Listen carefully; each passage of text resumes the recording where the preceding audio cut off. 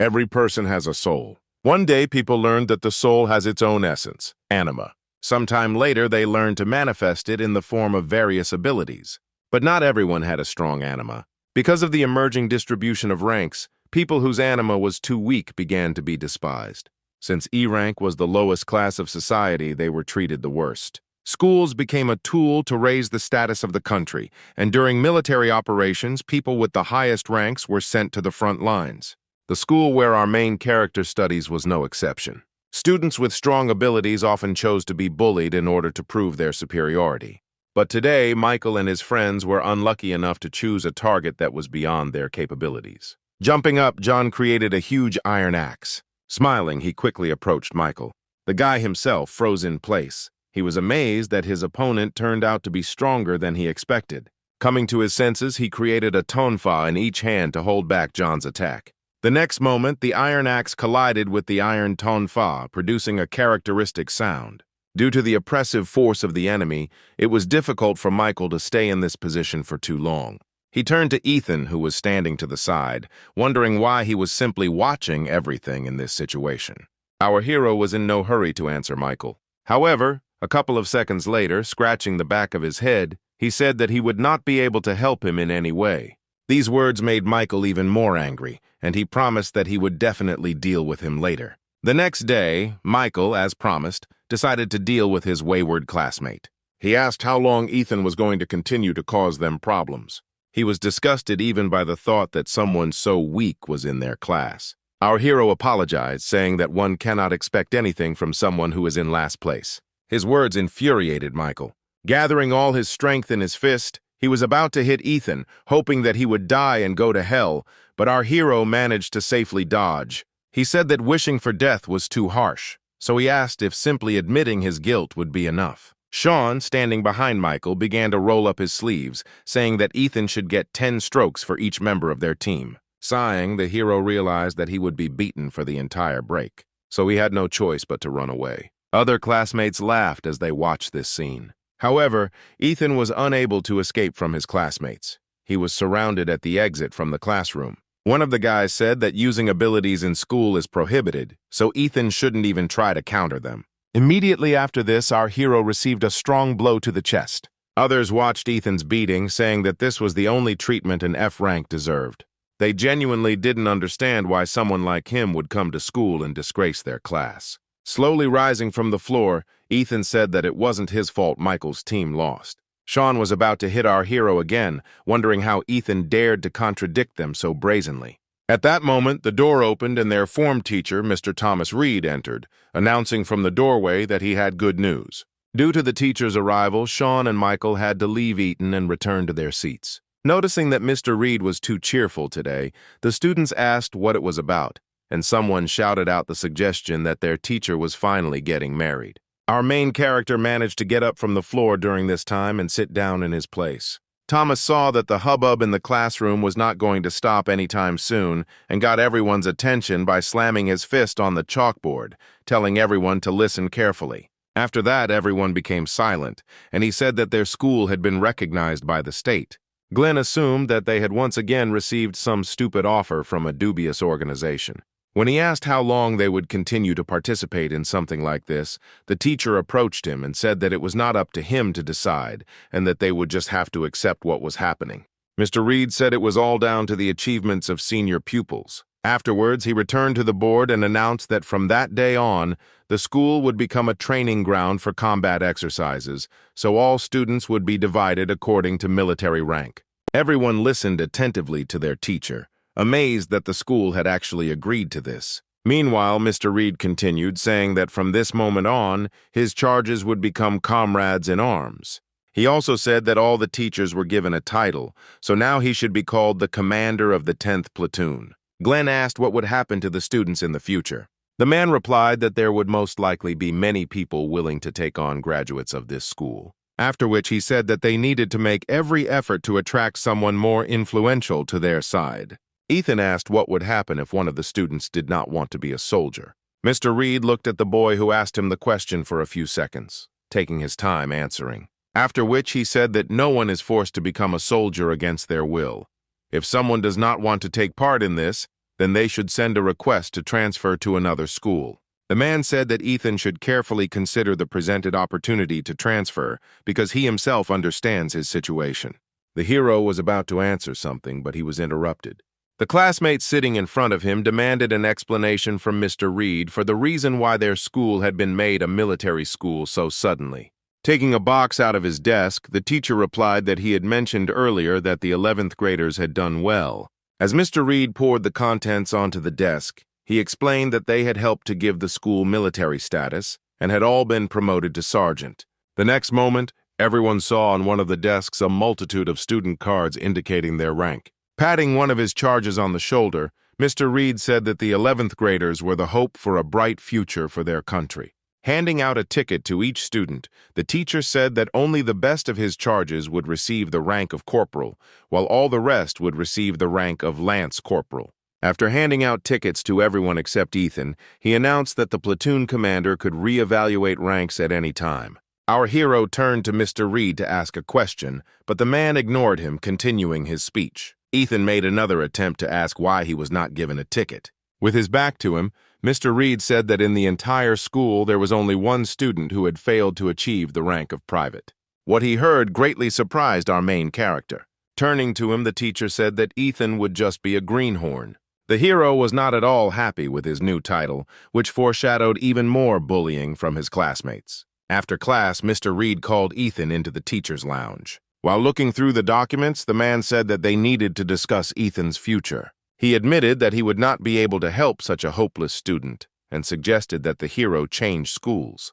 The boy was shocked when he was offered to change schools. After looking at the documents, the teacher explained that even regular schooling was not easy for Ethan, and if we were talking about military training, he simply would not be able to handle the load. Ethan said that if Mr. Reed helped him realize his potential, there was a chance he would succeed. After his words, the man looked at the guy in surprise. The next moment he laughed, saying that Ethan had a good sense of humor. The hero was unpleasant to realize that the teacher had paid attention to him for the first time only to laugh. After calming down, Mr. Reed said that the ranking system would make it even more difficult for Ethan to survive in this school, and as a teacher he could not help everyone. After these words, the hero's assumption that Mr. Reed was aware of all the bullying was confirmed, and it became obvious that he simply did not want to have an F-rank student. It was also not difficult to understand that the man secretly hoped that constant insults would force Ethan to give in. He asked the teacher his opinion on whether souls could be divided into ranks. The man laughed at his question, the answer to which was too obvious. Of course, souls are also divided by rank. After receiving the teacher's answer, Ethan clenched his fist. Looking at Mr. Reed, he said that he did not agree with this statement. As soon as the break was over, the teacher and our hero returned to the classroom, where he announced that since the classes were now divided into squads, each sergeant must report on attendance. Turning around, Anna counted everyone who was in her squad and reported that there were 10 people in the first squad. No one was missing. Next was Michael. He said that there were 11 people in his squad with no missing people. Watching them, Ethan couldn't understand what all these army games were for. Mr. Reed asked the remaining third squad to report. Glenn raised his hand and asked if that was all he had to do, to which the man replied that he had to follow the orders of his superior. The guy sighed and replied that there were 10 people in total. 2 were missing and 1 was a loser. Leaning back in his chair, he summed up that there were 8 people in his squad, which caused laughter among his classmates. All eyes were on Ethan, who was no longer even considered human. The hero was already accustomed to various kinds of bullying, so he simply ignored all the ridicule directed at him. The teacher didn't pay any attention to this either, and announced that instead of lessons today, there would be an event in the field. He said that government spies are hiding in the school, but even the teachers don't know where exactly. They will observe how the students react to such sudden changes. Mr. Reed was interrupted and asked to get to the point. Sighing, the man said that fights would be held among the school students. All the teams were assigned by the administration. Eliza said with disappointment that if only 11th graders fought among themselves, then their class would no longer be interesting to anyone. Ethan, on the other hand, was glad that he would be able to while away the time by watching the fights. Suddenly, Mr. Reed asked what rank Glenn's ability was. The guy irritably replied that he had a C rank. Afterwards, the man asked what rank his fighting ability was. Questions about his strength irritated Glenn, and he asked why there were so many questions because even without them, it was obvious that he could defeat anyone.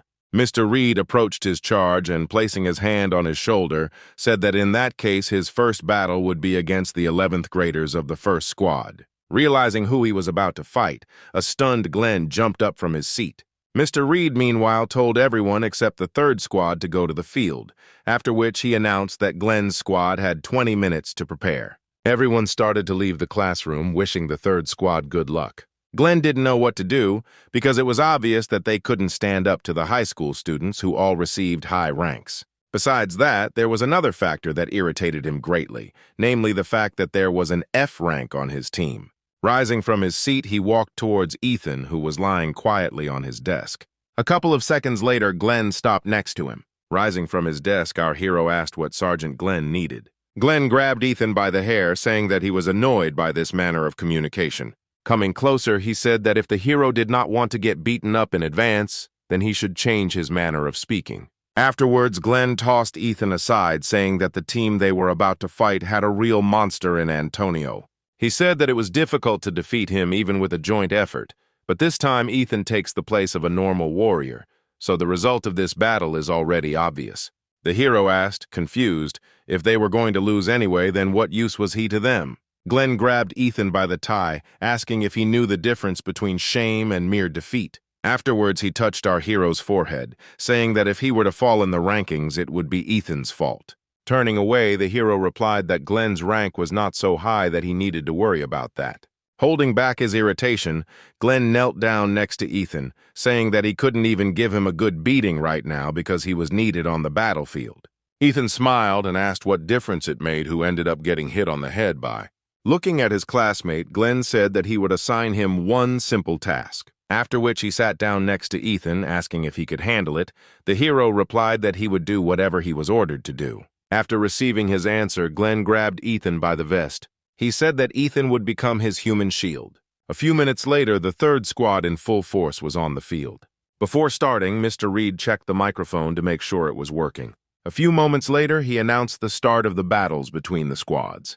The teacher announced the leaders of both squads, between whom the battle would take place any minute. Even though Glenn took Ethan as his shield, he had a bad feeling about this. Approaching the leaders, Mr. Reed asked if their troops were ready to begin, and they nodded in agreement.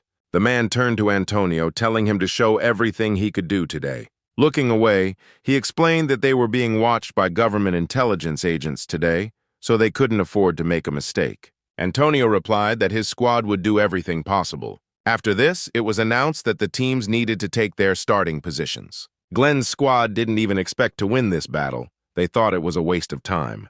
When all the participants stood opposite each other, Mr. Reed announced the start of the fights. He also announced that the leader of each squad should receive a bracelet. Glenn grabbed Ethan by the vest, telling him to follow him.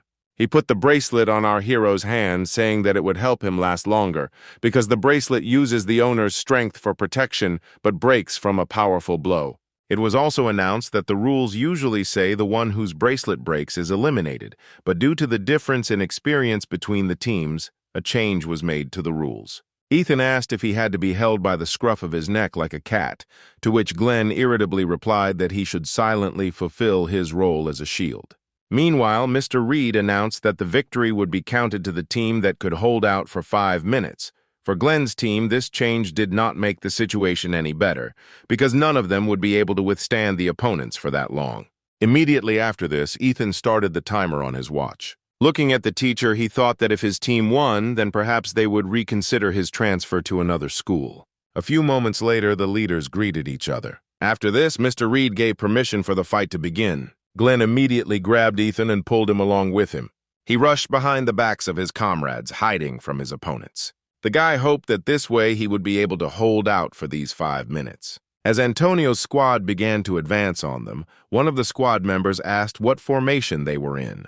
But moments later, no orders came from their commander, leaving everyone confused and unsure of what to do as the enemy began to surround them. Glenn shouted for everyone to shut up and just protect him. He had to last the allotted time for them to win. The next moment, Olivia kicked the enemy standing in front of her in the stomach, incapacitating him. Antonio also went on the attack.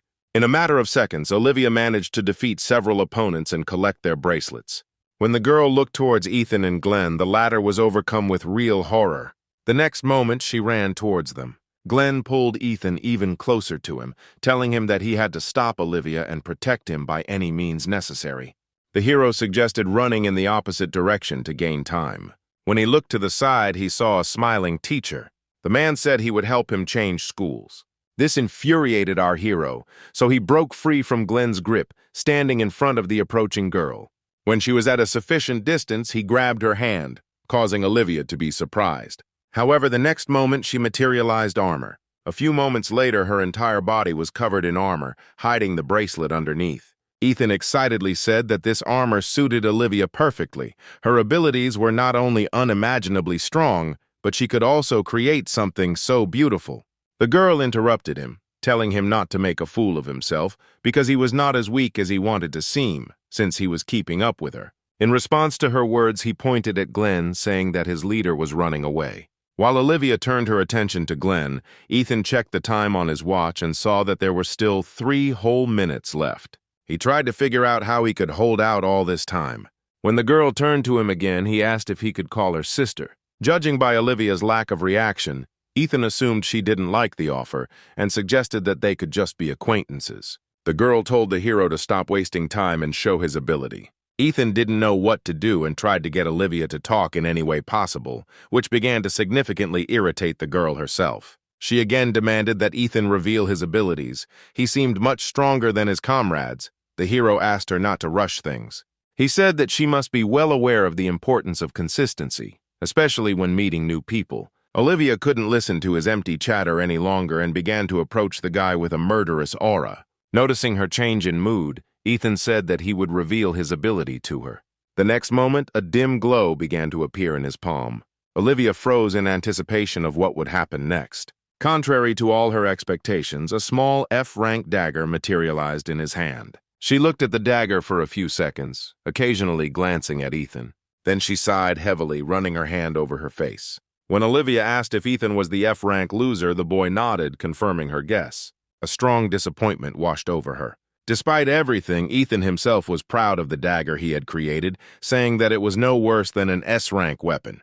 When the guy noticed that the girl turned around and headed in the opposite direction, he called out to her. Ethan screamed that she couldn't just leave when she insisted so hard to see his ability.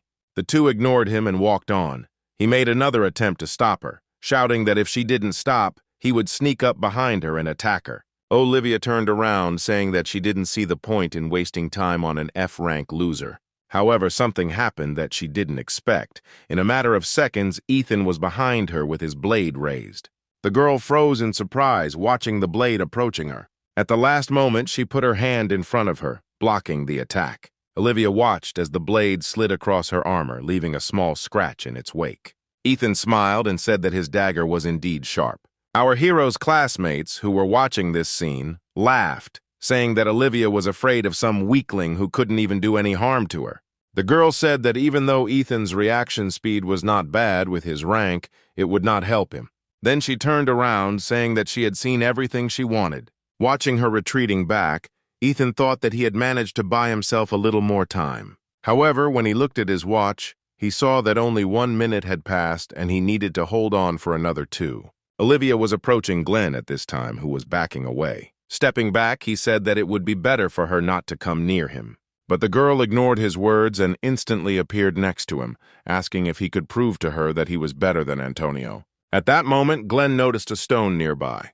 He was delighted by this and thought that it was a great chance because there were quite a lot of stones here. Olivia asked how exactly Glenn was going to prove his superiority. Glenn replied that since she was so interested, he would be happy to show her everything, after which he sat down and touched the ground, activating his ability. Olivia didn't understand what he was doing. Ethan, on the contrary, understood everything perfectly. He realized that Glenn had been hiding his true rank all this time. Our hero called out to Olivia, warning her that her opponent's technique was too dangerous. Glenn himself used extraction on one of the stones sticking out of the ground. A couple of seconds later, the guy towered over the girl, standing on a huge rock. Looking at Olivia, he said that the most interesting part of the show was about to begin, after which he used the swing ability, which allows the extracted object to be used as a weapon. Everyone watched what was happening in amazement. Olivia guessed that all this time her opponent had been running away, looking for a suitable stone for his ability. The next moment, he lifted the stone he had just been standing on up as if it weighed nothing, after which he threw it at the girl. He said that with this attack, he would get rid of Olivia and prove his superiority to everyone. Glenn was so caught up in his fantasies that he didn't notice someone else's presence behind him. The next moment, Antonio attacked him, knocking him to the ground. Glenn shouted that sneaking up on an enemy from behind was for weaklings. Noticing Olivia, who had managed to build a shield that prevented her from colliding with the stone, Glenn realized that she was stronger than he had assumed. Suddenly, the stone in front of her broke into many small pieces. Afterwards, the girl saw Antonio in front of her, who broke the stone with his ability. Olivia looked at him and said that this was her opportunity to prove herself, and he shouldn't interfere. The guy replied that it was too dangerous and that it was his duty to protect his subordinates. Olivia looked at him with displeasure and asked if he really thought she couldn't handle this situation on her own. Antonio replied that he was absolutely sure that the girl would have done a great job on her own, but the problem lay elsewhere. Looking behind him, he nodded towards Glenn, who was rushing towards him with a club, and said that this guy would not calm down so easily. Using his ability, Antonio instantly appeared behind Glenn and attacked him, throwing him over his back. Standing to the side, Ethan watched what was happening with interest. Suddenly, Antonio turned his attention to him, causing the hero to tremble. Ethan shouted out that he surrendered. He had no desire to fight someone like Antonio. The guy who came up asked why Ethan warned Olivia about the danger before Glenn attacked. The hero replied that their sergeant can sometimes overdo it without thinking about the consequences. Continuing to approach, Antonio said that Ethan was completely incapable of lying, who in turn retreated back, reminding him that he had given up a couple of seconds ago. However, Antonio ignored him and appeared next to Ethan, intercepting his hand with the blade. The hero of the hands, due to such an unexpected attack, released the weapon from his hands, pointing it upwards. But the next moment, the dagger was already on his right, and he grabbed it with his free hand. Ethan swung it at his opponent. Antonio had no choice but to let our hero go. After that, he jumped back to a safe distance. He looked at Ethan intently, studying him. Antonio took a defensive stance and asked who he really was. Ethan replied that he was an ordinary warrior from the 3rd Squad of the 10th Platoon who possessed an F-rank ability. Antonio wanted to say something, however. At that moment, our hero's attention switched from the enemy to his wristwatch, which showed that he would only have 1 minute to hold out. The guy asked what Ethan was looking at there. Instead of answering, our hero scratched the back of his head and laughed awkwardly. Then he pointed towards the stands, saying that there was a crowd there just waiting for Ethan to make another mistake. Antonio realized that his opponent was just stalling for time and said that he hated people like him the most. When he asked why Ethan didn't want to at least try to win, the hero backed away from the boy, asking what he could do on his own. Antonio said it was advice, not a warning. Ethan asked if that made sense since he was only an F rank. Antonio said that at the end of the battle, the scouts will pick out the worst and send them to other schools. After his words, the hero began to approach his opponent, saying that he did not want to go to another school. When Ethan stopped, he said that he could not guarantee Antonio would stay alive since he had become his opponent. Immediately after this, a red aura began to surround our hero. It seeped out of his body, filling the surrounding space. The system reported that Ethan's physical indicators had increased 3-fold, and he could see not only the level of someone else's ability, but how it worked as well as its weaknesses. Ethan's condition will only return to normal if the enemy dies or his soul essence is completely destroyed. Our hero's true ability is a skill that can completely destroy an enemy and has an S rank. All this time, Antonio remained in place, watching the changes that were happening to the guy opposite. He guessed that the low-level dagger was just a part of the manifestation of his true ability. Turning his attention to Antonio, Ethan saw that the opponent's ability was only B rank, which was that he could catch any target. Antonio was shocked when our hero said that his ability was not as outstanding as he had previously thought. The guy realized that he needed to be careful with Ethan, since he was able to see the abilities of other people. Meanwhile, the hero, surrounded by an aura of murder, pointed a dagger at the enemy, saying that he could no longer endure and hold back. He asked if Antonio could stop him. Not having received an answer from his opponent, he again asked if he could handle this task. Feeling completely superior to his opponent, Ethan changed his position. Twirling the dagger in one hand, he waited for Antonio to make his move. The classmates who were watching this did not understand why those two were just standing there. Michael, who was starting to get annoyed by this, shouted at Antonio to go on the offensive because he had come to watch Ethan get beaten up. Antonio himself tried to determine how best to approach his opponent. Although our hero was not in a protected stance, he also had no open areas to strike. Olivia also felt this strange aura coming from Ethan. This guy no longer looked like the loser he had seemed to her at first. Looking at him, she felt fear. She tried to control her emotions, realizing that they had to help Antonio, and ordered everyone to attack Ethan. The next moment, everyone ran to carry out her order, attacking the enemy, but he deftly evaded them. Having surrounded the hero from all sides, Olivia finally managed to reach Ethan. The next moment, our hero found himself pinned to the ground by Olivia. Dissatisfied with what happened, Antonio asked the girl why she did it. She replied that she too was obliged to protect all members of the squad she belonged to. Antonio said that he did not need anyone's protection. Olivia's words about whether he was sure about this made him think. When the girl attacked him, the guy quickly moved away from the line of attack. He also avoided a trap set by other members of the squad. It all looked more like a cat playing with its prey. Straightening his tie, he replied that he wasn't sure if he could really handle Ethan on his own. Seeing the shadow of a smile on Antonio's face, Olivia was shocked and did not hear his words about how she had better dispel her ability before she got hurt. The next moment, her armor collapsed and began to disappear, leaving the girl confused. Others also didn't understand what was happening, watching as their bracelets began to break for no apparent reason. When Ethan noticed Antonio's gaze, he said that they had great teamwork. However, the guy continued to stare intently at the hero, making him wary. Antonio sighed and asked if Ethan had come to his senses. Ignoring this question, our hero turned to Olivia, saying that 5 minutes had already passed and they should get off him. Turning around, Antonio said that next time no one would disturb them. Ethan replied wearily that once was enough for him. However, Antonio ignored him, advising him to practice a little before their next meeting. With a resigned voice, Ethan shouted after the guy as he was leaving that this time was enough for him, and there was no point in them meeting again, but he was again ignored. Following their sergeant, the rest of the squad members hurried to leave the field. Left alone, our hero wearily sank to the ground. A shocked Mr. Reed announced the result of the fight, which was hard to believe. Glenn's squad had won. At the same time, an important conversation took place in the director's office. Director Roger handed over to his guest the documents he had requested earlier. Picking up a stack of documents containing the personal files of students, he came across a recently exposed 11th grade student, Antonio. Patrick noted that he didn't win a single award in middle school, but in high school, he won every single victory. After looking through all his data, he concluded that he was only able to get this far thanks to his rank. While looking at the other students' cases, his attention was drawn to the fact that one of the students had an F rank. He asked Principal Roger for details about this student. The man replied that Ethan was the lowest rank. After much discussion, they had to place this student in the combat class. Patrick became interested in this student. Turning the page over, he saw that there was a more detailed description, but the director said that it was not worth reading.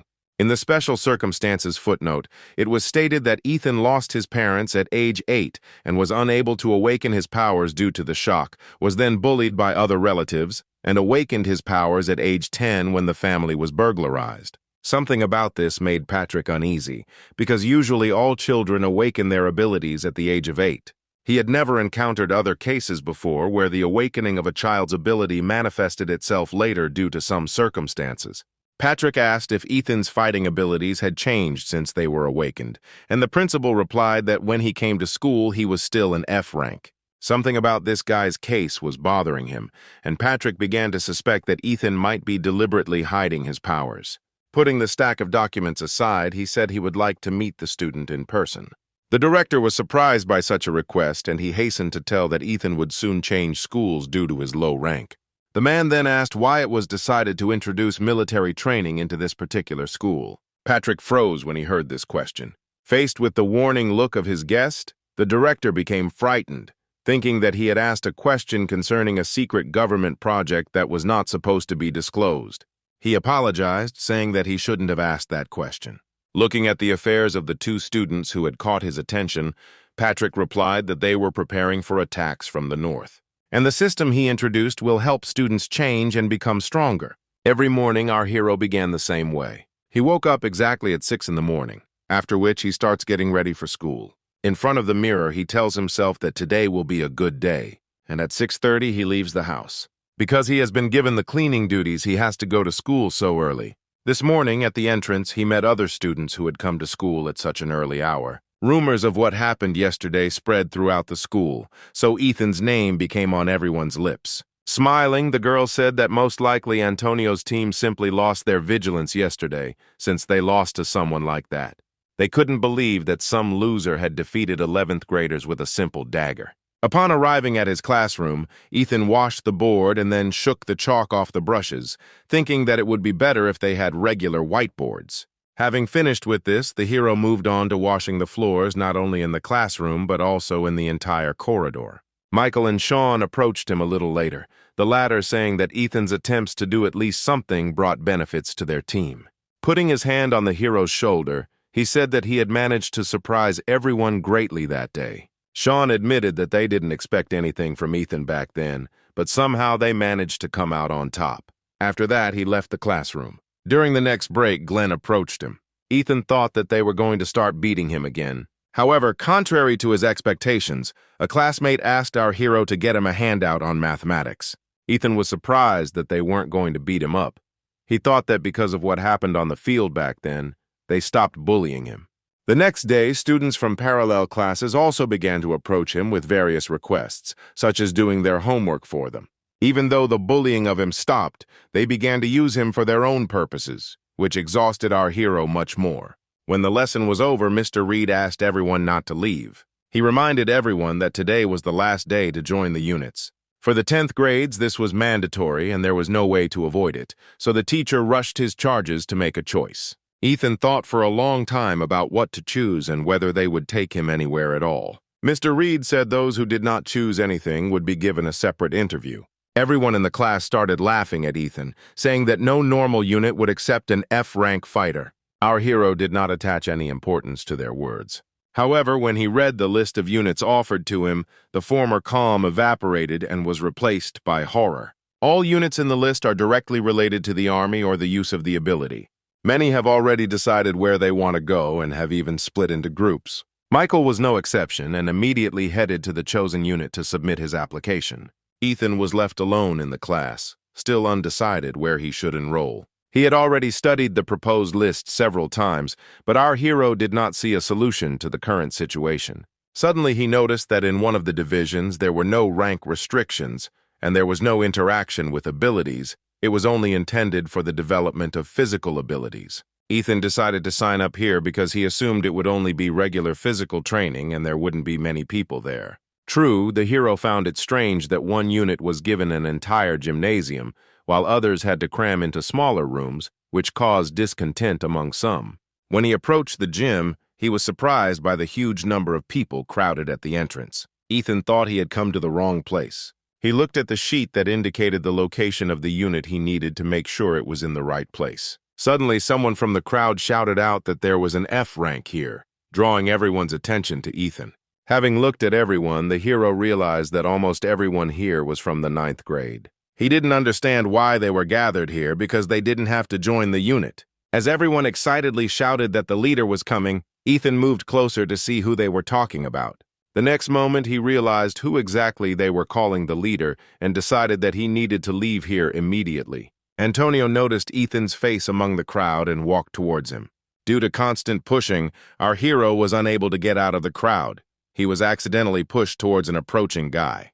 Confronted by him, Ethan asked in confusion if Antonio was the leader of the training unit. He nodded, saying he didn't expect to see Ethan here. Our hero was convinced that he needed to get out of there as quickly as possible. He didn't want to cause a fuss if they fought with him in front of so many witnesses. This did not escape Antonio's keen eye, and he asked Ethan where he was going. The hero replied that he had made a mistake and had come to the wrong place. Ethan promised that he would go and look around here and return as soon as he found the office he needed. To his words, Antonio replied that there was nothing else nearby. He looked at Ethan for a few seconds before he made his guess that he had come here in the hopes that there wouldn't be many people here. The hero admitted that this was indeed the case, but there was too much crowd there, so he changed his mind about entering. Antonio replied that it was not so easy to get into his unit, so Ethan could not worry about a large number of participants. But even with these arguments, our hero refused, reminding that his abilities were too insignificant. The unit leader had no choice but to forcefully drag our hero inside.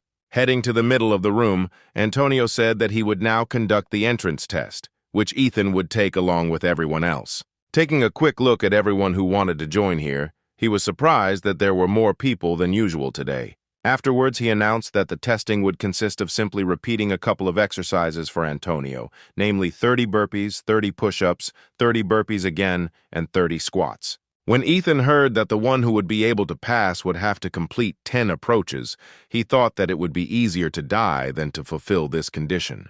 A few minutes later, the daredevils from the first group were already running out of steam, completing only the third approach. Some were unable to continue and decided to give up.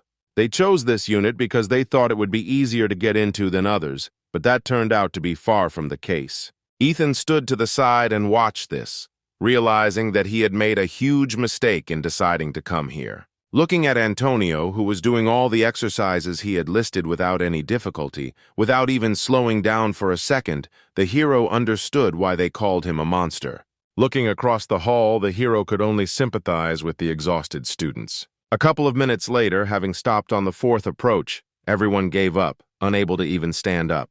After announcing that the first group had been eliminated, Antonio turned around, announcing that the second group would now begin testing. After his words, everyone recoiled from the guy in horror, confident that they would definitely not be able to cope with this impossible task. The girl standing next to our hero pushed him forward, saying that he would go first. Thus, only Ethan remained in front of Antonio while the others moved aside. Turning to the guy standing opposite, the hero asked if Antonio was really human, since he wasn't tired after doing so many approaches. Looking at Ethan, the unit leader said that he shouldn't try to stall for time like he did that time on the battlefield. Then he turned to those who had decided to sit on the sidelines and said that the second group could begin doing the exercises, ignoring all the disgruntled objections. A few minutes later, while doing the exercises, Ethan's attitude towards this introductory task changed.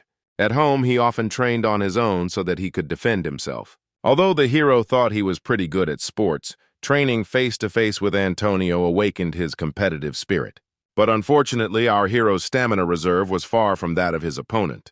At some point, Antonio said that the second group was stronger than the first, so he decided that they should speed up a little. Ethan was sure that this guy got pleasure from torturing other people in such a horrible way. After a minute of fast-paced action, everyone except Ethan decided to give up and now just watched what was happening. Seeing our hero perform approaches on par with Antonio, they couldn't believe that his abilities really had an F rank. Our hero had no intention of giving in to his opponent, so he performed exercise after exercise, struggling with his irritation towards Antonio. The unit leader himself was not even out of breath, calmly performing the exercises at the set pace. One of the observers lost count of how many approaches they were already doing, but the girl sitting next to him suggested that they were already on their 7th. Hearing this, others began to support Ethan, admitting that he was not as bad as people said.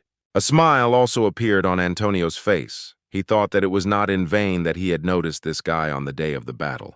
Ethan himself was already at the limit of his strength. Continuing with his exercises, Antonio said he was sure that the hero's reaction speed that day was not just a coincidence, but that his well-developed endurance helped him maintain his pace. After these words, Antonio sped up again, challenging Ethan.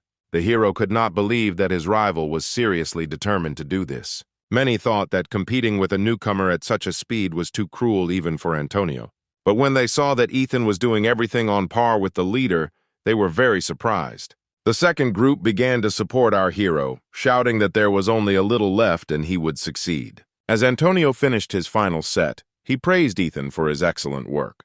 The next moment, joyful cries were heard in the hall. After finishing all the exercises, Ethan wanted to lie down and not get up. This pace was not usual for him. Congratulations poured in from the sidelines on the successful completion. He sank to the floor, thinking that since he had been praised, everything had not turned out so bad. Antonio, standing next to him, extended his hand to Ethan, saying that he had been accepted into the training unit. Grabbing the offered hand, the hero thanked the guy and said that it was enough for him. Picking him up from the floor, Antonio said that Ethan could come here to train starting tomorrow. Trying to pull his hand away, the hero repeated again that what he had received today was more than enough. Coming close to him, Antonio said that training together was much more effective, and besides, he had been waiting for a suitable opponent to appear for a long time. Ethan replied that if he had done even one more approach, he would have died, and also reminded that Antonio was irritated by people like our hero. Ignoring all his words, the guy slowly said that it took him a whole year to find a member for his unit. Ethan realized that he was not being heard at all, and that there was no point in arguing with Antonio. A few days later, our hero stayed after school to clean the classroom. He sighed heavily, thinking that he didn't want to go to training today. Ethan still couldn't believe that he had actually ended up in Antonio's unit, even though he absolutely didn't want to run into him ever again. Because of this, everyone's attention was now focused on our hero, which he didn't like very much. Every day, everyone and their dog started teasing him about the unit he chose. Some were jealous and tried to find out how he got to Antonio. Ethan tried to get out of training several times, but it was useless, because in such cases, Antonio did not leave our hero alone for a minute. For a moment, he considered breaking his arm, but he quickly dismissed this idea, realizing that even so, Antonio would not leave him alone. Lost in thought, Ethan didn't notice that there was someone else in the classroom the whole time. When the hero finally paid attention to the stranger, she asked him if he studied here. Ethan nodded and asked what was wrong. The next moment, she pulled out her student ID card with her rank, saying that if she was not mistaken, this was the custom in this school to greet people. Ethan was surprised to learn that this girl already had the rank of corporal. Alicia asked what our hero's rank was, but he was slow to answer. Noticing this, she demanded his name and rank in a commanding voice. Ethan immediately reported that he had been awarded the rank of Rookie of the 3rd Squad of the 10th Platoon. Only then did he realize that he had answered her without thinking because they had been forced to memorize it many times. Looking at Ethan, Alicia was surprised that he was just a newbie. After she extended her hand, saying that she was glad to meet him, the hero returned her handshake and asked what she was doing there. Alicia replied that she would be joining the ranks of the 10th Platoon starting tomorrow. After receiving her answer, Ethan smiled, saying that he hoped they would get along in the future, and then headed towards the exit. He said that he still had some things to do, so he had to go.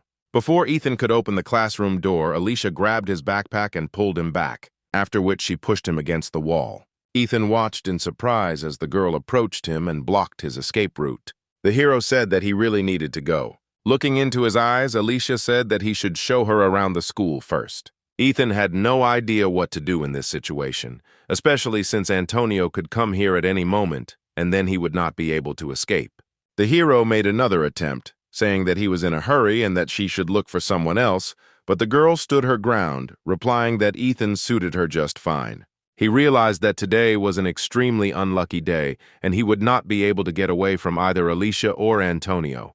Getting a little closer to Ethan, the girl said that he should show her the school immediately. Sighing, the hero asked where she needed to go. Alicia asked him to take her to Sergeant Antonio. The hero could not help but be pleased with such a fortunate coincidence of circumstances. He hoped that since he would be busy because of Alicia, Ethan could be allowed to go home. He replied that he was just heading to Antonio's, at which moment the object of their discussion appeared outside the door, clearly in a bad mood. The unit leader opened the door, causing Ethan to become startled by his sudden appearance. When he asked if our hero had thought about skipping today's training, Ethan replied that he was just on his way to it. Alicia turned to the guy who came in, asking if he was Sergeant Antonio. He replied that she should communicate more respectfully with her elders, and the girl said that here, rank distribution is more important than age. Coming close to him, she asked if his rank was higher than hers. Without waiting for his answer, Alicia pulled away from Antonio, saying that they were on about the same level. Loosening his tie, he asked if she wanted to make sure. Ethan noticed their belligerent attitude and asked them not to start a fight right there. Suddenly, Alicia changed the subject, asking if Antonio had a girlfriend. The guy replied that there was no one there.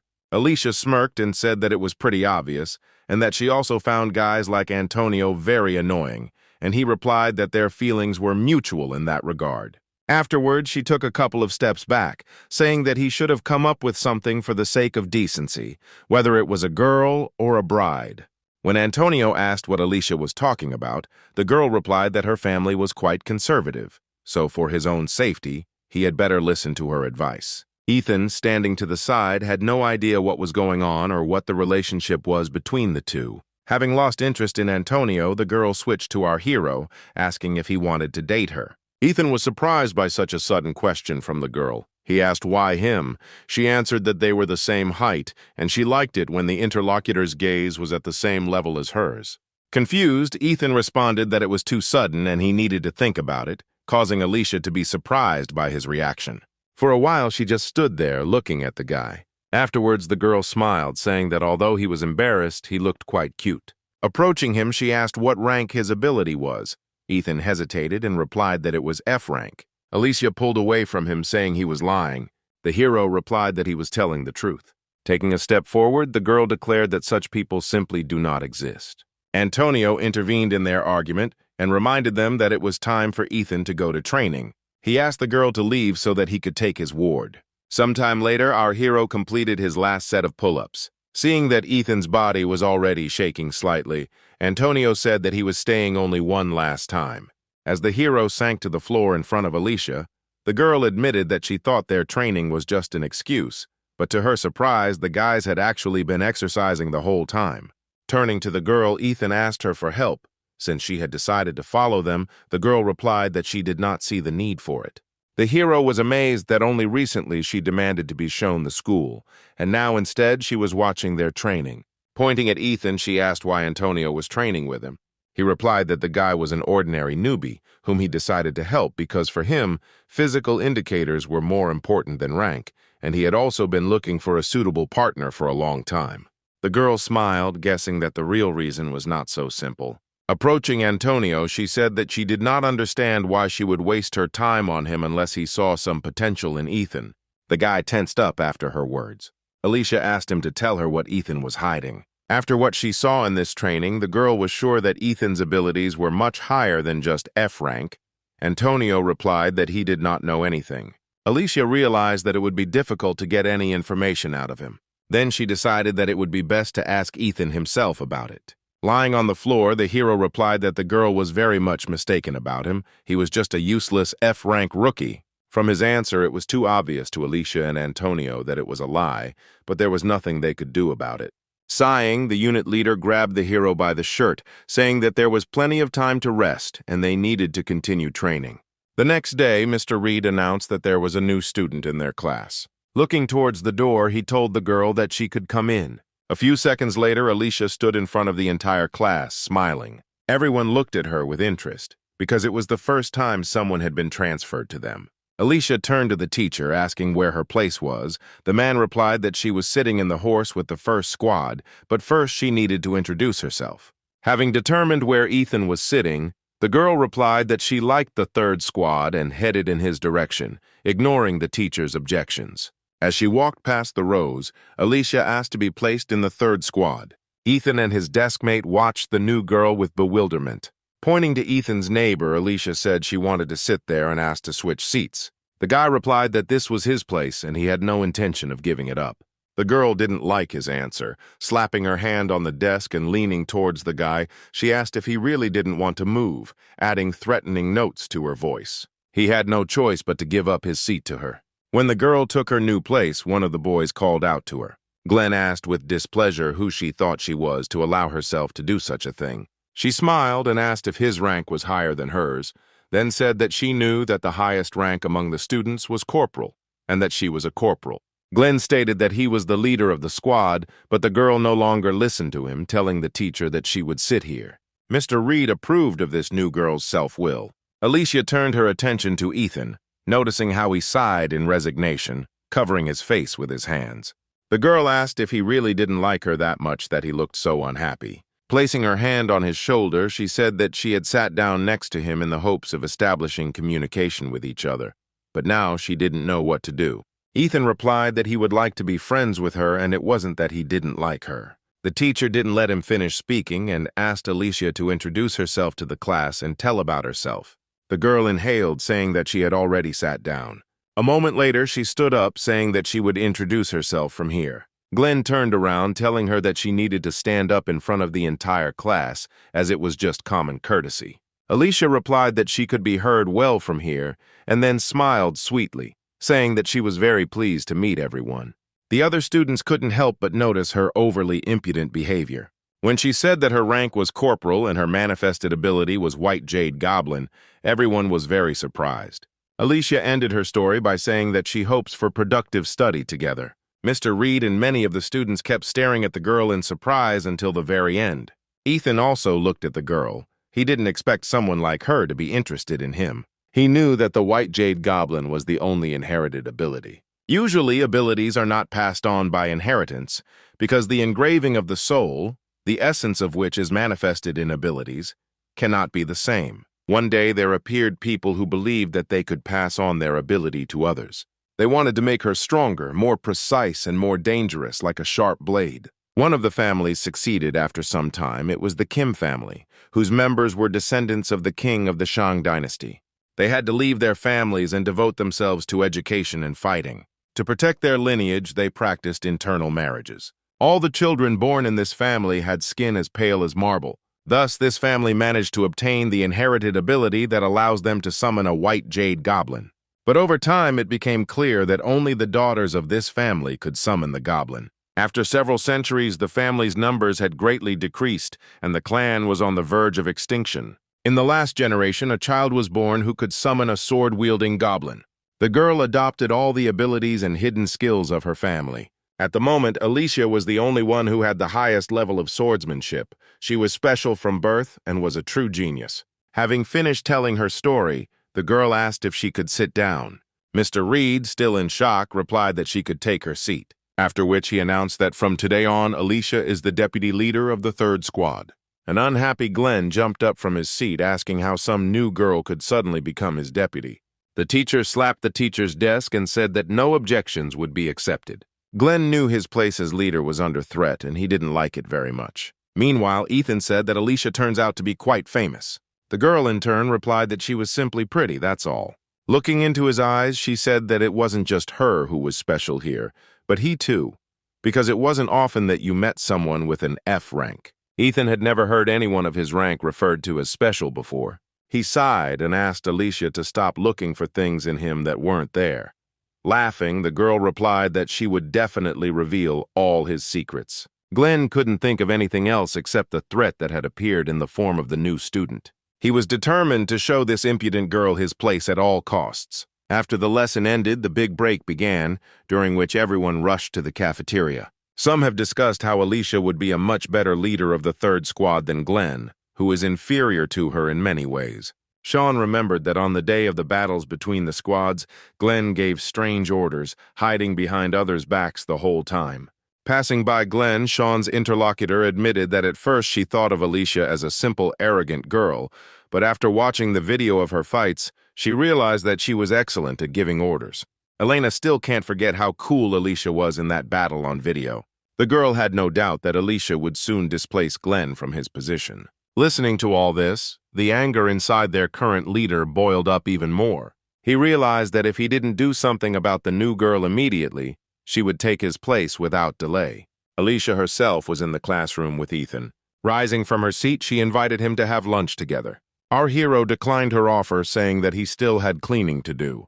Grabbing him by the vest, the girl said that she had no one to eat with, to which Ethan responded by saying that at the moment she was the most popular student in school. After letting him go, Alicia replied that she hated those who communicated with her only because of her merits. Ethan apologized in front, saying that he wouldn't be able to join her for lunch because he was really busy. When he listed to her all the things he had to do in exchange, Alicia said that it was too much for one person, and even the leader of the squad could not do it all alone. Ethan looked away and agreed that it was indeed difficult to do it alone.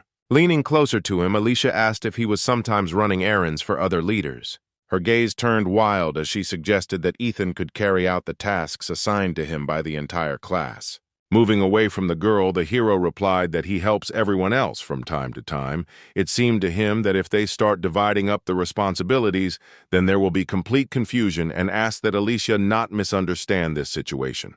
The girl listened to her friend with surprise. When he finished his explanation, Alicia pursed her lips in irritation. The next moment, she grabbed Ethan by the vest again and dragged him along with her. When he asked where they were going, The girl replied that she needed to deal with those who were irresponsible in their duties, shifting them onto others. Entering the cafeteria, where all her classmates were, Alicia easily found Michael and approached him. He looked at her in surprise, asking what she wanted.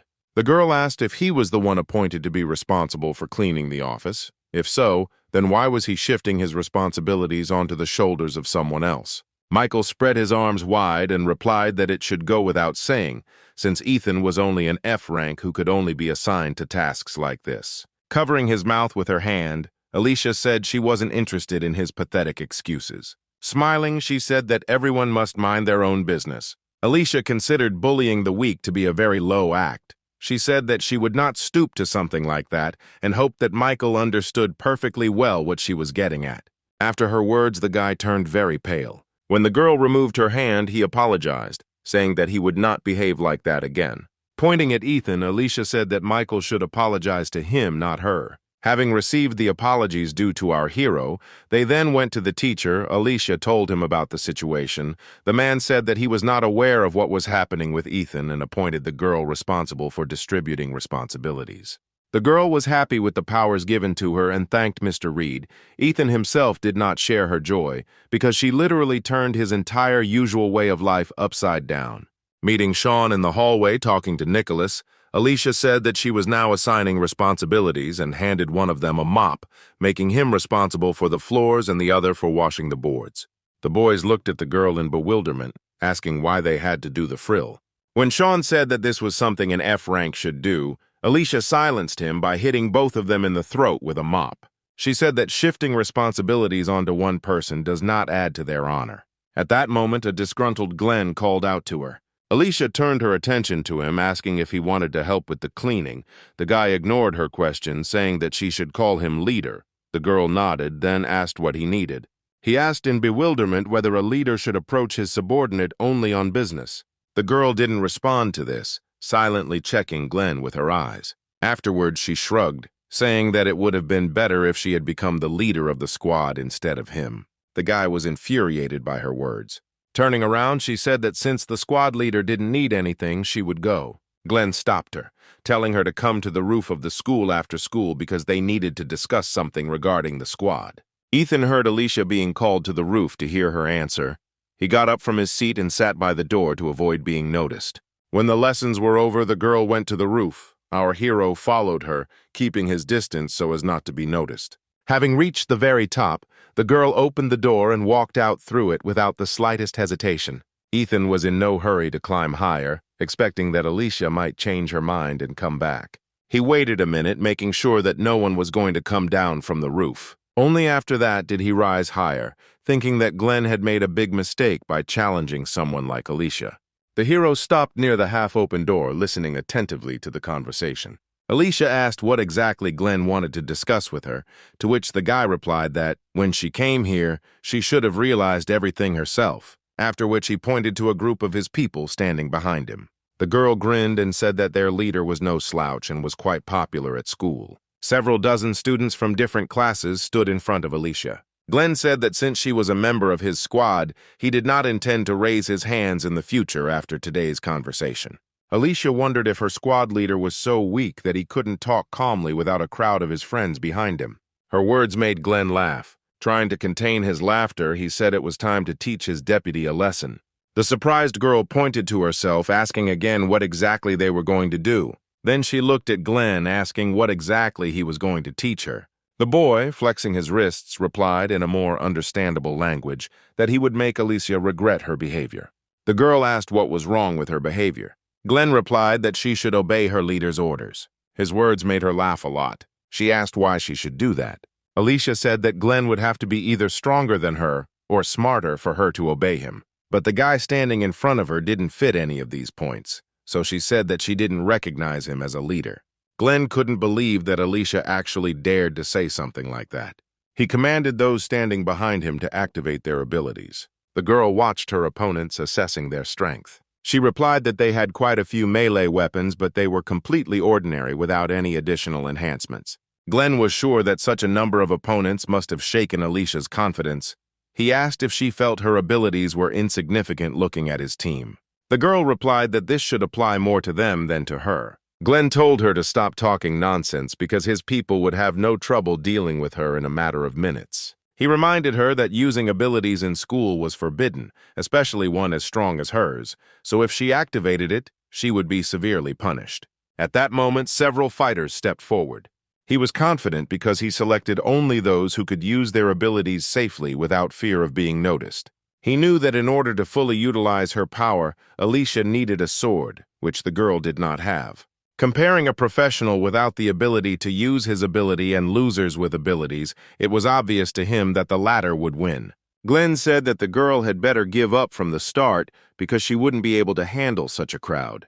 If she changed her mind about him, he promised that she would be treated a little more gently. Suddenly, Alicia asked if Glenn had any thoughts when he looked at Antonio, who was quite famous in this school.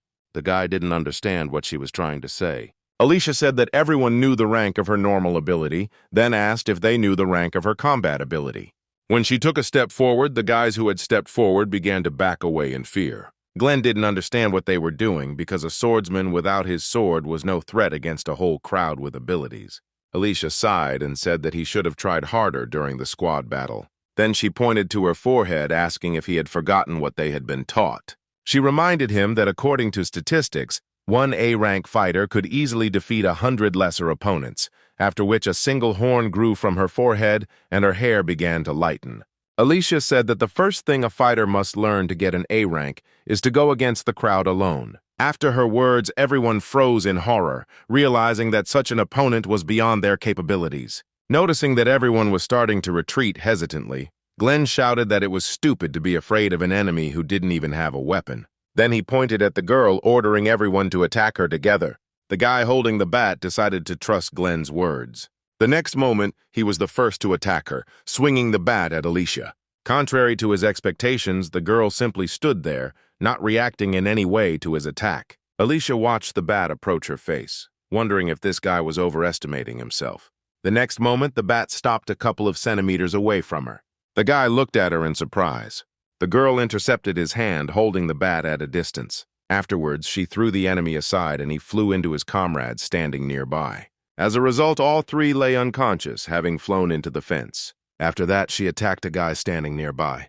Alicia dealt with a large number of opponents in a matter of seconds without much effort. One of the guys she had defeated tried to get up from the ground, thinking that this girl was invincible even without a sword. He admitted that against her, who was an A-rank, they were nothing.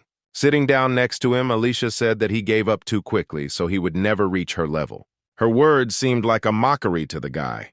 Raising his head, he said that being special from birth, she would not understand ordinary people and the efforts they make to achieve something. Alicia listened calmly to the guy, waiting for him to finish. He was firmly convinced that a person who was born with the strongest ability would never be able to understand how difficult it is for others to achieve something.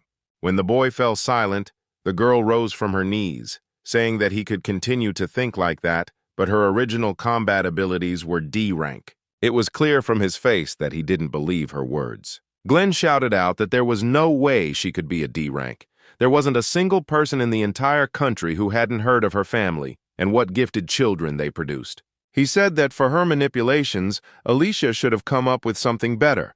No one would believe that someone like her doesn't have talent. Shrugging her shoulders, the girl agreed that having a D-rank combat ability, while the main ability passed down from generation to generation was of A-rank, was a manifestation of true lack of talent.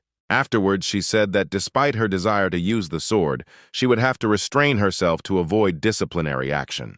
By this time, many had already managed to come to their senses and rise from the floor, looking at her with fear. Alicia realized that there was no point in trying to prove anything to them with words because they would never acknowledge the enormous amount of effort she had put in to become who she was now. Looking at her palm, covered with many calluses, she said that she would show them all her efforts in practice. Glenn decided to attack her first, rushing at her at the same time as everyone else. However, less than a minute had passed before all the attackers lay helplessly on the floor. Alicia turned her attention to Glenn, who was keeping to the side. He didn't like that everything didn't go according to his plan, and the girl turned out to be much stronger than he expected. Alicia stretched her neck and said that it would all be over once she dealt with him. Glenn chuckled, saying that they could only resolve the situation between them by fighting one-on-one. Then he spread his arms out to the sides, telling the girl to attack him first. Alicia was alarmed by Glenn's careless confidence in himself. She assumed that he had hidden something under his sweater in advance. She complied with his request, moving towards him with lightning speed and telling him that he should relax his abdominal muscles. After which she directed her fist towards his stomach, intending to destroy what the guy had hidden there. Watching Alicia, Glenn was glad that she had fallen into his trap so easily. He knew that the girl was deliberately avoiding punches to the face because she would be punished if everything was found out. That's why he took a step back and ducked, intending to take that blow in the face. Alicia tried to understand the reason why her opponent was smiling in such a situation. At some point, Glenn leaned even lower, exposing himself to the girl's fist. He was confident that if he pretended to have been beaten by Alicia, he would not be punished. When the girl's fist was a few centimeters away from him, suddenly someone intercepted the blow, not allowing Alicia's fist to touch Glenn. Ethan was glad that he made it on time because if he had been even a second late, something irreparable would have happened. Glenn was surprised that an F rank decided to interfere in their fight.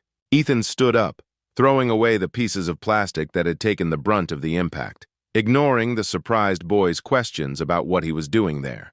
The hero stepped on Glenn's hand, silencing him, after which he apologized for such a gross mistake in relation to his leader and asked if he was seriously hurt. Holding his sore arm, Glenn looked at Alicia, asking if she was the one who called this worthless thing here. Pointing at our hero, the girl replied that he had followed her himself. The note of discontent in her voice touched Ethan to the depths of his soul. He said that this life was too cruel to him because he was not welcome anywhere. A few moments later, Alicia's ability wore off. Looking at the distance from where they were to the front door, she couldn't understand how Ethan had managed to cover that distance in such a short time. To make it in time, he would need at least 10 seconds. Somehow he managed to get to them before her fist hit Glenn's face. He was also able to completely absorb her blow without being harmed. The girl clenched her fist, realizing that this guy might be stronger than she initially thought. Feeling something digging into her palm, she opened her fist and was surprised to find pieces of plastic there. Our hero pointed to the sky, saying that the sun was already setting and suggested that everyone go home, forgetting about what had happened here. Glenn stood up and asked who Ethan thought he was to dare to make decisions for others. He said that our hero and Alicia would be in big trouble if he complained to the teacher. Making the most innocent face Ethan could muster, he asked in surprise what he had done. He had only protected his fellow soldier, for which he should be praised. Alicia agreed with him, saying that their junior had indeed protected Glenn's face, so there would not be enough evidence to accuse them of anything. The guy laughed at her words, saying that she shouldn't be so self-confident. Pointing towards the door where he had hidden the camera earlier, Glenn said that everything that happened was recorded. The boy admitted that he was going to show this video to the teacher, proving that Alicia and Ethan, being in collusion, not only violated school rules, but also brutally beat other students. When the guy finished his enthusiastic speech, the hero pointed down, asking if this was the camera he was talking about. Glenn looked down in bewilderment and saw the wreckage of his camera, which would be very difficult to restore in such a state. Ethan apologized to the leader, saying that he didn't know it was a camera and he mistook it for a regular piece of decor. Awkwardly scratching the back of his head, the hero said that it was the first thing that came to hand, that he could find here to soften the blow. Kicking one of the camera fragments, Olivia said that Glenn's plans were not destined to come true, but there was something that worried her more at the moment. Grabbing Ethan by the vest, she asked how he managed to stop her blow. Raising his hands in a gesture of surrender, the hero asked why she was treating him like this, since he had just helped her. The students who had come to their senses watched what was happening in surprise. One of them said that A-rank fighters not only have good skills, but also good luck. Alicia heard these words spoken and froze for a couple of seconds. Then she headed in their direction, dragging Ethan along with her. The boys watched the girl, wondering what she was going to do. She suddenly told them to stop whining about their low rank and advised them to learn a lot from Ethan. Alicia said that they should seriously consider her words and what had happened today, and then turned towards the door. Everyone just watched in surprise as the girl walked away, dragging our hero along with her. Glenn didn't move from his spot even as the door slammed shut, leaving him and his defeated team on the roof. He lowered his head, clenching his fists. Glenn really lost today. That same night, Ethan had a dream about events that happened many years ago. In an apartment covered in blood, a woman with severed limbs screamed and tried to crawl away from a little boy with a knife, calling him a monster. Blood covered the boy's entire body, which was covered with countless bruises from the beatings, which gave him a frightening appearance. Standing in front of the man's corpse, the boy said that he was no different from his uncle and aunt, who raised him like that. At this point, Ethan woke up, jumping up in bed. The next moment, the alarm clock set for 6 in the morning rang. But the hero did not pay attention to this annoying ringing, being overwhelmed by memories from the past that haunt him in nightmares. He breathed out heavily for a few moments. Coming back to reality, he had stopped seeing this dream since entering high school, but recent events made his nightmare return. A few hours later, walking next to Ethan, Alicia noticed that something was wrong with him today. She asked him if something had happened. Smiling, Ethan replied in his usual manner that he was just a little tired, then changed the subject, asking where they were heading anyway. Looking at Michael's group walking next to them, the girl replied that she didn't know because the teacher had only given the detailed information to the sergeants, but most likely they would have a joint lesson with the medical class. A few minutes later, they stopped near a tall building, after which Glenn said that they were there. Alien voices were immediately heard from the side. Students from another school had been waiting for them for a long time and openly mocked our hero's class because they had not shown their best side by being late on such an important day. An irritated Glenn approached them, asking who they were. The girl in front ignored his question and said that they were just interested in taking a look at Alicia, who was rumored to be unusually beautiful and talented. Glenn said irritably that Alicia was the deputy in his squad and if they had something to say, they could say it to him. After his words, the students from the other school laughed, saying that their attempts to appear military looked stupidly funny. Glenn couldn't listen to this any longer, so he said that he was the sergeant of the 3rd Squad of the 10th Platoon of the Special Training High School, and then demanded that they tell him who they were. One of the girls asked him who they looked like in his opinion. He responded irritably that they were the scum of the earth. A man suddenly appeared and put his hand on the shoulder of one of the girls, saying that they should not quarrel with other schools. Lewis apologized for his classmates' behavior, saying they had been a little overexcited, after which he extended his hand to Glenn, saying that he was very pleased to meet him. Glenn pushed away the hand that was extended to him, replying that Lewis should not waste his time and explain what was going on here. The guy suggested that Glenn calm down first so that they could have a normal dialogue. Alicia came out in front and said that he really should calm down and watch what he says because their training rating had dropped a lot lately and they needed to restore it. Afterwards, the girl turned her attention to Lewis and asked for forgiveness for Glenn's behavior. Lewis replied that everything was fine and then said that he was very glad to meet her. Alicia ignored his outstretched hand in greeting, saying that their squad had come for a joint lesson with the medical class, after which she asked what the students from another school were doing here. Lewis smiled and replied that they were the class that was supposed to be working with them today. The guy also said that they had been waiting for this day to come for a long time. Afterwards, the students from the 2 schools headed to the bank building, where their assignment would most likely take place. Lewis said both schools are committed to the bank and felt it would be a great place for their practice. Noting the absence of people on this street and the presence of a security guard at the entrance, the guy assumed that the bank was closed for today on the occasion of their arrival.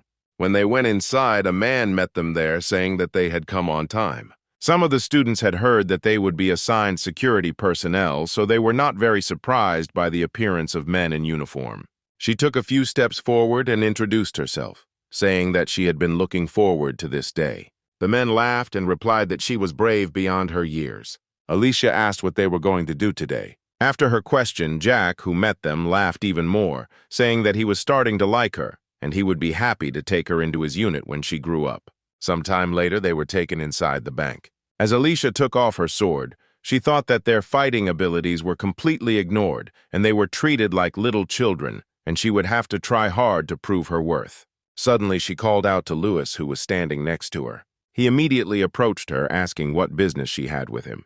Alicia asked him to split his class into 4 temporary squads because they needed to present themselves in a good light to the bank. Then I looked at my classmates who were busy communicating with the staff. Sighing, the girl said that they were acting too carelessly and no one was taking the whole situation seriously. A passing employee said that he and some other guys were going to get coffee and asked if they would like something to drink.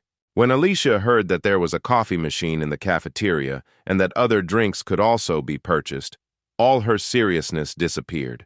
Leaving her sword behind, she ran after the man, figuring that it wouldn't hurt to relax a little.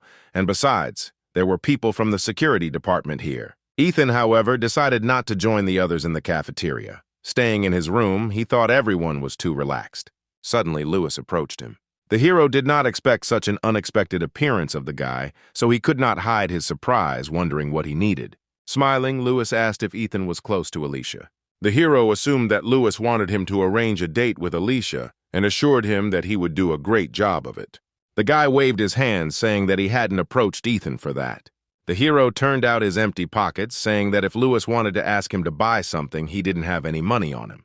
Lewis said that this assumption was also incorrect. The next moment, he said that he was interested in Ethan himself. Afterwards, he asked him if he wanted something to drink. Pointing behind him, Lewis said he saw a vending machine nearby. Ethan agreed to his proposal and headed in the indicated direction. He paused for a second, wondering if he should warn Glenn, but deciding that everything would be fine without him, he moved on. A few minutes later, he was enjoying a cool cola. Watching Ethan, Lewis said he thought he was too carefree. When asked if Ethan was hiding his abilities from the entire school, the hero almost choked on his drink. Even though he replied that this was not the case, Lewis could not shake the strange feeling that Ethan did not fit into the class group at all and seemed superfluous. Smiling, the hero replied that being carefree is his motto in life. Lewis asked what rank his ability was. Ethan replied that he had an F rank. Surprised, Lewis asked if he was deceiving him, and the hero replied that he really was. Not fully believing Ethan's words, the guy asked if he was testing him, to which the hero replied that he had no need to do that. Afterwards, Ethan took a step back and threw the empty can into the trash can, which was standing a few meters away from him. Lewis was surprised when the can went straight into the trash. He looked at Ethan with enthusiasm, saying that it was cool, and then asked how he did it. The hero did not understand what in this action struck Lewis so much, and replied that he simply threw the can. After his words, the guy was eager to do the same. After making sure there was no drink left in the can, Lewis got into a throwing stance and threw the can into the trash. However, he was unable to do the same as Ethan because his can flew over the trash can, crashed into the wall, and then fell to the floor. Lewis ran for the can, saying it wasn't as easy as it looked, to which Ethan replied that the guy just had bad reflexes. After throwing away the can, Lewis said that he wasn't very good at fighting, so he transferred to the first aid section and then asked how Ethan, with such a weak rank, managed to stay in the combat class.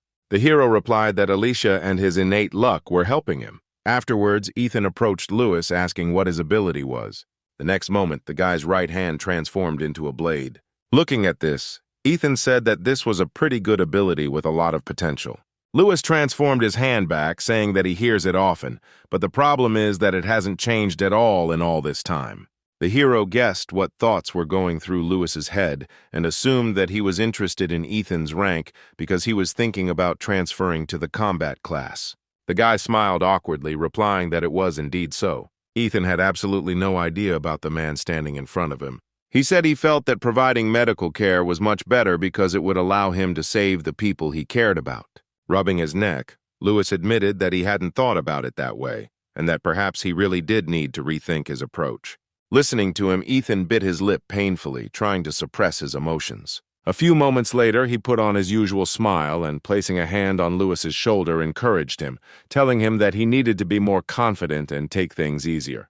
Deep down, Ethan was terribly jealous of him and thought that it would be much better if he too could use his ability to save people instead of killing. Afterwards, the hero turned around, saying that they had lingered here too long and that they should hurry back. At the same time, Mr. Reed met with the organizers of the task for his students near the bank building. One of the men pulled out grading forms with a list of students from an envelope, offering to begin assigning grades.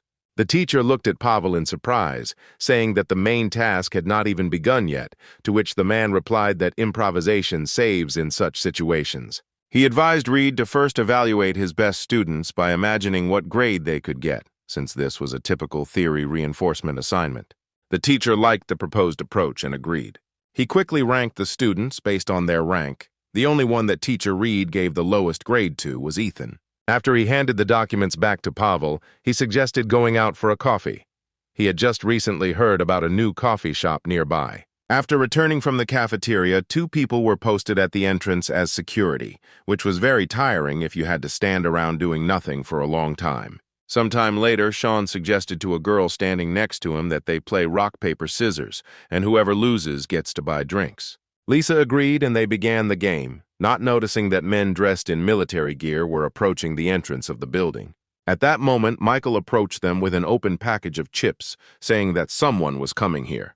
A few moments later, a group of unfamiliar men stopped at the front door of the building. Hearing the students talking about the appearance of some strange people, Jake stopped with a mug of hot coffee in his hand and looked towards the entrance. The next moment, he threw down his unfinished coffee and, cursing, ran there. As he approached the students, the man shouted for them to step aside immediately. But they stood still, not understanding what was happening. Jack moved behind them in a flash and pushed them aside, after which he created a tonfa blocking the enemy's attack. With difficulty holding back the onslaught of the attacker, John shouted to all the students present to run to the emergency exit. The students themselves did not understand what was happening and were dumbfounded with fear, ignoring John's order. Noticing that everyone remained standing in their places, the man asked what they were doing because they had been ordered to run away from here as quickly as possible. At that very moment, his weapon began to become covered with deep cracks, unable to withstand the enemy's force. A few moments later, everyone saw John being cut in two by an enemy unknown to them.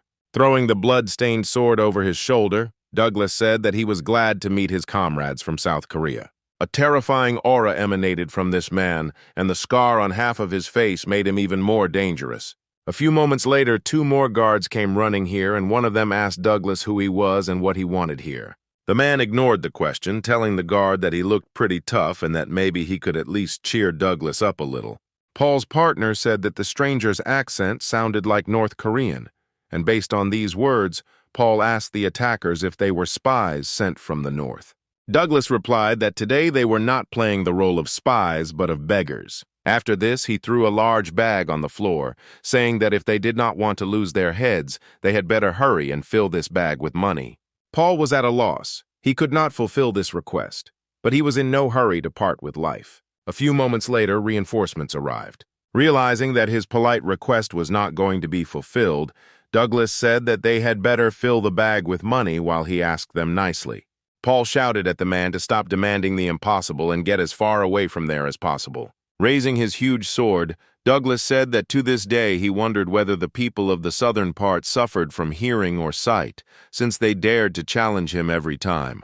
Alicia was behind the guards all this time. Looking at Douglas, she realized that he had a fairly high rank, and they had absolutely nothing to counter such a monster.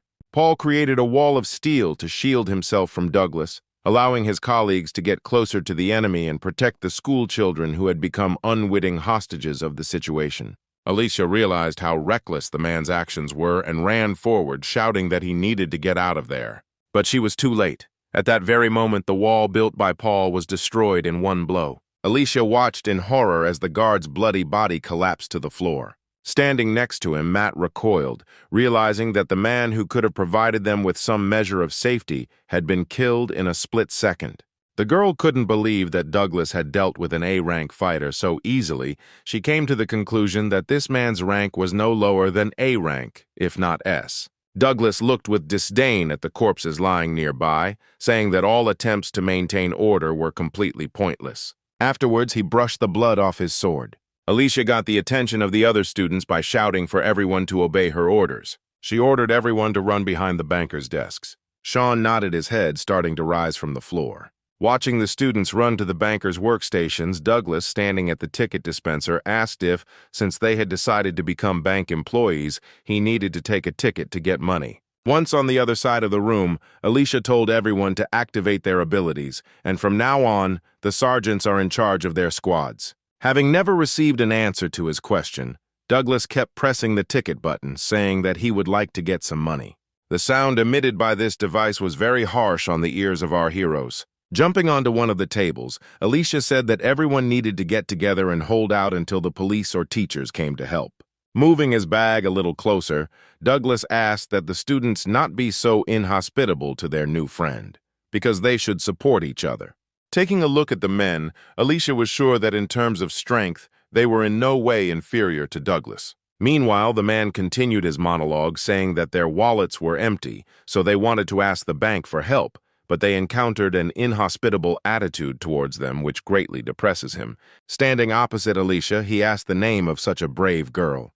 When she told him her name, Douglas asked why she had remained silent all this time, ignoring his concerns. Alicia decided that she not only needed to try to buy as much time as possible, but also to try to get some useful information out of him, so she said that the man did not look like a spy, they would not rob a bank, and she suggested that they had escaped from North Korea.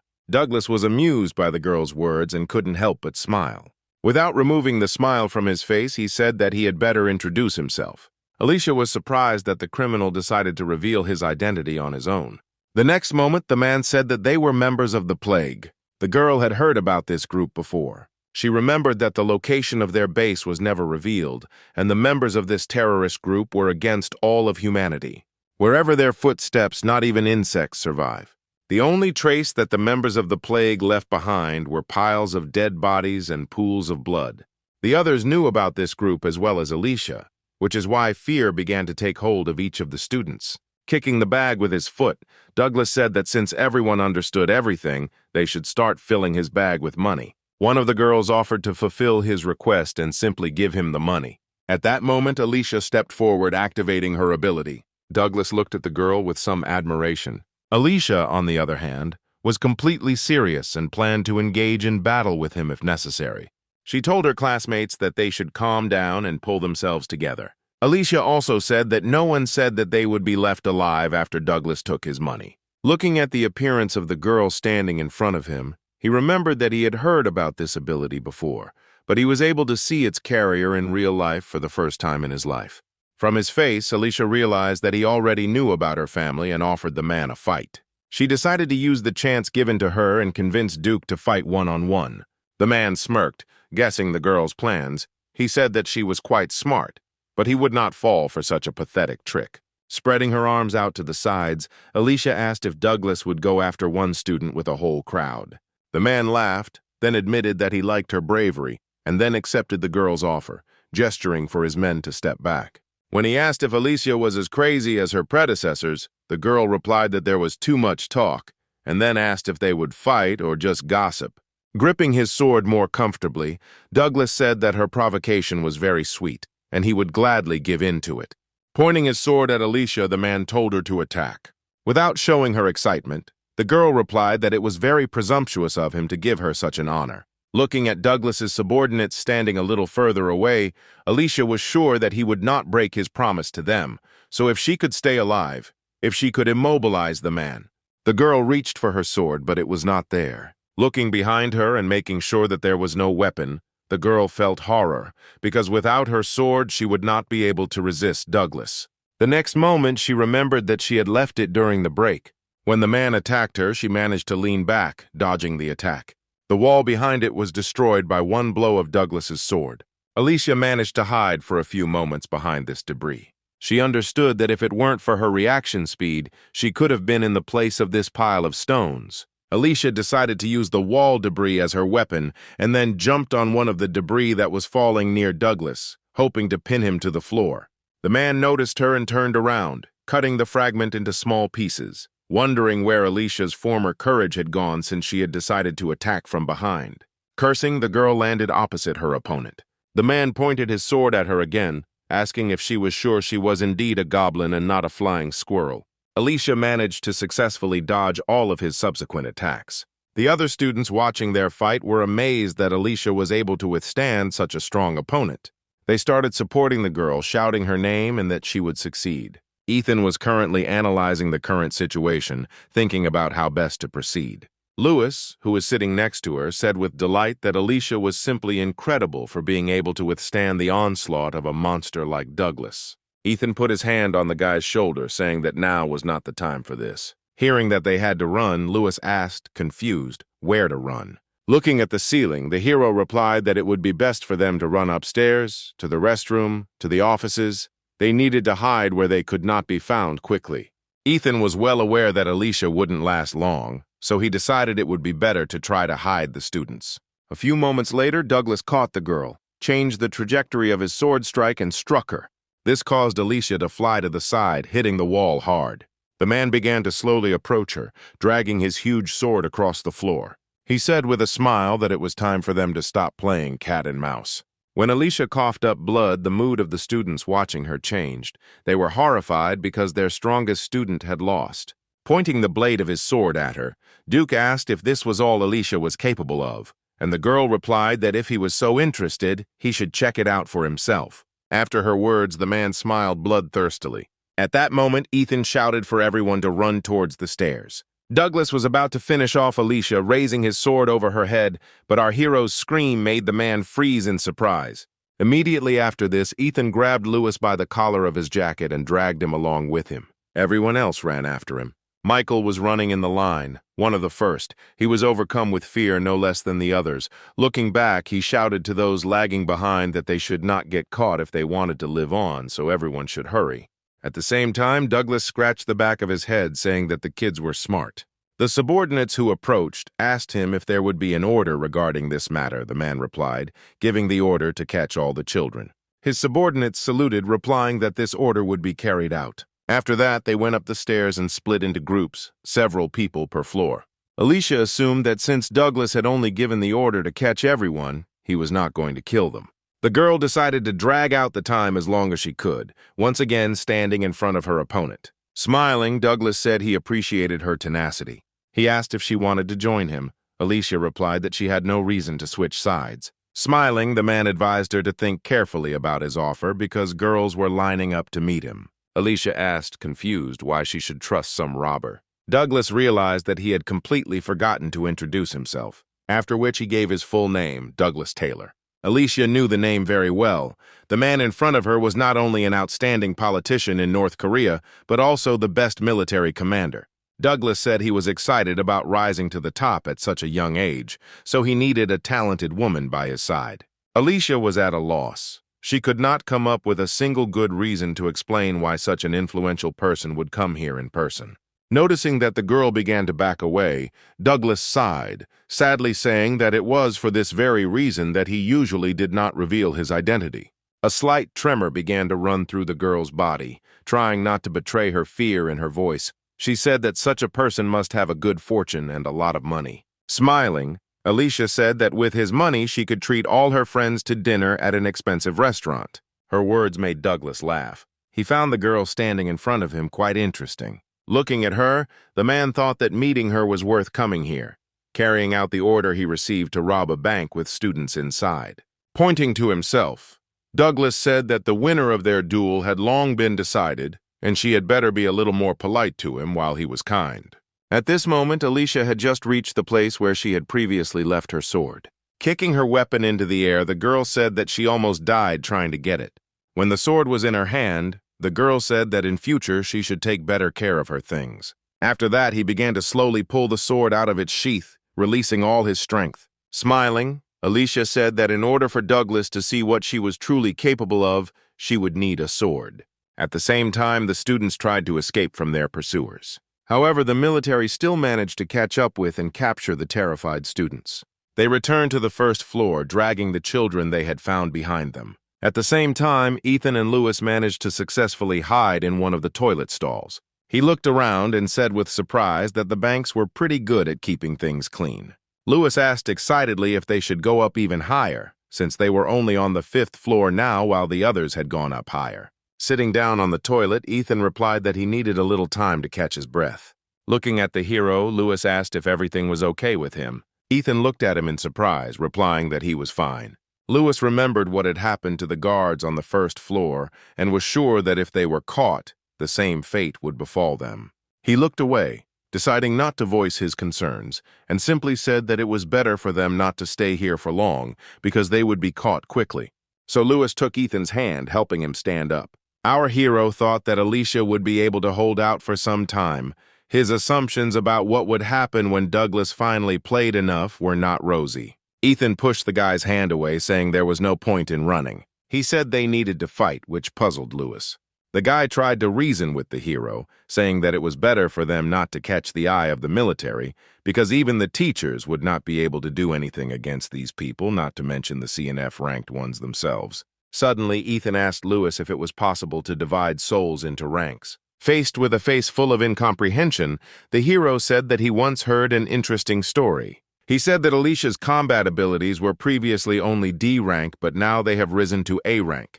Ethan explained that one shouldn't focus on just ranks, which can be increased through hard training.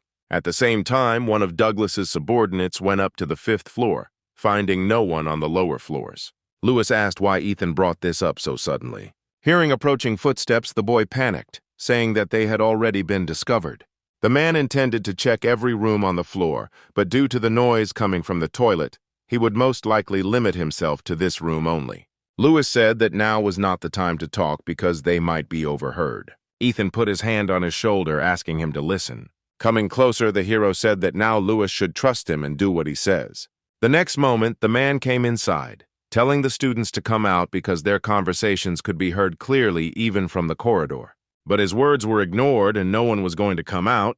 Then the man said that his boss doesn't like slow people and they'd better hurry up if they don't want to make him angry. After his words, Ethan looked out from behind the opened booth, saying that the man had a very interesting accent and asked to teach him to speak like that. Thomas told the guy to stop fooling around. Douglas wouldn't mind if Ethan broke one of his arms or legs. Standing opposite the man, the hero noted that without the presence of his boss, the man seemed much more talkative. The next moment, he created a dagger, after which he directed it at Thomas, who was standing opposite him. The man chuckled and asked if his ability was really that insignificant. The next moment, using the acceleration, Thomas ran towards Ethan, telling him that he better give up. The hero turned to Lewis, telling him that he must escape at the first opportunity. As Thomas approached Ethan, he said that they had nowhere to run because they were both trapped. After his words, the hero stopped holding back, releasing all his power. Just like last time, all of Ethan's stats have been tripled. Thomas, who had previously been moving at high speed, became much slower, which allowed the hero to calculate the trajectory of the enemy's strike. Dodging his fist, Ethan said the man was too slow. Standing next to this guy, his body began to shake slightly. Thomas did not understand what was happening. The next moment, Ethan struck his opponent so quickly that he did not have time to react. During this, he laughed like a madman, saying that he was very sorry. Grabbing Ethan's hand, Thomas said the guy was just crazy. The hero only smiled, looking appraisingly at the man, after which he said that it was quite convenient to be able to accelerate to 100 meters per second. Thomas asked in bewilderment if Ethan was really able to see other people's abilities. The guy replied that anything was possible, after which, with a look full of madness, he asked whether he should cut off the man's ankles. He was curious about what would happen to a person if the means of manifestation of his soul essence was destroyed, after which he struck the man in the shoulder. The more blood there was on him, the more madness took hold of Ethan. The toy that ended up in his hands was too interesting, and he wanted to play with it to the fullest, experimenting with what would happen if he hit this or that point on Thomas's body. Lewis, still in the booth, watched what was happening in horror, not believing his eyes. A large tremor ran through his body, and he unconsciously began to retreat back, whispering Ethan's name. Hearing his name, the hero was distracted from his toy. Lewis froze as the hero looked at him with a look of madness. Ethan asked if Lewis had called him. Noticing the horror reflected on the guy's face, the hero asked what exactly he was so afraid of. Lewis forced himself to leave the booth, his voice shaking as he said that Ethan needed to run away as quickly as possible. The hero laughed at his words. He replied that Lewis was wrong here and asked who, in his opinion, really needed to leave here. He stood up slowly, holding Thomas's limp body, Ethan keeping his eyes on Lewis the entire time, waiting for his answer. The guy couldn't utter a word because of the fear that gripped him. For several long moments, Ethan stared at Lewis standing opposite him. Suddenly, the madness receded and our hero regained consciousness. At that very moment, a severe headache struck him. Ethan shook his head from side to side, trying to suppress his crazy side that was breaking through, causing his glasses to fall to the floor. The next moment, the guy again grabbed the still conscious Thomas by the collar of his jacket. With all his might, Ethan shouted at Lewis to get out of here as fast as he could. The boy winced when the hero said that the nature of his ability to turn his hands into a blade meant that Lewis's body could not be destroyed. Ethan advised him to think about it. Swallowing, Lewis did as Ethan asked and ran towards the exit. After this, the hero breathed a sigh of relief, saying that now he did not need to worry about witnesses. Thomas laughed and twirled his finger at his temple, saying that the guy had definitely gone crazy. Raising his eyes to the man, again full of madness, Ethan said that he would still have to carry out plan number 13. The man had absolutely no idea what this guy was talking about and was thinking that he absolutely had to report this psycho to his boss. However, his plans were not destined to come true because the next moment Ethan slit his throat. At the same time, Alicia felt much more confident when she finally had the sword in her hands. Douglas studied the girl's weapon with interest, saying that the sword matched her cute face. Placing the sword in front of her, Alicia replied that he would change his mind after the first blow. Getting into a fighting stance, Douglas asked if she was so sure she could defeat him. The next moment, he attacked the girl. Alicia blocked his strike with her sword. Douglas looked at her with eyes full of surprise. Smiling, the girl answered his question that her victory was already obvious. Alicia was becoming more and more interesting to him, and returning to his original position, Douglas asked if she really didn't recognize him as an ability. Looking at her sword, he had a hunch that it was somehow weakening his ability. Douglas said that Alicia had a strange sword. The girl replied that many people told her that she robbed her family by taking this sword. She said that it was created specifically for fighting strong opponents. Thanks to the constellations applied to the blade, the sword has the power of the stars, thanks to which the owner, having a high level of sword mastery, can destroy an A-rank opponent and above. Having finished her story, the girl attacked the man. The next moment, her doubles appeared on either side of Douglas. He laughed, saying that Alicia was quite an interesting opponent, and asked again if she would like to join him. The girl replied that her opinion had not changed at all since last time. Raising his sword above his head, Douglas said that it would be a shame to kill Alicia now, when he had not yet fully enjoyed their battle. Afterwards, he attacked the girl along with her doubles. Alicia managed to cover herself with her sword flying to the side, but her doubles, having fallen under Douglas's attack, began to disappear. The man didn't give Alicia time to catch her breath and immediately made another attack in her direction. The girl blocked his attack with her sword, but Douglas's attack was too strong. The next moment, the man applied even more force, causing the girl to fly to the side, after which he said that he was stronger than her. Gripping her sword tighter, Alicia said that he had too much self-importance and ran towards Douglas. As Alicia approached him, she created 2 more doubles. They all attacked the man at once, who didn't even move when she used the technique again. Douglas struck quickly and hard, disposing of Alicia's doubles. The girl hoped that her doubles would be able to distract the man, giving her a chance to attack when Douglas was open. But this plan failed. Her doubles disappeared too quickly, and Alicia found herself alone with her enemy again. Jumping back, Douglas said that he was beginning to like her more and more. Alicia was no longer so confident in herself. Her opponent turned out to be stronger than she expected. Douglas asked the girl if she still thought she was stronger than him. Without waiting for her answer, he said that what he had shown should have been enough to convince Alicia to join him. Standing in a stance, the girl replied that this was not enough for her. At that very moment, the military entered through the main entrance, dragging the escaped students behind them. Alicia was surprised that they had already managed to catch someone during this time. Noticing that they appeared from the street, the girl assumed that the entire police force had come here because of the noise, but they couldn't do anything because of the hostages. Douglas asked why his subordinates were only bringing children in from the street if they had previously gone up to the upper floors. One of the men said they split into 2 teams, one of which raided the upper floors while the other waited outside the building to catch the students jumping out of the windows. He also reported that those who still had not returned went up to the upper floors to look for those who remained. Alicia was very surprised when she heard that the men immediately went outside, and during all this time, the police did not make a single attempt to save the hostages.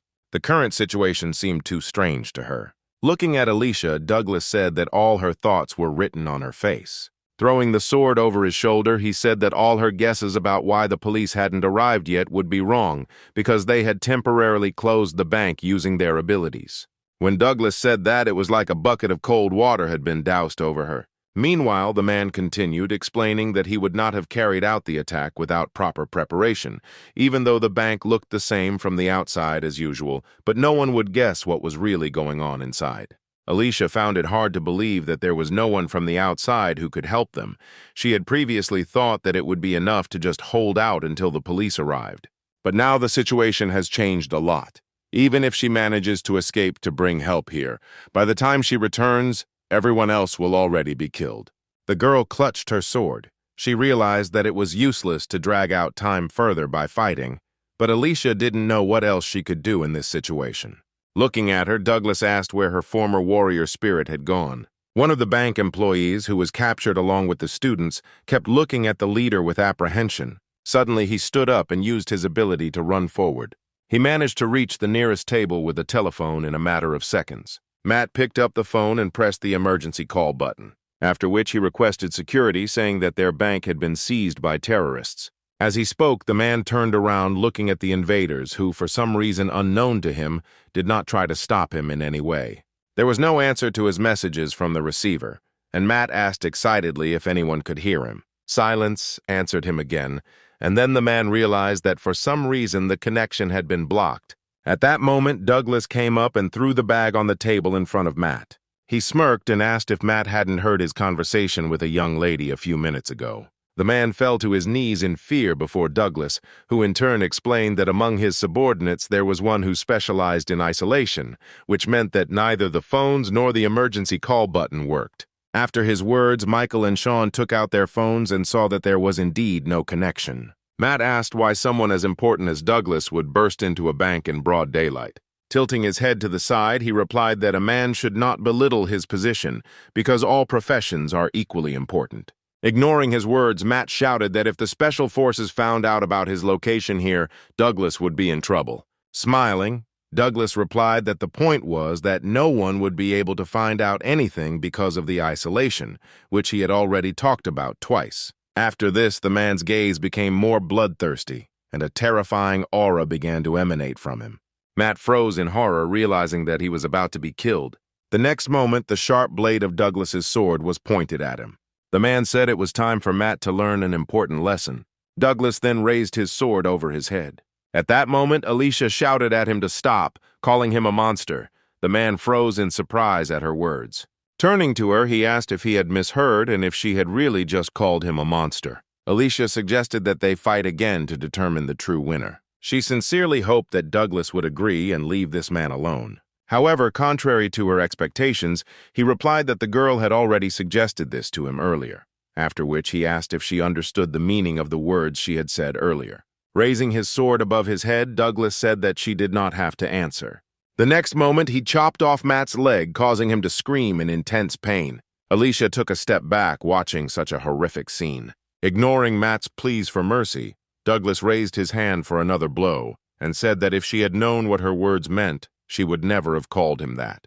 The next moment, Matt's screams stopped and the floor and walls were stained with the man's blood. Alicia closed her eyes at the last moment, not wanting to witness such cruelty.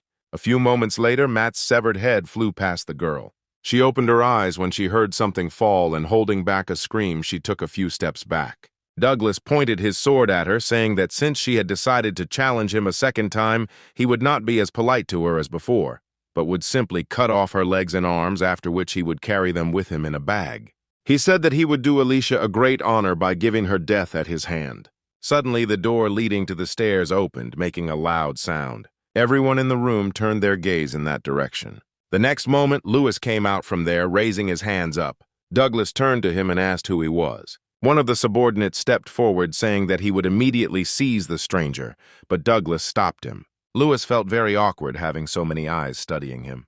He thought that Ethan had been wrong in his assumptions that it would be hell here when he warned him about the situation on the first floor. Looking at the students trembling in fear and the pools of blood on the floor, Lewis was sure that this situation was much worse than just hell. In the bathroom stall before Thomas came in, Ethan told Lewis to run to the first floor as soon as he activated his ability and tell everyone he was there. The guy asked in bewilderment how he could leave Ethan alone in such a dangerous situation. Smiling, the hero asked Lewis to just trust him. Now he was on the first floor, and all he had to do was reveal Ethan's location to fulfill his request. When Douglas asked the boy to introduce himself, he gave his name and said he was a 10th grader in medical school. After which he said that all the money was on the 5th floor. Smiling, Douglas asked if the safe was really located in such a strange place. Lewis explained that his friend had moved everything there a little earlier. The man was alarmed by the guy's words about this strange friend.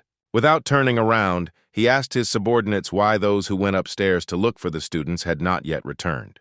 Looking at the fighters standing behind him, Douglas asked menacingly why they were standing there doing nothing while a child was walking around the floors of the building. One of the subordinates sat down on one knee in front of his commander, bowing his head. He said that he would check everything himself and bring the child here. As Douglas approached him, lowering his sword near his leg, Joshua began to beg the man for a chance to right his wrong. Douglas placed his hand on his trembling subordinate and told him that he was lucky that his hands were already stained today, and then ordered that the last student be brought here, taking the money with him. Joshua immediately stood up and saluted, thanking his commander for the service he had rendered him. Turning around, Douglas looked at the rest of his subordinates, telling them that they would also go with Joshua, and warned that he would not be so merciful if another mistake was made. Then he turned his gaze to Lewis. The boy flinched when he met Douglas's gaze, which did not bode well. The man asked if he was going to go up with the others or if he should do it himself. Lewis sighed and replied that he would go up to the 5th floor accompanied by Douglas's men. Having received his answer, the man smiled, praising the guy for making the right choice. After which he approached the student sitting on the floor, saying that while his subordinates would be busy with his friend, he would also have a little fun here. The next moment, Douglas pointed at Alicia and asked if everyone could see her clearly. Without waiting for an answer, he said that he would spare the life of anyone who brought him her leg or arm. Douglas was curious to know what they would do next. After the man's words, the faces of Alicia's classmates turned whiter than canvas. Clenching her fists and hanging her head, Erica asked if they should really go against Alicia. Douglas smiled as he watched the seeds of doubt begin to form in the students' minds. Sitting nearby, Catherine asked how Erica dared to think something like that when Alicia had fought for them from the very beginning, risking her life. Erica looked at Douglas and replied that the situation had changed and the winner had long been known to everyone, and besides, it would depend on him who would be left alive. Suddenly, Douglas asked if anyone had a watch, saying he would start the timer because he was tired of waiting. After his words, the two guys said that they simply had no choice, and Alicia had a wealthy family that could provide her with a good life even without a pair of limbs. The girl herself found it very unpleasant to hear such words, but she understood perfectly well that their lives were at stake. Suddenly, Lewis approached her. Alicia asked him indifferently what he wanted. The guy whispered that she shouldn't worry. She just needed to hold on a little longer. The girl looked at him in surprise, asking what this meant, but Lewis just smiled back at her. Alicia said that he should have stayed in his hideout longer because the enemy now had one more hostage. The guy replied that he came to help.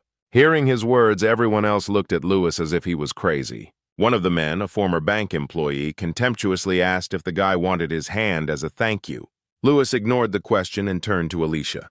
He smiled and said that he and Ethan were now best friends.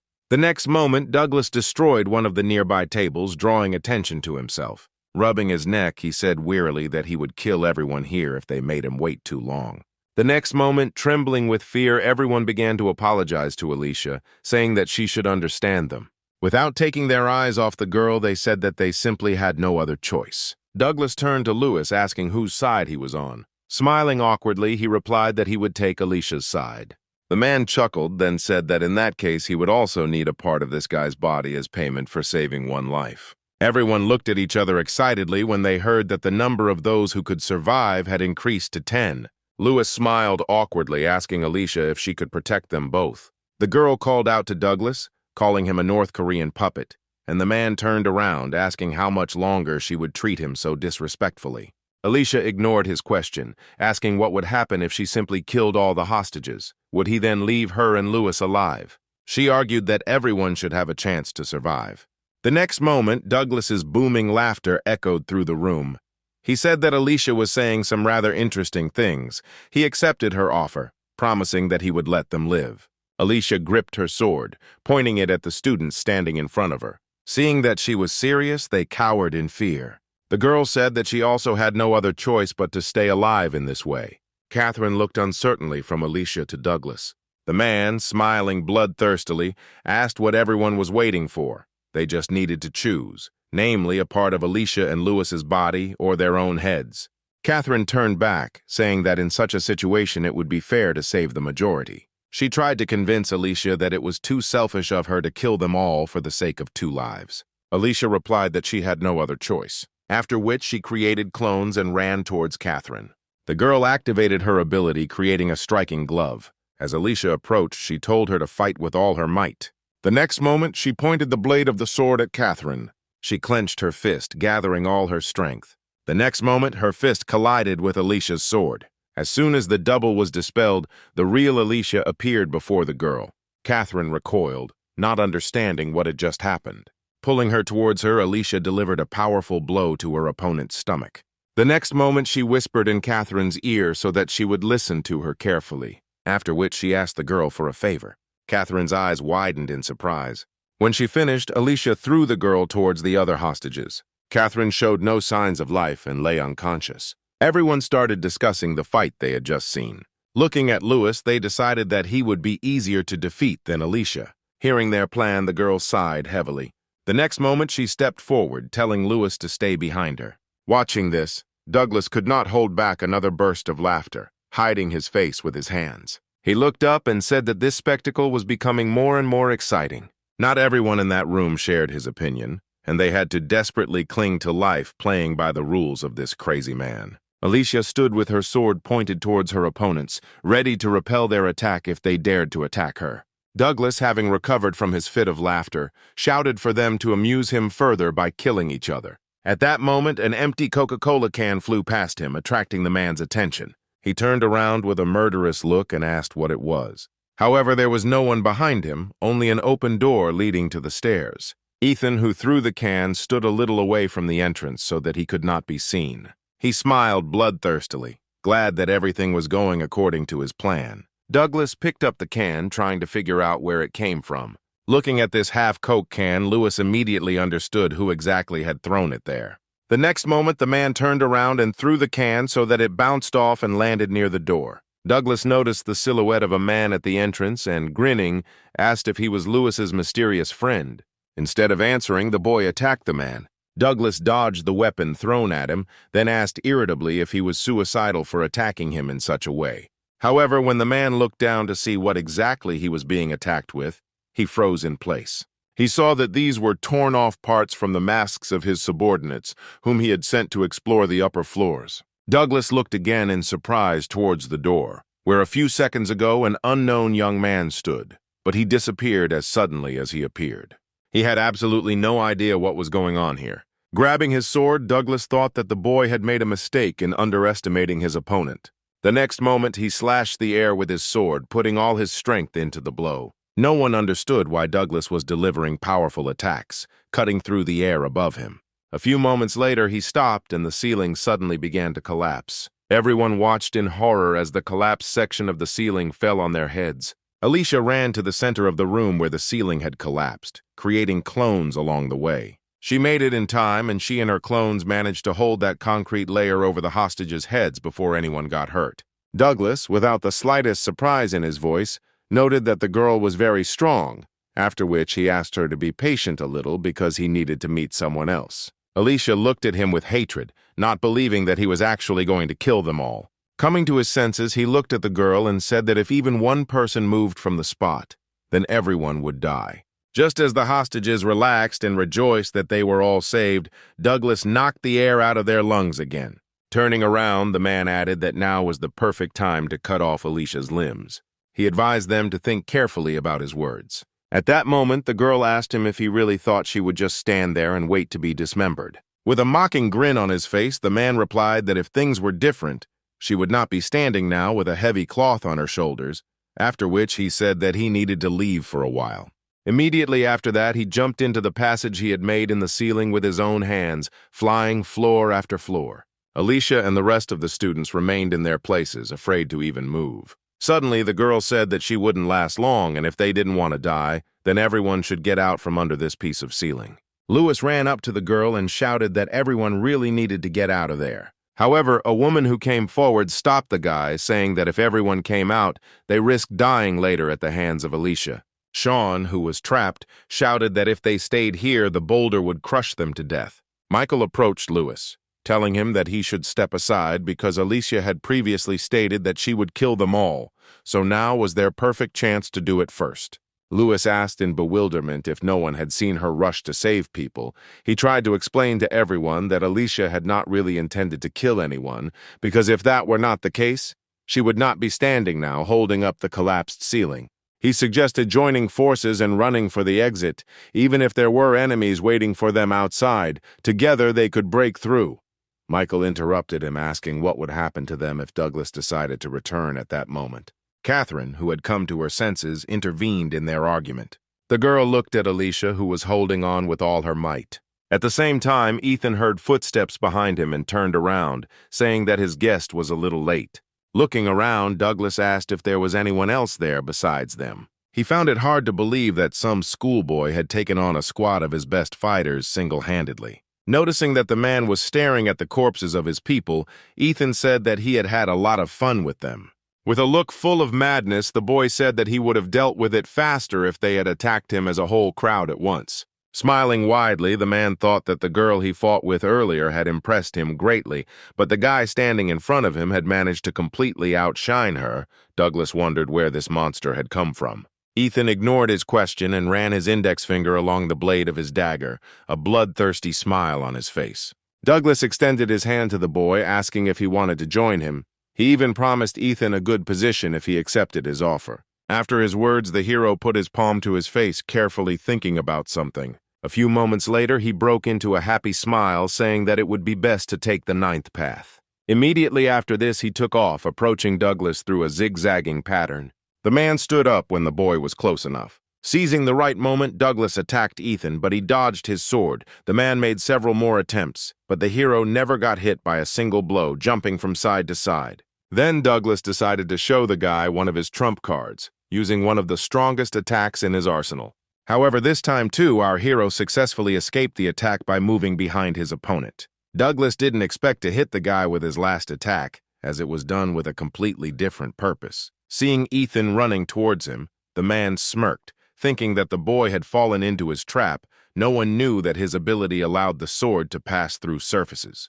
When the man activated his ability, Ethan had the opportunity to study it as he quickly approached his opponent. Once at a sufficient distance, the hero said with a smile that Douglas had a rather long name for his ability. The man froze for a few moments, not understanding where this bastard found out about his ability.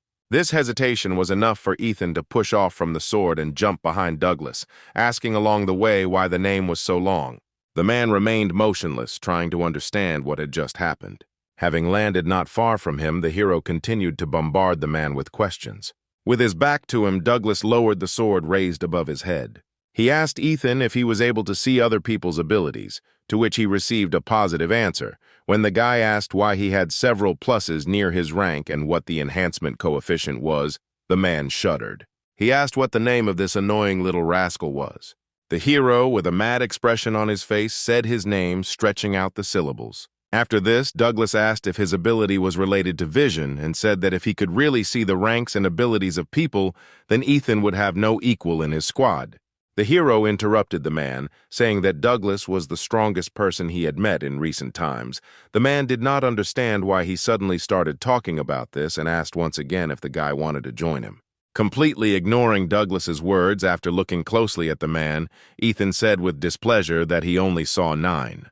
Not understanding what the guy meant, the man asked what else he could see. The hero replied that he saw only 9 ways to kill him. The man was surprised that this guy could do even such things. Covering his face with his palm, he said that he envied Ethan. Having grabbed the dagger more comfortably, the hero said that one method would be enough for him to kill his opponent. The man chuckled and said he was sorry their talks had ended so quickly, after which they charged at each other with bloodthirsty smiles. At the same time, Glenn was hiding in the control room. He deliberately disabled the elevator so that he would not be found so quickly. He reasoned that this building was located in the city center, so a simple call would be enough and the police would immediately rush here. The guy decided to sit there a little longer because he might get into trouble if he left his shelter too early. Ethan rushed towards Douglas with a crazy grin. He read all the man's attacks and dodged them with ease. Now Ethan disappeared right from under Douglas's nose, making the man quite angry. He looked up and saw this guy sitting on the blade of his sword. Ethan smiled contentedly. He enjoyed making his victims angry.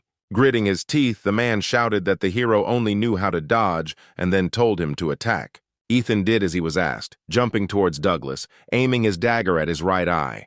As the sharp blade almost caught up with him, the man managed to dodge at the last second. The hero flew past the man, landing a few meters away from him.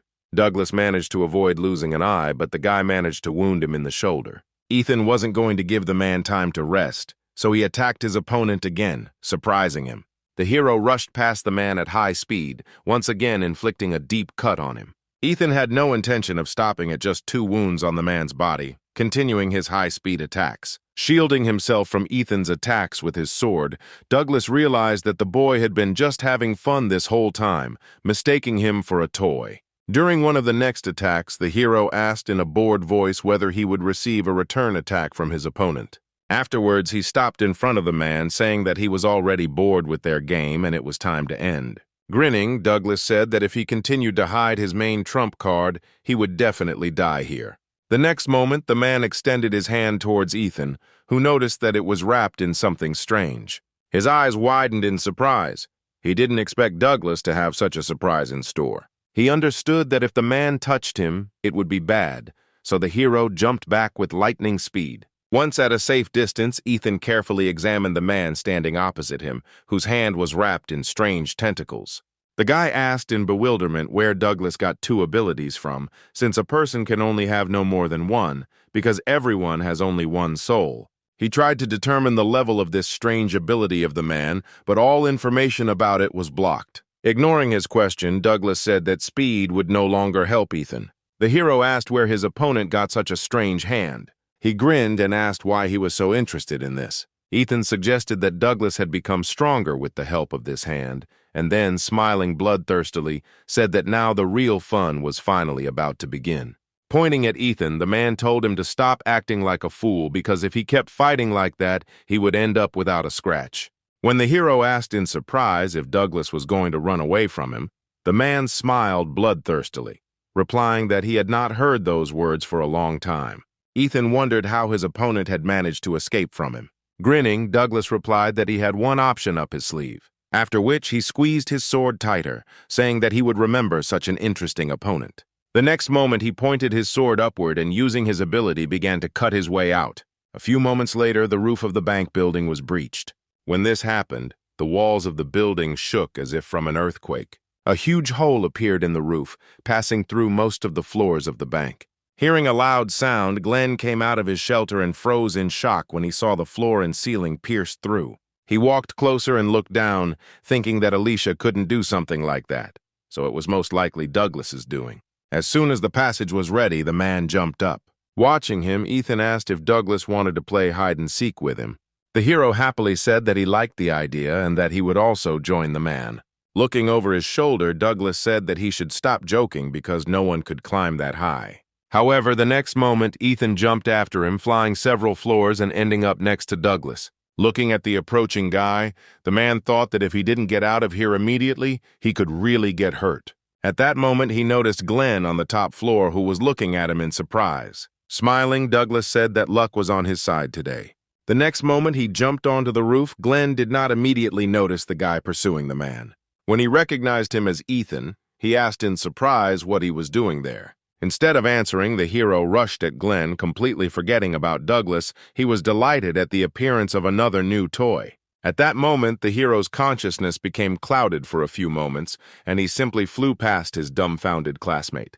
He looked behind him in surprise, watching how Ethan, who had just been burning with the desire to kill him, was now lying on the floor. When he fell, he hit himself quite hard, so he couldn't get up right away. Glenn ran up to him and asked the lying guy where he came from. Watching them, Douglas asked the fair-haired guy if he knew this crazy guy. Turning around, Glenn asked the man what happened since he had recently fought with Alicia. However, he was in no hurry to tell this boy anything, making some conclusions in his head.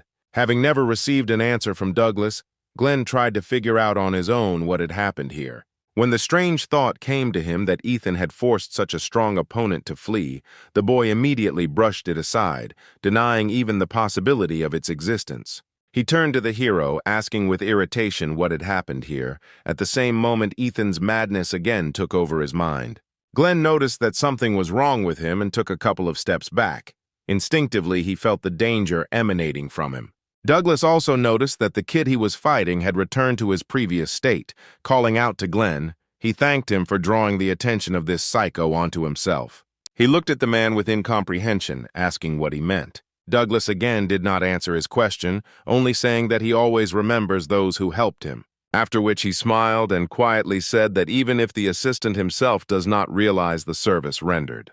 Glenn was completely at a loss, and Douglas's words confused him even more. Rising to his feet, the man advised him to run to the first floor as quickly as possible if he wanted to stay alive. The boy looked at Douglas with a stunned face, not noticing the approaching steps from behind. As the man jumped off in an unknown direction, Glenn shouted after him that he was not going to fall into this trap, knowing full well that Douglas's men would be waiting for him on the first floor. The man grinned and just wished the boy luck. He was glad that he had followed his instincts and decided to head south. Glenn, still confused, looked at Ethan, whose behavior was too strange. The next moment, Ethan straightened up and looked at Glenn with a maniacal expression on his face. Approaching him, the hero asked, stretching out the syllables, what the leader of the squad was doing here. Ethan cocked his head to the side and said that Glenn had let his toy escape, so he would have to take over the role. Glenn recoiled from the look Ethan gave him, beginning to understand the meaning of Douglas's words. The guy turned around and, looking at the hole made in the floor, thought that if he didn't run away now, nothing good would come of it. The next moment, he used his ability to pull out one of the stones and jump down. He glanced over his shoulder to make sure Ethan hadn't followed him. The hero stood near the hole, watching the guy walk away. Smiling even wider, he said that he was once again taking the role of water in this game. The next moment, he flew after his leader, moving in a zigzag motion.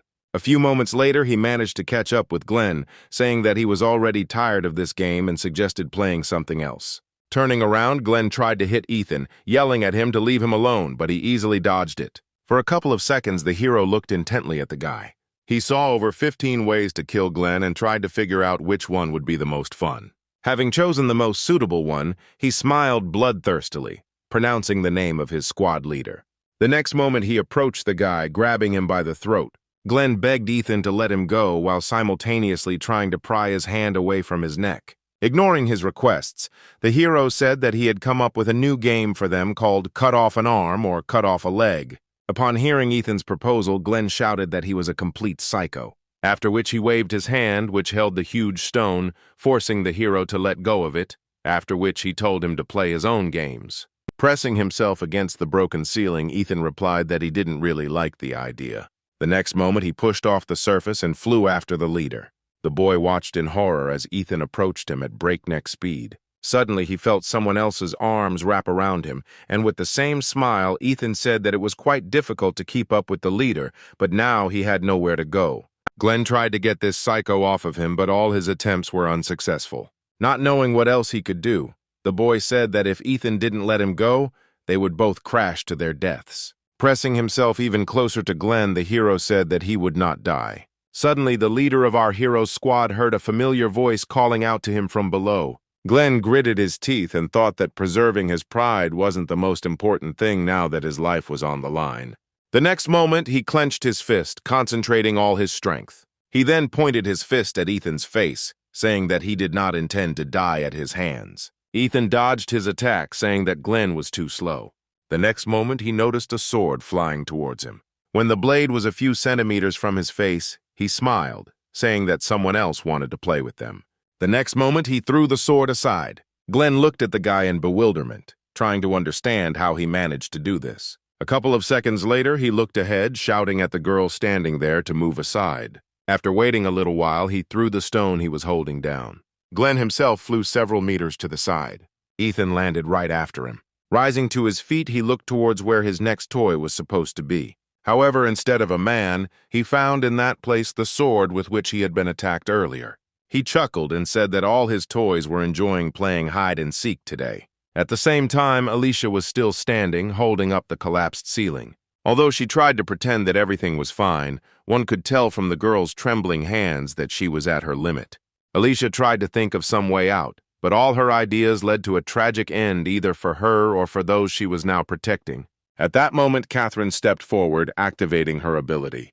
Without taking her eyes off Alicia, the girl created a striking glove. Those standing behind called out to her, saying that they had to do it first. Lewis desperately tried to stop Catherine and the others from making a mistake. However, none of his words or pleas helped. They started threatening him that if he didn't step aside, he himself would suffer.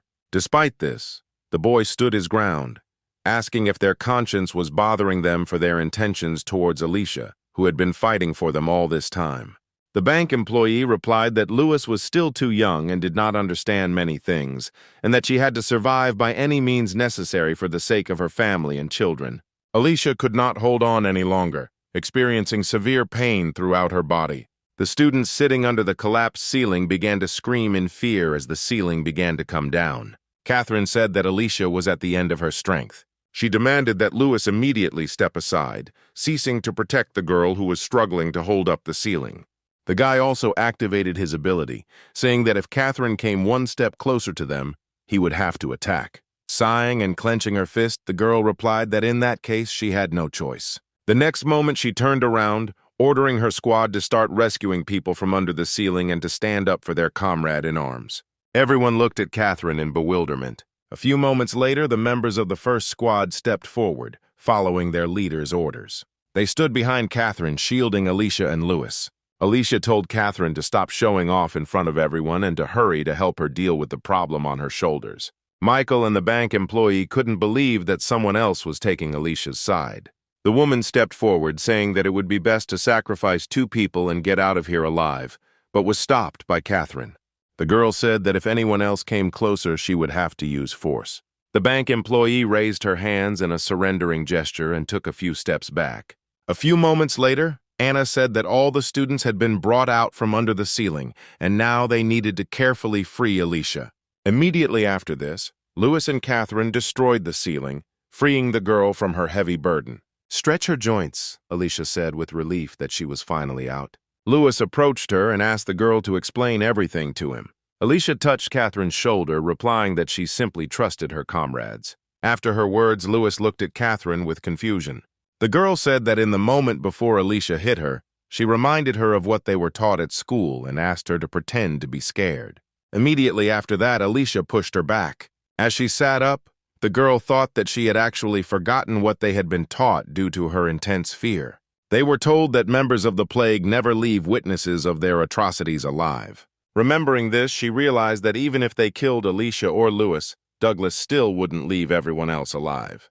Catherine walked up to her squad, saying she had something to tell them. Having outlined the situation in general terms, the girl said that in the future, whatever she ordered, they should carry it out without question. When Catherine finished her explanation, Alicia said with displeasure that she had asked her to just pretend that she was scared and not to start showing off. Suddenly, they heard a loud sound and then felt the building shake. Alicia looked up and asked in confusion who Douglas was fighting with. At that moment, Lewis came to his senses and shouted Ethan's name, causing the girl to look at him with incomprehension. Trying to explain to her what was happening, the guy asked if she remembered the reason why Douglas went upstairs. The girl replied that someone lured him there. Grabbing Alicia by the shoulders, he said that it was Ethan. When he said this, the girl looked at him like he was crazy. Pushing the guy away from her, she said that Lewis shouldn't joke like that. Even though Ethan had good stamina and reaction speed, he was still an F rank.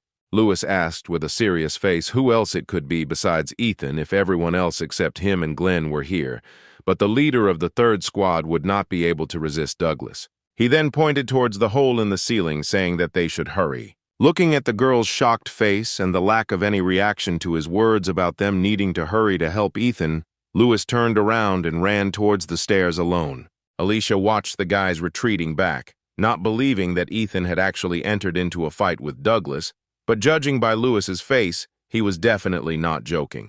Although she understood everything with her mind, it went against her usual image of Ethan. The girl became angry when she thought that the guy could die at the hands of an enemy that even she couldn't handle, and involuntarily activated her ability. The next moment, she walked up to a surprised Catherine. Alicia asked the girl for one favor. A couple of minutes later, she and Lewis were hurrying up to the 5th floor. They stopped in front of a large door, behind which the battle between Ethan and Douglas was supposed to take place. Alicia walked up to the door and looked at the guys, saying that she was going to open it. The next moment, the door began to open slowly. Entering inside, they froze in horror. Seeing the huge pool of blood containing the dead bodies of Douglas's subordinates, Lewis covered his mouth with his hand to suppress the urge to vomit. Looking around, Alicia found it hard to believe that Ethan had actually done all of this. She also noticed marks on the walls left by Douglas's sword, and from their number the girl realized that the two had been fighting for quite a long time. The next moment she looked up in surprise, thinking that the hole on the first floor was not even close to being comparable to this huge tunnel. Without lowering her head, Alicia realized that in the fight with her, he had held back, but for some reason he decided to fight with all his might with Ethan, which seemed very strange to the girl. Lewis, who approached her, also looked up in surprise, not understanding where this huge hole came from. The next moment, Alicia noticed two people flying down. Taking a stance, she grabbed the sword and tried to see who exactly was there. A few moments later, she managed to recognize Glenn in one of the flying ones. But the girl could not see the face of the one who was chasing him, because he was too far away. Her eyes widened in surprise when a few seconds later she saw Ethan there, but he looked very different from his usual self. Lewis, standing nearby, asked in confusion what was going on. Alicia felt like Glenn was in danger and drew her sword from its sheath. The next moment she threw it, aiming at Ethan, turning it so as not to hurt the guy too much. After that, she grabbed Lewis by the hand and ran with him to the side, away from the hole in the ceiling. A few seconds later, a huge rock fell to the floor, raising a column of dust. Rising to his feet, Glenn looked in horror in the direction where Ethan was supposed to land. At that moment, Alicia ran towards him. The girl asked the guy what happened here. Before Glenn could say a word, Ethan's voice came from behind Alicia and Lewis, causing them to turn around. The hero approached them with a smile on his face. Seeing that all his comrades were gathered, he stopped, and with a satisfied face invited them all to play. It was the first time Alicia had seen Ethan in such a state. Looking at his friend, Lewis said uncertainly that perhaps he shouldn't have come up here. The hero stood there with a bloodthirsty smile, waiting for their answer. Taking the silence of his comrades for consent, he began to slowly approach them. When Alicia asked if he was definitely Ethan, the guy looked up at her, saying that she had a rather interesting ability, but it was useless. The girl asked in bewilderment what this meant. In response to her question, Ethan repeated that her ability was too useless, which made the girl angry. Glenn, who was standing next to her, said that this was no longer the same F-rank loser they knew before. The guy had already opened the door, getting ready to leave. When the girl turned around, asking what he meant, Glenn explained that Ethan was chasing Douglas all over the building. In return for Alicia's help earlier, he advised her to run away from here as far as possible while Ethan was busy chatting. Remembering how the guy had become after he finished speaking, Glenn said that if they wanted to survive, they had to run. Immediately after that, he ran down the stairs, ignoring Alicia's request to explain everything properly. When Lewis said that Ethan had become even crazier than before, the girl asked in surprise if he had seen the hero in such a state before. The guy replied that he was more sane that time and it was possible to talk to him. Ethan didn't pay attention to their conversation, looking at the girl with interest. He thought carefully about the best way to kill her, trying to see new ways. A few moments later, his mad laughter was heard, covering his mouth with his hand. Ethan said that he couldn't take it anymore. Alicia grinned sarcastically and said that with such patience he wouldn't get far. The girl said that it was not so easy to please her, after which she asked if he could claim anything with such behavior. With the same maniacal smile, Ethan ran his finger along his dagger, asking why he didn't just kill all the candidates and the girl herself along with them. With a heavy sigh, she told Lewis that she would try to buy some time, but he should run away from here. After that, Alicia ran forward, leaving the surprised guy behind. Having assessed her strength, she assumed that she would last for about 30 seconds. The hero also jumped up and ran to meet her. Alicia dodged Ethan's blow, noting to herself that his actions were very fast and precise. During their battle, she didn't notice how she received several cuts. Suddenly, the girl stopped, realizing that he had a rather strong ability, but it was difficult to control. In this, their abilities were similar, but with Ethan, everything was much more complicated than with her. When the guy asked why she stopped, Alicia smiled tenderly and said that it had been very difficult for him all this time, but he had done great. Ethan froze at her words, even if only for a moment. But his gaze changed, and Alicia could tell that deep down he had been missing such words of support all this time. The next moment, the guy smiled, saying that she had also tried hard, after which he said goodbye to her and dealt her the final blow. The next moment, Alicia fell to the floor. Looking at her motionless body, Ethan smiled even wider. When our hero was in his first year of elementary school, he lost both his parents. He remembered the day he came to the morgue with his uncle. The official version of their death was a robbery, but it took the investigator a long time to establish their identities because the bodies of the boys' parents were so badly mutilated.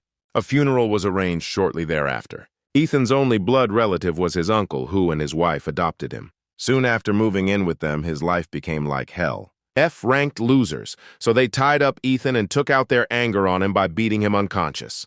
To hide the traces of the beatings, he had to constantly wear a warm, tattered sweater with long sleeves. One day during recess, a classmate approached him and asked if he was too hot to wear a photo all the time. Ethan didn't have time to answer because a girl appeared at the door hurrying her friend. A classmate invited the boy to go to the store with them. He lowered his head and replied that he was not hungry. Then the girl said that in that case she would call him next time. As she left the classroom, Ethan heard her friend say that it was better not to approach him because he had no money, which is why he always wore the same dirty clothes. Immediately after classes, he was beaten by other classmates. They demanded that Ethan show them all his abilities, but he didn't have them. The children knew this very well, because he was the only one in the whole school whose heart had not awakened, and they argued their attacks by saying that they simply wanted to help him awaken it in this way. Ethan could do nothing and simply endured their constant bullying. In order to receive less from his guardians, he began to return home later. One such day, our hero was walking past a playground when he suddenly heard a rustling sound in the bushes. The next moment, a puppy jumped out from there. Wagging his tail, he approached a surprised Ethan. The boy dropped to his knees and began to pet the puppy. He responded by licking his neck with his rough tongue, causing Ethan to laugh from the tickling. From that day on, he began to play late into the night with Jimmy on that court. This continued until one day his uncle went looking for his nephew, worried that he might be considered a bad parent. Ethan was very scared when he saw his uncle angry. Having sensed her owner's emotions, Jimmy climbed out of the house that our hero was building for her and began barking at the man. Alex looked at the puppy with disgust, asking if this was why Ethan came home so late. The next moment, the man noticed that passers-by began to whisper and look at him disapprovingly.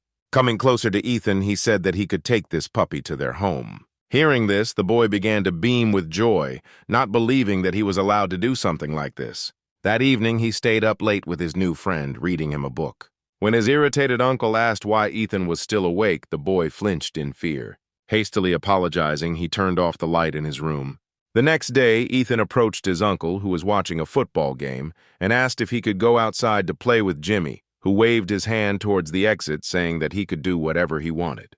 The boy beamed with joy. After that, he and his friend went towards the exit to the street. Sometime later, they came to the playground where they usually played after school. Ethan was truly glad that he finally had a friend. The boy never left Jimmy's side for a second, playing various games with him. The puppy also managed to become attached to the boy and followed him everywhere.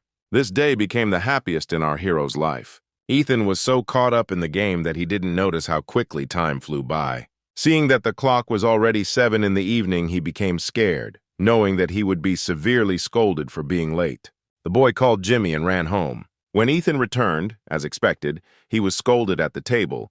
Alex asked if he really disrespected them so much that he dared to come home every time after dinner. The boy lowered his head and apologized, saying that he had forgotten about the time. The man slammed his beer can on the table, saying that was no excuse. After which he irritably asked if he really would have to run around looking for Ethan and the neighbors every evening. The boy apologized again, saying that from now on he would be more careful.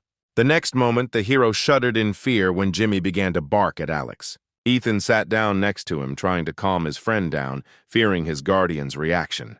The puppy's barking made the man even more angry, and clutching the empty can, he said that he should have been minced right away. After his words, Jimmy began to bark even louder. Ethan begged his uncle not to be angry with the puppy, saying that he himself would scold him later. Rising from his seat, the man hit the boy, sending him flying. He looked at the hero with hatred, saying that all this time he had treated him too softly. But from today, everything would change, then ordered his wife to tie him up. The woman took out a rope and smilingly approached Ethan. She said that since the child had gotten out of hand, the parents needed to bring him to his senses. At this point, Jimmy started barking again, defending his owner. The puppy was really getting on Alex's nerves, so he decided to show him where he belonged by swinging his leg at him. The next moment, Ethan, with frozen horror in his eyes, saw his friend's small body fly to the side and hit the wall hard. Jimmy began to whine quietly as the pain shot through his body. Looking at this, the boy's uncle smiled contentedly, saying that the house had finally become quiet. The tied-up boy tried to crawl towards his friend, but the woman did not let him do so, saying that his twitching was too much of a hindrance. After her words, Ethan looked at his guardian with eyes full of hatred. Holding a club in his hands, the man asked how dare he look at his parents like that. The next moment, he began to beat the boy, not even thinking about holding back his force, while his wife giggled disgustingly, watching from the side. A few minutes later, the man stopped and looked at the boy, who was constantly apologizing and whose body was shaking violently. Sighing, the man said that weakness combined with arrogance was passed on to Ethan from his parents, after which he smiled broadly and said that this was exactly why he beat them to death. At this moment, our hero's eyes widened in surprise. Chloe excitedly asked her husband if it was worth talking about this in front of the child. Alex replied that no one would believe Ethan, even if he decided to tell someone about it. Sitting up, the hero said that his parents had been killed by a robber. The man said that he got really angry that day and beat them to death because they didn't want to share the money, and at that moment some idiot climbed through the window. He laughed as he told the story of how the man tried to justify himself in court. At that moment, Ethan was overwhelmed with strong negative emotions, and the power that had been sleeping inside him all this time began to awaken. At that moment, Jimmy rose to his paws and growled, looking at Alex. The next moment, he ran up to the man and sank his fangs into his hand. The boy was very scared for his friend and shouted for him to run away from here. But the puppy only grabbed his hand tighter, and then the enraged man swung his club at Jimmy. The next moment, he hit the puppy on the head, causing it to fall to the floor. The boy, with tears in his eyes, began to apologize to Jimmy for deciding to bring him here. Ethan said that if the puppy met a loser like him, he would have a better life. The boy's eyes widened in surprise as he felt Jimmy lick his tear-stained cheek, reassuring his master. Then he made a happy face, looking at Ethan. The next moment, the spell disappeared, and the boy saw that the puppy was still lying motionless on the floor. No matter how much the hero called his friend by name, he did not react in any way. Alex said with irritation that the creature had died too quickly, because he had not yet had time to throw out all his anger, after which he told his wife to throw its carcass in the trash can. The little boy did not understand why these people were killing everything that was dear to him, after which he began to wonder whether killing was really so easy and fun. The next moment, a small dagger appeared in his hand with which he cut the rope that bound him. After that, he slowly approached his guardian, smiling broadly. The man didn't notice any changes in the boy. He just looked with interest at the dagger in his hand and asked where Ethan got it from. Suddenly, he realized that the boy's abilities had finally awakened. Alex laughed, saying that he was just as much of an F-rank loser as they were. The next moment, the man poked Ethan in the stomach with a baton, asking if he was going to be like his adoptive parents. Without saying a word, the hero broke into a smile. When Alex said that Ethan's parents would be proud of him, the hero swung a dagger at his face. The man sat down on the floor, covering the deep wound with his palm, trying to stop the bleeding. The woman immediately rushed to her husband. The hero took advantage of this moment and cut off her hand. Ethan watched the guardians cowering on the floor with a sadistic smile. The man tried to escape through the front door, but the hero quickly caught up with him and struck the man one blow after another until he died. After this, the boy turned his attention to the woman who had cowered in a corner out of fear. Holding the blade to her eye, he said that he would not kill her because death would be too light a punishment for her. After gouging out the woman's eye, Ethan began to laugh loudly, saying that he now understood how hard it was for them to restrain themselves from killing his parents much earlier. A few moments later, the boy stopped laughing and, still looking at the ceiling, said that he was not at all amused. Ethan opened his eyes, waking up from his sleep. He breathed heavily, still haunted by the memories of his past. The next moment, a nurse came to see him. Raising himself on his elbows, the hero asked where he was. Eliza replied that they were now in the hospital. The girl approached the guy and touched him, saying that it was too early for him to get out of bed. After that, she forcibly put Ethan back down. The boy looked at his hand, saying that he had a bad headache, and found that his palm was covered in blood. He immediately jumped out of bed. Ethan wanted to ask the girl something, but she didn't let him start, saying that he absolutely couldn't get out of bed right now, after which she asked the guy to calm down a little and listen to her request. The hero ignored her and grabbed Eliza by the robe, asking what happened to the bank and those who were there. The next moment, he turned pale as he asked where Alicia was now. He remembered perfectly well how he tried to kill her. The horror from these memories filled the guy's mind. Seeing the state of her patient, the girl asked him to take a deep breath, but Ethan did not hear her words at all, saying that Alicia suffered because of him. Raising his head, he looked at the girl in front of him. Eliza smiled uncertainly, telling the guy that he shouldn't worry about anything right now. Ethan ignored her words and with fear in his eyes asked where Alicia was now. Eliza asked the hero to calm down, after which she said that the girl would come here in a couple of minutes. He froze when he heard that she was alive, but now he was worried about why she was going to the hospital now. The most logical explanation was that she had received serious injuries. The next moment, he rushed towards the exit of the ward under the surprised gaze of the nurse, thinking that he had to see everything for himself. The girl stood there, realizing that trying to stop this guy would be a waste of time. She sighed and said that it would be better if he lost his memory. Ethan continued to run as fast as he could, not paying attention to the fact that he was getting worse and worse with each passing second. He blamed himself and his cursed ability for what happened that day. Meanwhile, Alicia was returning from the store in high spirits with bags full of groceries. Seeing the girl walking briskly, Ethan could not believe his own eyes. She was not wounded, and that day he did not cut her throat. He stopped in place to catch his breath, thanking God that Alicia was alive and unharmed. The hero fell to his knees in front of the girl, causing her great bewilderment.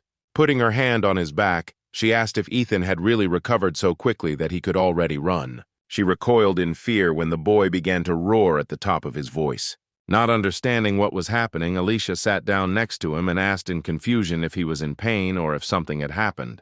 She tried her best to console the sobbing boy. Immediately after their encounter with the plague, the school was closed for a week. On the day of the incident, as soon as they got out of the building, Glenn told everyone about what happened to them and Douglas's escape. Afterwards, the entrance to this building was temporarily closed due to the investigation. Alicia was interviewed for details about her battle with the leader of the terrorist gang. Immediately after this, the girl visited Ethan, who was in the hospital. She wanted to tell journalists about him and his achievements, but they simply wouldn't believe her. Looking at Ethan, the girl thought that if she hadn't seen everything with her own eyes, she would never have believed that an F-rank student had fought back against Douglas Taylor himself. The moment the boy raised his dagger to attack, Alicia was sure that she was about to be killed. But contrary to her expectations, Ethan merely cut off her horn, deactivating her ability. She looked at him in surprise, not understanding why he changed his mind. The girl noticed that his gaze became more conscious for some reason unknown to her. The next moment, he lost consciousness. Alicia put her hand out to stop him from falling to the floor. She tried to bring the guy back to consciousness, but he did not respond to any of her actions. Taking Ethan's hand, she told him that he should stop crying and get up from the cold ground. Ethan looked up at the girl with tear-stained eyes and began to apologize for what happened. The girl got tired of listening to this, and she pulled him towards herself, forcing the guy to switch his attention. Looking into his eyes, she said that he had not hurt her and that she was completely fine now, but her words made the guy cry even more.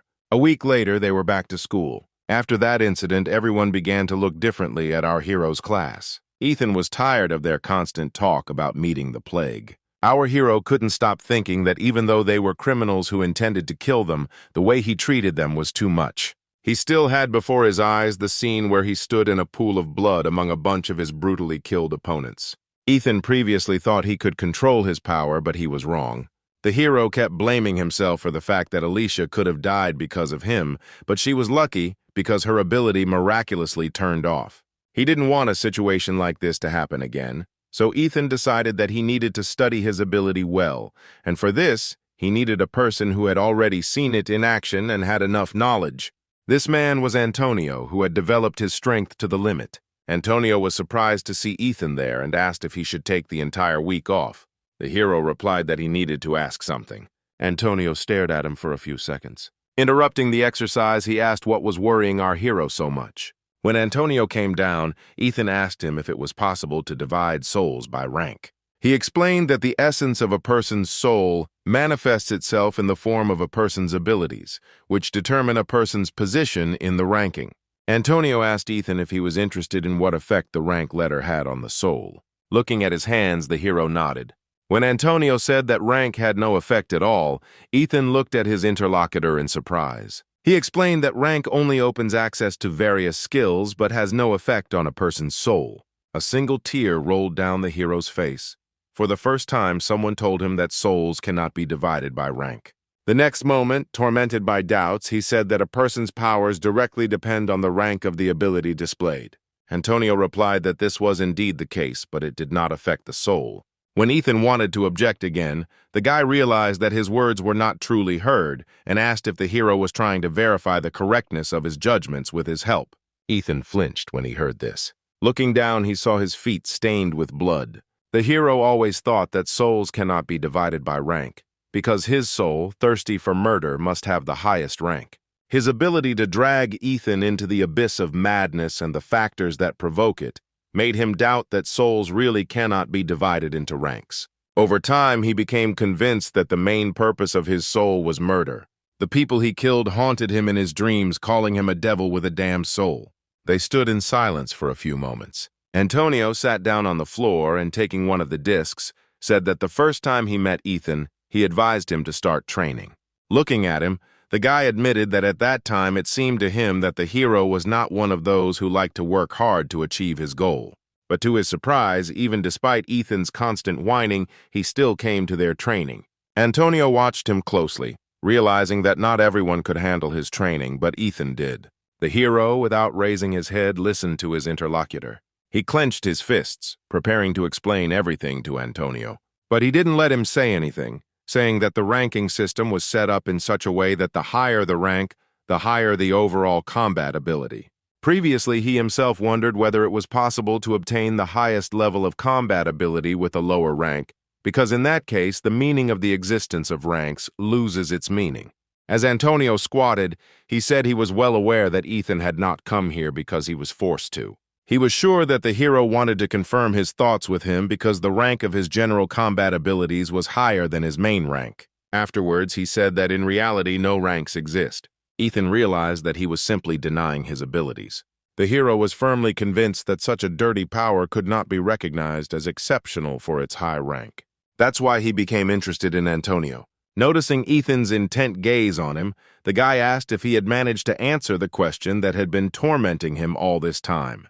Antonio was different from everyone he knew before, as he managed to raise his fighting ability to A+ rank while his main rank was B. Looking at him, the hero said that there was one more thing he would like to discuss. He told him about his real ability. Antonio listened to him without a drop of surprise on his face. Afterwards, he said that on the day of their meeting, his intuition did not fail him, and that time he really saw his true strength. Ethan asked in surprise if Antonio really believed his story.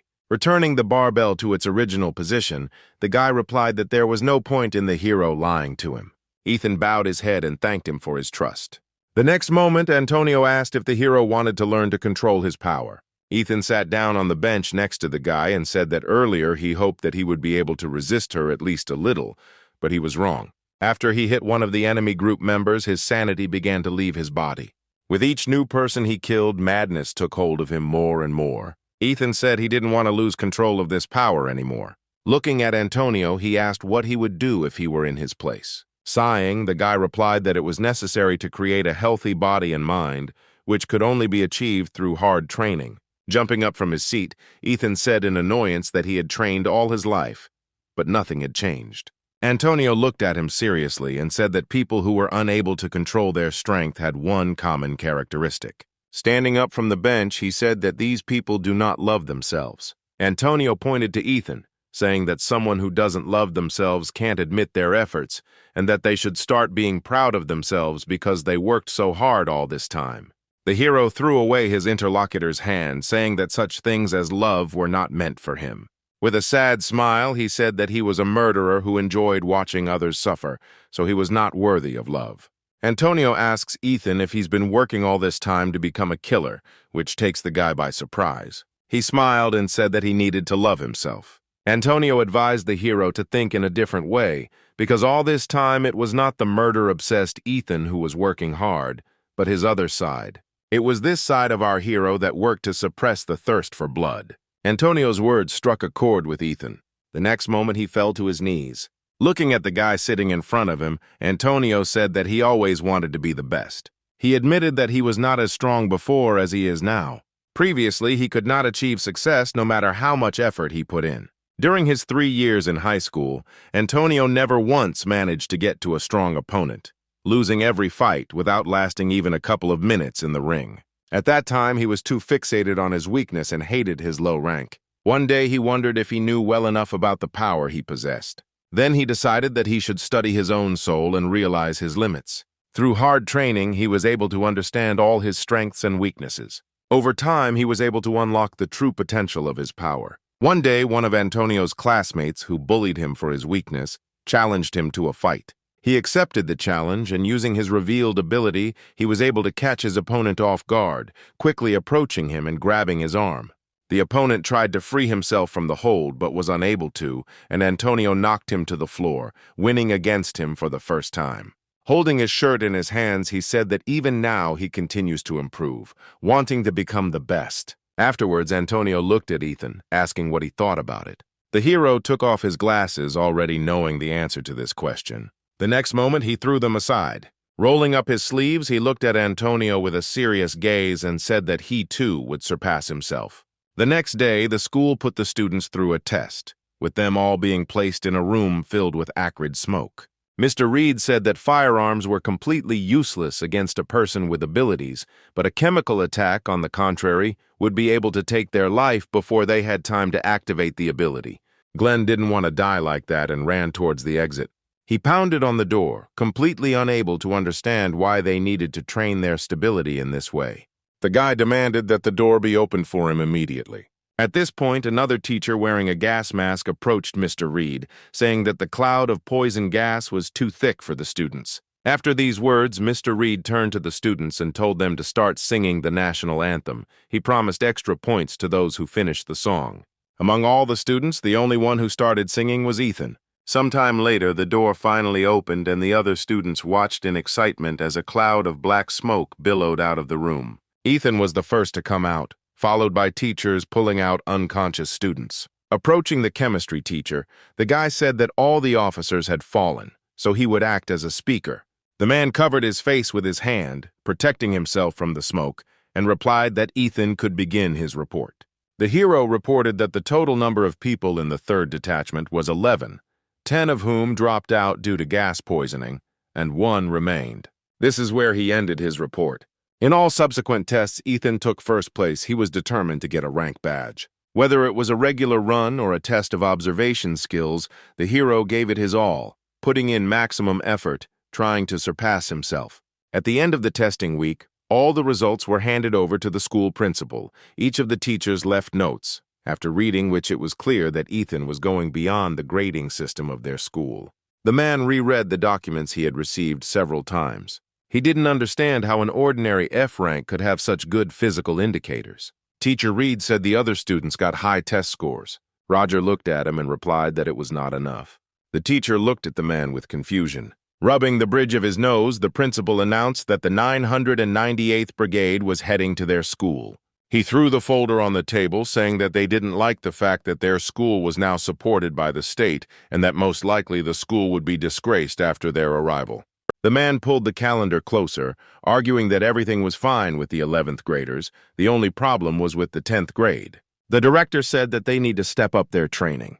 Mr. Reed asked what kind of training was involved. Roger placed a calendar in front of the teacher, replying that short-term training sessions were needed to increase the fighting strength of the students. After which he smiled meaningfully, saying that the 10th graders would be sent to their training base. The next day, our hero's class was busy unloading heavy boxes.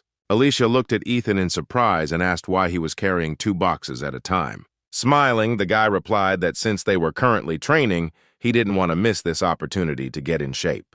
The girl said that he had also been training during lunch. Without removing the smile from his face, Ethan replied that this training was a little different. Sighing, the girl turned around and said that they had better hurry. As they passed their classmates, who were struggling to hold on to 1 box, Ethan noticed their surprised looks. He turned to Alicia, saying that everyone was looking at her. She replied that there was nothing surprising about it. It was her everyday reality. Ethan paused for a moment, looking around at his classmates again. The next moment, he said that today they were looking at the girl especially intently. Alicia replied that this time they were looking at Ethan, not her. The hero looked at the boys in surprise, not understanding how he could have attracted their attention. When he suggested that it was because of his beauty, the girl hesitated. The next moment, she said irritably that she would pretend as if she had not heard anything. Ethan continued walking, looking around, and because of this, he didn't notice how he bumped into Glenn. Unable to keep his balance, the hero fell. Ethan apologized to his leader, saying that he was distracted and didn't see him. Having encountered the guy's piercing gaze, the hero smiled awkwardly. Glenn wanted to say something but changed his mind. He turned and walked on, telling Ethan to watch his step more often. Approaching Alicia, the hero said with amazement that their squad leader had changed somehow. When he asked what this could be connected with, the girl looked at him skeptically. The next moment, she asked if Ethan really didn't understand why no one had been picking on him lately. When Ethan, with a face full of confusion, suggested that it was because he was talking to her, Alicia sighed and wearily replied that it was because he had become different and everyone could feel it. A few minutes later, they entered the building. Ethan followed the girl, asking her various questions. When he asked why Alicia didn't ask anything about his ability, she stopped. Putting the box on the floor, the girl replied that she was not interested. Ethan said he could explain everything to her. Smiling, Alicia said that he shouldn't try to get a girl's attention in this way.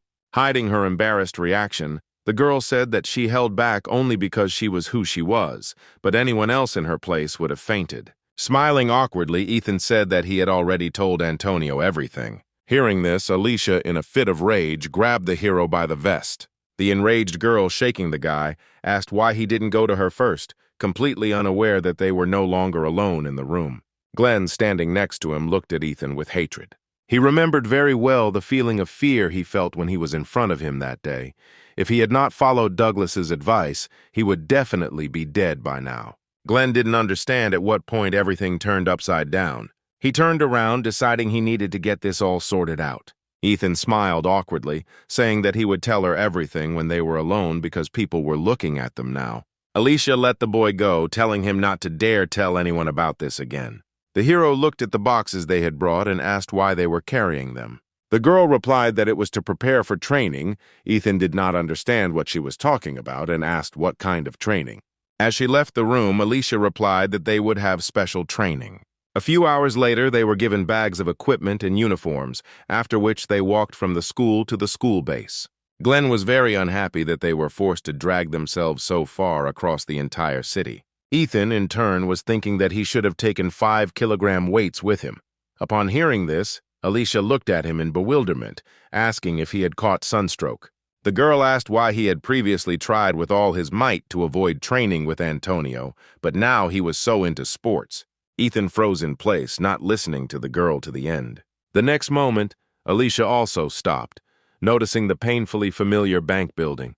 Ethan tried to distract the girl's attention by saying that if he were in Antonio's place, he would already be carrying a 10-kilogram hex in each hand. Alicia gave him a skeptical look, saying that interacting with this jock was taking too much of a toll on him. When the teacher suddenly announced that they were taking a 10-minute break, Ethan noticed the girl's changed expression and asked if she was okay. Alicia said that she should be the one asking him if he was okay. Smiling, the hero pointed to the building behind him and said that he had no reason to worry because it was all in the past. After his words, the girl breathed a sigh of relief, thinking that she had worried about him in vain. At that very moment, someone approached her. Several passers-by surrounded the girl and began to bombard her with questions and ask for an autograph. Alicia smiled, thanking these people for their support. She was sure that this had all been planned by the director and the break in this place was specially planned to advertise their school. Just talking to the students at their school will be a good boost to the school's rating. Although Alicia had previously given interviews on the news, it was not enough. Even shop owners came out to talk to the students of the notorious school. The girl assumed that the teachers had already taken care of everything in advance. Among the students, Alicia was not the only one who was weighed down by the memories of what had happened here. This kind of behavior on the part of the management put a lot of pressure on everyone else, too. When Teacher Reed approached her and also began to thank passers-by for the support they had given him. A couple of minutes later, he announced that their break was over and they needed to move on. Ethan looked at the girl worriedly, asking if she was okay. Alicia asked him not to touch her for a while because she had a headache. Before moving on, the hero paused for a moment and looked at the bank building again. He lied when he said that he didn't feel anything when he came here. He was overwhelmed with many emotions. A few moments later, he pulled himself together and walked on. Ethan has forever decided that he is above his own soul and that there are no ranks for him. At the same time, Teacher Reed contacted the principal. He informed him that, as planned, they had passed by the bank, giving good publicity to their school. The man walked out into the street parking lot and said that he would join them soon. Once in the car, Roger said it was his job as a battalion commander to offer words of encouragement to the tired students. After that, he hung up and left for the base. A few hours later, as they left the city, Teacher Reed stopped, warning them that the trail ahead would be very steep, so they would need to take a long break. Alicia took off her bag and called Ethan over to her. When the girl asked if he would like some chocolate, the guy's eyes lit up and he thanked the girl for her concern. Then she took out the chocolate and handed it to the guy. Ethan turned around when he heard the sound of an approaching car. The next moment, a white car stopped right in front of Alicia and our hero. When the door opened, the man who came out said that it was too hot in here. Teacher Reed ran up and greeted Principal Roger. He nodded to the man and then turned his attention to Alicia, asking if she was doing well here. The girl replied that she was not having any problems. Hearing her answer, the man laughed contentedly, saying that it was not surprising and that she could be relied upon. When he noticed the guy standing next to her, he immediately introduced himself, saluting the director. The man had heard Ethan's name too often lately, so he immediately remembered that he was the distinguished F rank. He looked at the hero with displeasure, saying that he had been told earlier to address him not as the director, but as the battalion commander, after which Ethan apologized for his mistake. The girl watched this and saw that the director was too biased towards the hero. The next moment he said that the guy looked somehow more cheerful than the other students. Ethan began to enthusiastically talk about his training, but the director interrupted him, telling him to open his bag. The hero's expression at that moment changed to surprise. The man explained that they were conducting an inspection and asked Teacher Reed to give him a list of all the necessary things. Alicia watched as Ethan took out all the contents of his bag. She knew that this guy was not the type to forget anything, but if he accidentally missed something, the director would seize the opportunity to belittle him. After going through the entire list, the teacher said that everything was in place. The man looked over the list meticulously. The next moment, he smiled maliciously, saying that Ethan had not taken everything out of the bag and asked to show him what was in there.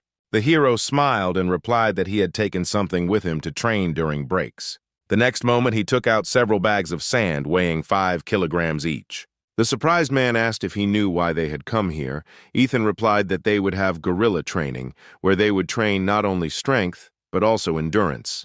When Roger wanted to ask the hero another question, the teacher decided to intervene, noticing how desperately he was trying to set this guy up.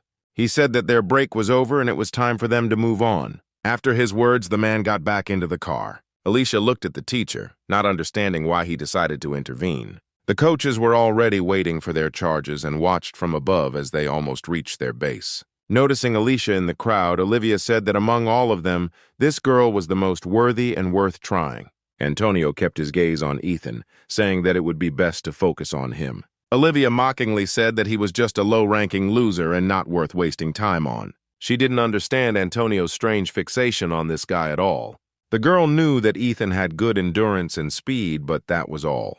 His ability is too weak. Antonio said that she shouldn't be so prejudiced against him. Sighing, the girl said that because they trained together, he considered Ethan cooler than their first squad. Antonio looked at the girl seriously, saying that this guy was not just better than the first squad, he was much cooler than their entire platoon. Olivia's eyes widened in surprise when she heard his words. The next moment, turning her head towards him, she asked Antonio with a threatening voice to repeat once again who was cooler. The guy said that her attitude towards Ethan was based only on the previous battle of the squads, and she did not take into account his recent successes at all. Olivia chuckled and said that Ethan had only joined his club 2 months ago. Looking back at the hero, Antonio said that he had changed a lot in these 2 months. He was confident that this week of preparation would result in Ethan's solo performance. Once in the barracks, everyone split into rooms. Having taken the bed closest to the exit, the guy began to unpack his things with a smile. Seeing his number on the uniform, Ethan came to the conclusion that there were only 300 students here. When everyone had finished changing, it was announced that the students needed to hurry to the departmental center. Ethan recognized Antonio's voice, which meant that the rumors about the 11th grade being their coaches were true. The guys with whom the hero was placed in the same room sank to the floor and began to say that they were completely useless and that they would all come to an end. Ethan cast a disdainful glance at the boys. A few minutes later, all the students gathered at the designated place. Antonio, standing on the dais, announced that he had been appointed responsible for guerrilla training. Before sending everyone to the dining room, he wanted to make some important announcements. Antonio said that the best students would be placed in the first room, and the rest will be distributed among the remaining 9 rooms according to their numbers. The guy explained that the numbers on their uniforms were a school-determined rank of their overall fighting abilities. However, during training, the student's score will not depend on the number. This week of preparation will significantly affect their final grade. The students were surprised to hear something like this. Meanwhile, Antonio continued, explaining that depending on their efforts in training, one could greatly improve the rank of their fighting abilities. Then he looked at his watch and said that it was now 12 o'clock. They had lunch until 1 o'clock and rest time until 2. The instructors would tell them about the detailed schedule a little later. After dinner, the tenants of the 10th room returned back, regretting that there was absolutely nothing left for them from dinner, because those who came before them had eaten everything. When one of them suggested intentionally injuring themselves to get kicked out of training, Pavel replied that there was a nurse there, so there was no point in it. Suddenly, Ethan burst into the room with 4 bags filled with food. Approaching the bed, he poured all the contents onto it. The boys immediately surrounded him, taking apart the food. While opening a bag of chips, Ethan said that he hadn't stolen anything so they could eat in peace and quiet. A few minutes earlier, he had approached Antonio, saying that he did not have enough food. Smiling, the guy said that he heard that they decided to examine him during training. Afterwards, he went into the room reserved for the instructors and asked how much food he needed. When the hero answered that he needed enough to feed 15 people, Antonio froze in surprise, after which he laughed loudly. When his colleague saw Antonio taking all their supplies, he tried to stop him. The guy looked at him with a murderous look and said that the instructors were given an extra lunch, so there shouldn't be any problems. Justin was afraid to argue with Antonio, so he was forced to retreat. Returning to Ethan, he gave him the bags of food. When the food was eaten, the hero asked if everyone was full. The guys nodded their heads vigorously and began to thank the guy, calling Ethan their hero. When one of them promised to repay him for this service in the future, the hero looked at him carefully. Afterwards, he said that if they really wanted to thank him, they should promise something. Faced with their blank expressions, Ethan asked them to all give it their all in the upcoming training sessions. Nick and Ryan looked puzzled as to what was the point of trying if they were all from the last room and were the worst students. Ethan interrupted them, saying that he knew this very well. When Ryan asked if he realized that they all had terrible abilities, the hero smiled and asked if there was anyone here who had a rank lower than F. After this question, everyone looked away. Alfred stepped forward and said that Ethan had changed a lot lately and he wanted to become better too. Nick exchanged a glance with Ryan, after which they nodded to each other. The next moment, Alfred put forward our hero's candidacy for the role of their leader, and everyone supported him. An excited Ethan rose from his bed, asking if anyone was definitely against the idea. An hour later, their training began. Smiling, Ethan easily completed all the exercises, giving it his all, and the guys from his room tried to keep up with their leader. The instructors noticed this group, which stood out from the rest. Olivia watched Ethan with bewilderment, not understanding where he got the strength to laugh during training. Antonio, standing nearby with a satisfied face, said that he expected nothing less from a member of his club. The girl said that not only Ethan distinguished himself, but also all the students from the last room. She was confused and had no idea what was going on. A few hours later, Antonio announced the end of training. Immediately after this, the exhausted students sank to the ground. He also said that the schedule was already posted and they could look at it on the notice board, then turned to Ethan. Ethan stepped forward at the instructor's request.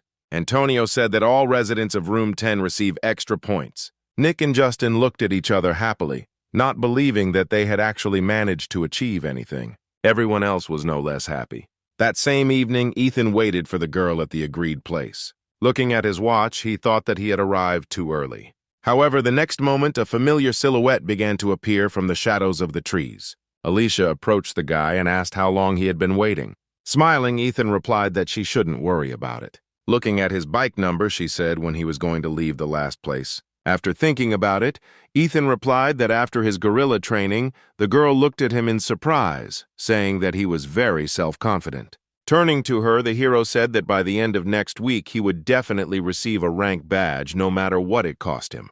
Sighing, Alicia asked what rank he was aiming for.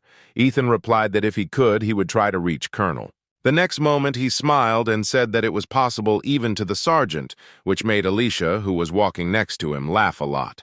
She folded her hands behind her back and said that that would be good. Ethan didn't hear the girl's words and asked again what she had just said. Alicia replied that he had just imagined it and that she hadn't said anything. Early in the morning, their training began again.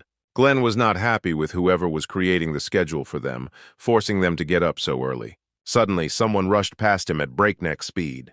The guy looked at Ethan's back in bewilderment, amazed at his energy reserves. The instructors and the nurse watched their training from the balconies. Olivia could not hide her surprise when our hero began to outpace the entire group by as much as 2 laps. Eliza replied that she was not at all surprised by this, but the other guys from room 10 worried her. They looked like the living dead. She asked Olivia if she remembered yesterday, after which she said that no one dropped out of training yesterday. She also added that none of the guys took advantage of medical assistance or endurance restoration. Olivia was perplexed. It was hard to believe that after such a hellish workout no one began to restore their stamina. Now they were practically real dead. Antonio had been silently watching his ward's team all this time. He smiled and said that the dead team was a great name for these guys. In the evening, a list of students who entered the top 20 and would receive additional points was posted. Ethan was in the leading position. Alicia was in second place, followed by all the other residents of room 10. The next day, Justin led Ethan's team. He was unhappy that he was assigned to be the instructor of these particular students. He could literally feel their burning gazes on the back of his head. The guy was trying to figure out how they managed to get into the top 20, since they are the weakest here. Lost in thought, he didn't notice how someone called him. When Ethan suddenly touched the instructor's shoulder, Justin became scared. Turning around, he asked what happened. Smiling, Ethan said that he was curious about something. Looking at him, Justin thought that this guy seemed quite normal, so he decided to relax a little by talking to him. He said that this was the first training like this for the hero, and if he needed anything, he could safely contact him. Ethan thanked the instructor and asked him to tell him how he could quickly overcome the obstacle course. Justin clicked his tongue and said he wouldn't advise them to do that. The hero looked at him in bewilderment, asking the reason since additional points are given for quickly completing tasks. Justin replied that points would only be given after completing the entire workout. Antonio would meet them at the physical training tasks and give them additional tasks against the clock while all the other students completed the obstacle course. When he heard a strange laugh behind him, he turned around, looking at Ethan in bewilderment. Smiling broadly, the hero asked his team if they had heard everything. He punched himself and said that the faster they finished, the higher the score they would get and the longer their training would be. Looking at them, Justin realized that Ethan was the one leading these psychopaths. Soon, everyone had successfully completed the obstacle course except Ryan, who was afraid of heights. Mary, who was standing next to Justin, asked if he had instructed them correctly because they could not complete the task so quickly. The guy handed the girl a progress report, and she was surprised to see that they had completed absolutely everything. Touching the bridge of her nose, Justin said that she just didn't see them at the beginning. When Ethan says jump, everyone jumps. If he says climb, then everyone climbs. Mary had a hard time believing his words because during the battle of the squads, this guy kept running away. At the same time, Ethan encouraged his comrade, shouting that he would succeed and that he should be braver. Ryan looked down at his leader, thinking that he shouldn't let their entire team down because of his fears. The next moment, he jumped down screaming in horror. When he found himself at the bottom, our hero rushed to happily hug the guy, saying that everything had worked out. Justin, with a skeptical expression on his face, said that they would now go to Antonio's training. Ethan raised his hand and happily said that it was time for training, and everyone picked up on his cheerful mood and followed him. Covering his face with his hand, Justin offered to switch teams with Mary, but she declined, wishing him luck. On the third day, Antonio said that they would train their own abilities. He said the training was scheduled for another day, but extreme heat forced changes. Everyone began to discuss the training session ahead of them, making assumptions about how exactly it would go. Antonio concentrated and thought that although the weather had disrupted the entire schedule, it was not critical, because in such heat the limit of endurance becomes more obvious. The purpose of this training is to ensure that all students can continue to fight using their ability even when they are at their limit. Previously, they only used their abilities when she was in her normal state, but today they can reveal their full secret potential. He was confident that after completing this training, students with strong wills would become even more interested in their abilities. After announcing the start of the training, Antonio warned the students that it would be aimed at using the ability. Then he pointed to the boulders behind him. When the boy said that they must use all their strength to break them, the students shuddered in horror. Meanwhile, Antonio continued, explaining that each of them would try their strength depending on their ordinal number. Those who failed to reveal their strength must give way to the next student. Many were confused because their abilities were too weak or unsuitable to break such a boulder. Overhearing their conversation, Antonio said that they shouldn't jump to any conclusions so early. Approaching one of the boulders, he said that many of them already knew about his ability. Afterwards, the guy stood with his back to them, concentrating. The guy stood in a stance and activated his ability. The next moment, he moved lightning fast to the boulder and squeezed it with all his strength. The stone began to crack under his fingers. Ethan watched Antonio in amazement. A few seconds later, he managed to lift the huge stone with his bare hands. Suddenly, he tightened his grip and slammed the boulder into the ground with all his might. The next moment, it split into pieces, raising a large column of dust. Antonio turned and walked towards the students. One of Ethan's eyes turned red, and he could see that this guy was much stronger than when they first met. Not only can he now move quickly over long distances, but the weight of the target he chooses no longer matters to him. Looking at Antonio, the hero scratched the back of his head uncertainly. It was hard for him to even imagine how much training he needed to do to advance so much. All the students lost their last shreds of confidence when the instructor told them they had to do the same. Seeing such a reaction, Antonio asked with a threatening voice if everyone understood their task. His gaze sent goosebumps down the students' spines, and they realized that they would not leave here until they completed what the instructor had just shown them. Antonio walked up to Olivia, who had the group list, and called the first person. Alicia came out with her sword in her hand. She ran her hand along the blade, calling on the power of her weapon. A few moments later, she stood in a stance, and Antonio gave the go-ahead to begin. At that moment, her clones appeared behind the girl. With a few swings of her sword, Alicia cut the boulder into several pieces. She completed this task brilliantly in just a few seconds. Everyone looked at the girl with admiration. Olivia also looked at Alicia's retreating back, thinking that her abilities were on a completely different level than the others. Then she called the next student. Using his ability, Glenn pulled a huge tree out of the ground and walked towards the instructors. The guy was determined to show everything he was capable of. He didn't want to give in to Alicia or even that loser with an F rank in strength. He stood in front of the boulder and raised the tree trunk above his head. The next moment, he hit the stone with all his might. No matter how much Glenn hit the boulder in front of him, there was no result. Watching this guy, Olivia thought that his ability was somewhat similar to hers. A few minutes later, the tree couldn't take the pressure and broke. When Glenn threw it aside in irritation, Antonio said that he didn't have to worry because he would take the boy's ability into account when evaluating him. Then he called the next person. The third student also coped brilliantly with his task, breaking the stone into 2 parts. And so, sometime later, Antonio called the last one on the list. Ethan stepped forward. He chose the largest boulder among the remaining ones and walked up to it. Everyone looked at him in surprise, not believing that he could really handle it. Many were sure that this task was only meant for someone like Alicia or Antonio. The next moment, they remembered that this guy was the leader of the 10th team, whose members seemed to have gone wild and did not give up until the very end, smashing boulders. Meanwhile, Ethan activated his power and created a dagger.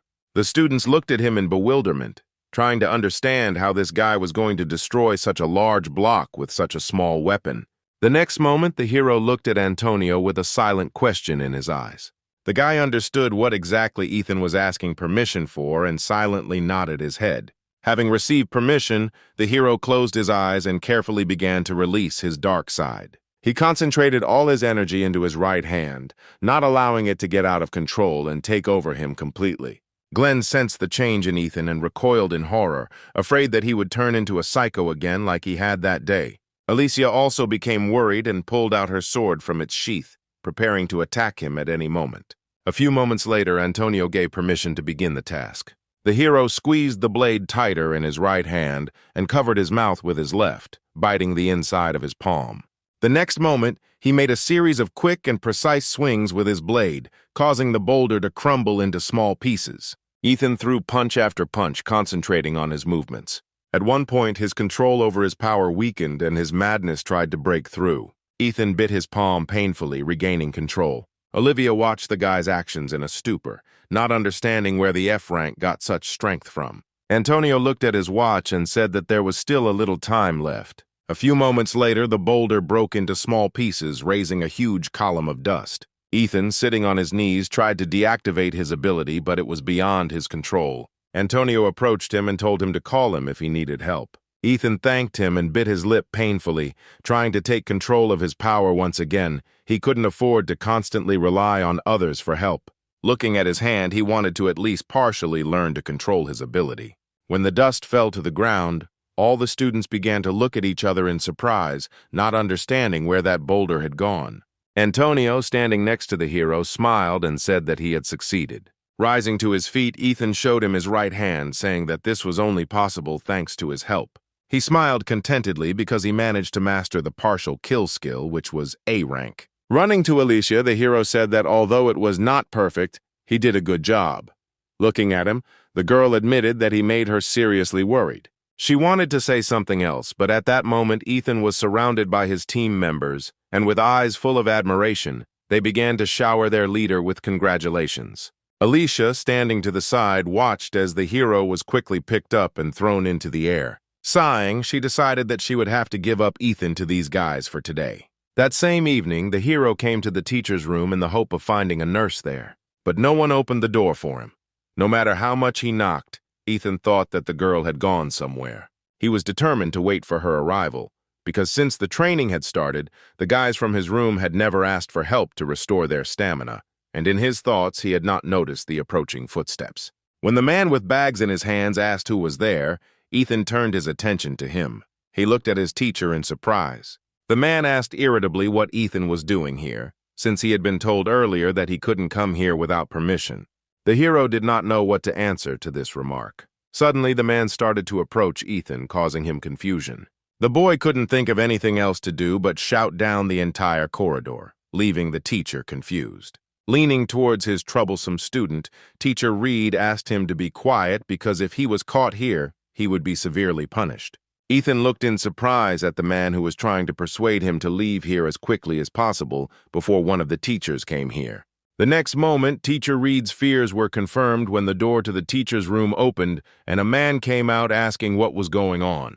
The teacher immediately noticed our hero. Spreading his arms out to the side, he said that he never expected to meet the one and only F-rank student like this. Approaching the hero, the man mockingly asked if he had come to complain to his teacher about the training being too difficult. Mr. Reed decided to intervene before things went too far and told Ethan to go back to the barracks. Throwing his arm over the boy's shoulder, Teacher Ron said that he shouldn't be so harsh with his students. Afterwards, the man walked into the room, dragging Ethan along with him, and said that since everyone was finally here, they could relax a little and have a drink. After his words, the teachers began voting on which nearby restaurant they should go to. Leaning close to Ethan, Ron said that there were no instructors here, so he didn't have to be shy. Afterwards, he asked if Antonio had been too hard on them during training. The guy smiled and replied that he enjoyed the training sessions he provided for them. At that moment, Teacher Reed grabbed Ethan by the hand and pulled him towards him, asking if it was time for him to go to the barracks because it was almost lights out.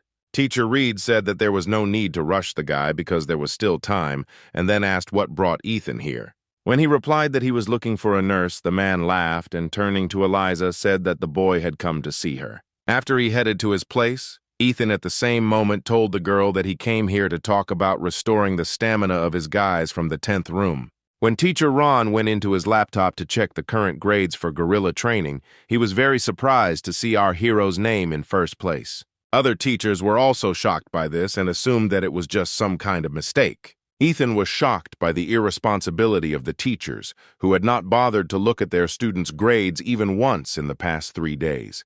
Teacher Ron looked at the boy with disdain, asking if he had bribed Antonio to give him and all the other students from the 10th school high marks. Ethan was deeply shocked by such arguments and replied that Antonio was not the type to be bought by money. Pointing at the monitor, the teacher asked in bewilderment how a student with a low rank could take first place in ability training, if not through bribery. The hero shouted that all the results he and his comrades had received were earned honestly, and his teacher, Reed, who was holding him back, said that he had better stop and go back. After that, they turned around, and the teacher was about to pull the door handle when Ron asked if Reed was too late to start protecting his students, since they were on the verge of death because of him, after which he said that from tomorrow he would have to start watching the 10th grade. Teacher Reed ignored his words and pushed Ethan towards the exit, saying that they needed to go. However, our hero could not just allow the teachers to devalue the work he and his team had put in. Suddenly, he shouted out that he had a question. Teacher Ron looked at the boy with bewilderment, wondering what he would say. Without turning around, Ethan asked what would happen if in front of all the teachers the entire 10th room entered the top 30. The next moment, he turned to the teachers and asked with a smile what they would do then. For a few moments, the teachers fell out of reality. After recovering from the shock, they all started laughing, Ron saying that Ethan had a great sense of humor. Still smiling, the hero said that he was completely serious. The next moment, Teacher Ron said that if something like this really happened, he would promote the entire 10th room to corporals at once. The other teachers supported this proposal and immediately began to place bets. After that, Ethan headed towards the exit, saying at the end that the teachers should be sure to keep their promise. Eliza rose from her seat and followed the guy out. When she caught up with him on the street, Ethan apologized to her for the commotion he had caused in the teacher's lounge, and the girl said that she should have apologized for not getting him out in the first place. Looking at her, the hero replied that everything was fine, after which he said that he would need her help as a nurse. He explained that if the 10th room is restored, they will easily enter the top 20. Eliza smiled and said that he was very confident in his abilities, after which she asked him to show her the way to their room. Ethan replied that it would be best if she came in after he cleaned up their room a little. At the same time, students from other rooms were beating up Ethan's team, trying to find out where he was now. Looking at the beaten boys, Casper said that the rumors that their F-rank leader had conspired with the instructor were true. Alfred objected, saying that there was no collusion. However, Caper didn't let him finish, kicking the guy in the face. Making Alfred kneel before him, he said that the 10th room had developed too much self-importance, since someone dared to dispute his words. Ethan sat around the corner watching from the sidelines. Casper was making him very angry, but the hero understood that now was not the right time to get into trouble. It was too obvious that they were deliberately trying to provoke him into a fight. He wondered who would be best to call for help in this situation, the teacher or Antonio. Ethan was brought out of his thoughts when someone fell next to him. The next moment, the hero's face changed. Nick lay in front of him, shaking in pain. When the guy told Ethan that he better not get involved in this, common sense left our hero's body. Turning around, Casper said with satisfaction that Mr. Deceiver had finally decided to honor them with his presence.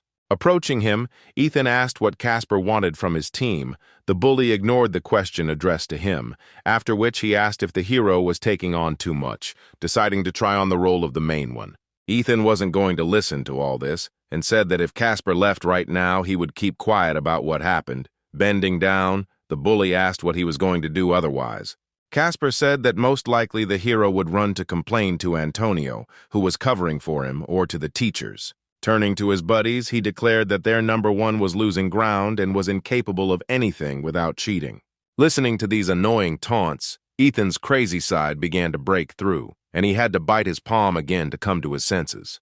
At that moment, Glenn appeared in the corridor. Calling out to Casper, he said that if he wanted to fight so badly, he should try his hand at training tomorrow instead of showing off now, after which he slammed the door to his room. However, Casper and his comrades ignored his words and began shouting for their leader to show this loser the power of the 7th rank. Ethan still stood there, covering his mouth with his hand, trying not to lose control of himself. He thought that if he entered into a fight now, he might lose too much later. The hero couldn't afford to just miss the opportunity that had arisen for him and his team to be noticed. Standing opposite him, Casper tried to get at least some kind of reaction out of Ethan, goading him in various ways.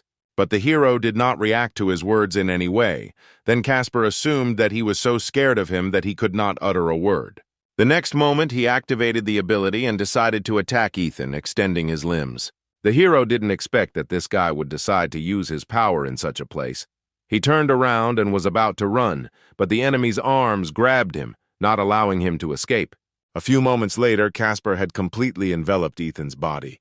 Looking into the eyes of his opponent, the hero chuckled that looking at his hands and feet, he looked more like a worm than the stick insect that they call him. Afterwards, Casper tightened his grip on the hero's neck, asking where he still had the strength to chat. Squeezing Ethan's entire body, the guy advised him to try cheating again, just like in training before he broke a couple of his bones. With every second, the grip on his neck grew stronger, and Ethan had practically nothing to breathe with. Looking at him, Casper asked with interest whether the hero would not even try to pull off some kind of trick. Ethan really didn't intend to do anything. He just wanted to let his opponent do whatever he wanted, and when he was done playing, he would leave satisfied. Our hero's team members couldn't just watch their leader sacrifice himself. They tried to divert Casper's attention to themselves. Looking in their direction, the guy asked with a grin if they would really dare to attack him. After his words, the guys from room 10 actually got up from the floor and ran towards him. Ethan watched this in horror, reminding himself that he just needed to be patient for a little while, and then the nurse would come. The next moment, Casper attacked the guys running towards him, throwing them back. When everyone was back on the floor, he said that if they were weak, they should sit below the grass and not stick their heads out. Shaking in pain, Nick stood up, saying that they had lived like this all their lives. But their leader was different. Ethan looked at him with confusion.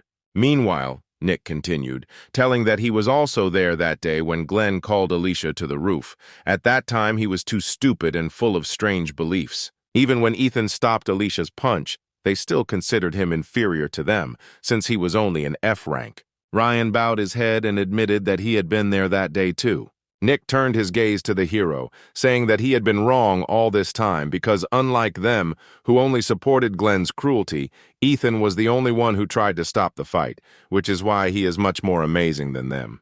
These words touched our hero. The next moment, the boys got up from the floor and ran towards their offender again. Casper knocked them aside again with one blow. He said with irritation that since his words were not reaching them, he would have to show them everything with a concrete example. Ethan, looking at his guys, realized that he had been very wrong in thinking that everything could end so easily. After all, it was he who taught them not to give up. The hero remembered that he had promised Alicia that he would be able to get his rank badge within this week. It was because of his selfish desire that he went into a bet with the teachers, saying that his team would be able to get into the top 30. Just because he wants it doesn't mean that the other guys want it too. Ethan realized that today they would fight to the last, even knowing that their opponent was much stronger than themselves, because it was he who taught them this. The next moment, he created a dagger. Noticing this, Casper said with a grin that this was not the first time he had seen his pathetic ability. Ethan ignored his words and turned to his team members, telling them to listen carefully. Looking at Casper, he said that if they fought with only their strength, they would not be able to defeat even such a pitiful insect. Ethan relaxed his grip on his power and said that Casper was being too arrogant, relying only on his ability. The next moment, he threw off his opponent. Taking a stance, the hero said that it is not at all necessary to have a strong ability to win. Casper looked at the boy in front of him in confusion, trying to figure out how he had managed to free himself from his grip. The next moment, Ethan approached him. Having been shot in the leg, Casper fell to the floor with a loud scream.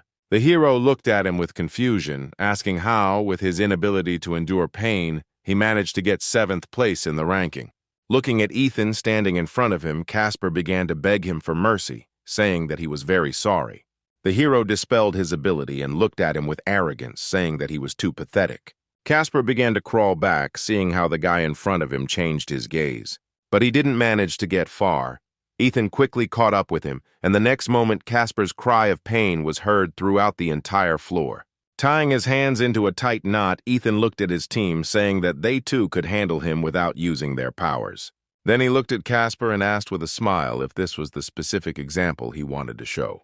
The boy screamed in fear, afraid that he would be hit again. The next moment, he couldn't take it anymore and lost consciousness. Ethan got up from the floor and said that Casper was boasting about his strength in vain, but when it came down to it, he immediately passed out. All this time, his friends were watching from the side and recoiled in horror when the hero remembered their existence. Turning to them, Ethan asked with a smile that he should sort out all the trash. Their next morning began again with an exhausting run. Glenn still can't stop being amazed at how fast Ethan rushes past him. He really didn't understand what kind of monster you had to be not even be out of breath after 10 laps around the training field. The next moment, he noticed something strange. Looking around, the guy noted that the guys from room 10, unlike the previous days, were barely dragging their feet today. The instructors watched the students closely from their seats. Olivia looked at Eliza, asking about the condition of student number 7. The girl wearily replied that although with difficulty she had managed to restore his condition, but he had suffered a strong emotional shock, so it would take some time for him to be able to return to training. Rubbing the bridge of her nose, she added that she had also managed to patch up the guys from room 10 a little after the fight, but they still hadn't been able to regain their stamina, so today would be tough for them. Antonio sighed sadly after the girl's words, looking at Ethan's team. When the run was finished, he called our hero to him and asked if the guy had any idea why he had been called. Receiving his answer in the form of a nod, Antonio said that because of what happened yesterday, Ethan had been given penalty points. His eyes widened in surprise when he heard that he had been demoted back to rank 300. He had expected the punishment to be severe, but he didn't think it would be that severe. Afterwards, the instructor turned around and said that everyone was free to go to breakfast. Ethan had no choice but to accept it. He was lucky that the audience wasn't talking about his expulsion, otherwise everything would have been much worse. But his team couldn't take this news calmly. The guys called out to Antonio, saying that it was too unfair because the students from the first room started the fight first and they were only defending themselves. The guy turned around and told them to stop showing up and hurry to the dining room before all the food was taken. Ryan stepped forward and asked why their leader was being punished for simply defending them. Antonio sighed and shouted that everyone would receive penalty points for refusing to follow the orders of their superior. After this, Ryan tore the number off his uniform, saying that he had had enough. No matter how much effort they put in, they always remained doormats for everyone else. Turning to them, Antonio asked with a menacing voice if they wanted to get even more penalty points. At that moment, Ethan stepped forward, shouting that they were ready to accept their punishment. Antonio looked at him in surprise. Our hero's team members fell silent, casting puzzled glances at him. Ethan began performing the exercises as punishment for his group's behavior. Ryan and Alfred looked at their leader with regret, thinking that he must be very angry right now. The next moment, they joined him and began doing push-ups under the close supervision of the instructor. At one point, Antonio said that on Friday afternoon there would be a competition of skills between the best fighters in guerrilla training. He said that this is where the boys will be able to show everyone else what they are capable of and prove that they are more than just doormats. After his words, Ethan lit up, realizing that this was his last chance to make up for everything he had missed. Antonio looked at his watch and saw that there were 20 minutes left until the end of breakfast. He told Ethan's team that they could go up now. The exhausted guys followed the instructor's order and got up from the ground. Smiling, Antonio said that they should hurry to the dining room. After such an exhausting morning workout, the boys barely ate as they trudged to breakfast, wondering if there was anything left for them. At the same time, Teacher Ron came out of the dining room. He immediately noticed Ethan and his team approaching. Approaching the teacher, the hero greeted him and asked how breakfast went. The man replied that he didn't like the food there and that it would have been better to eat ramen. After the man's words, the guys from Ethan's team looked at the teacher with displeasure. He noted that their team had arrived last this morning, making it more obvious that they had been using dirty tricks in the previous days. Ethan smiled and replied that they simply had no strength left due to hunger. At that moment, the teacher approached him, saying that strange information had reached him that one of the best students had been knocked out yesterday. The hero realized with horror that Casper was in Ron's teacher's class. Meanwhile, the man continued, saying that witnesses reported that Ethan was the one who beat up his student. The next moment, he laughed, patting the hero on the shoulder. The man said that his student had always been good at making jokes, but this time he had outdone himself by coming up with the idea that a fighter ranked 7th could lose to an F rank at 300. Ethan couldn't believe that this teacher disregarded him so much that he didn't even believe his own students who were involved in yesterday's incident. Ron said that from tomorrow the teachers will train with them, although it is problematic, but this is the only way to prevent cheating. Teacher Reed and an exhausted Eliza approached them and intervened in the conversation, saying that breakfast was about to end and everyone should hurry. A few moments later, Ron's teacher was led away towards the exit of the building. After that, all the guys ran to the dining room, praying to God that there was at least something left there. Ethan remained where he was. He had a bad feeling. The next day, as promised, the teachers joined the students in training. Teacher Ron noticed that Teacher Reed wasn't even out of breath as he completed his 4th set of squats, 50 times each. Ron approached him and said that he expected nothing less from the gym teacher. He was doing a great job with the exercises. Olivia, who was observing the students, noted that the students were not in the best condition today. The teachers try to keep an eye on them, but because their training is going poorly, the students' mood is also off. She also noted that many have not been able to regain their stamina, so now they are just sitting it out. The students from room 10 were the ones that worried her the most. They became even more zombie-like, and to her surprise, this affected the motivation of the other teams as well. Ethan and his guys turned out to be much more helpful than she initially thought. Olivia looked at Antonio, wondering what he would do. The next moment, the guy told everyone to stop doing the exercises and listen to him carefully. Afterwards, he said that he understood perfectly well that many wanted to save their strength for the competition. So now, one person from each room would be chosen to participate in the training competition. Ethan became interested when he heard that the room that scored the most points would be going to rest for the rest of the training. The next moment, he stepped forward, introducing the 10th room. Teacher Reed wanted to follow him out as a representative of the teacher's room, but Ron came up and said that he would feel too sorry for the children if they stood up to the gym teacher, so he would go himself. Reed looked at the man walking forward in confusion. A couple of minutes later, the remaining students also chose their representatives and they came forward. Ethan thought that getting first place and then having a rest would be pretty cool, but if he overdid it now and spent all his energy here, he wouldn't be able to show himself in the competition. The next moment, Teacher Reed approached him, saying that with him, our hero would not be able to cheat. At the same time, Antonio began to explain the rules, saying that students who finished one exercise move on to the next. Those who do not make it in time are eliminated. Then he added that everyone else, except for the team representatives, should return to training. The time Antonio spent explaining the rules was enough for our hero to decide that for the sake of the guys on his team, he should no longer hold back. A couple of minutes later, they moved on to doing exercises.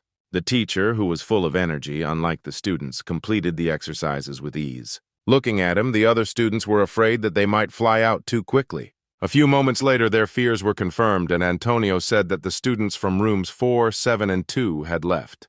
Looking at them, Teacher Ron grinned contentedly. However, when Ethan, who was standing next to him, said that he had already finished the 9th exercise, the man looked at him in surprise, thinking that this guy was much faster than he thought. At the same moment, Antonio announced the elimination of several more students. Ron remembered that this Ethan was only an F rank, and it wouldn't be difficult for him to beat such a weakling with a little effort.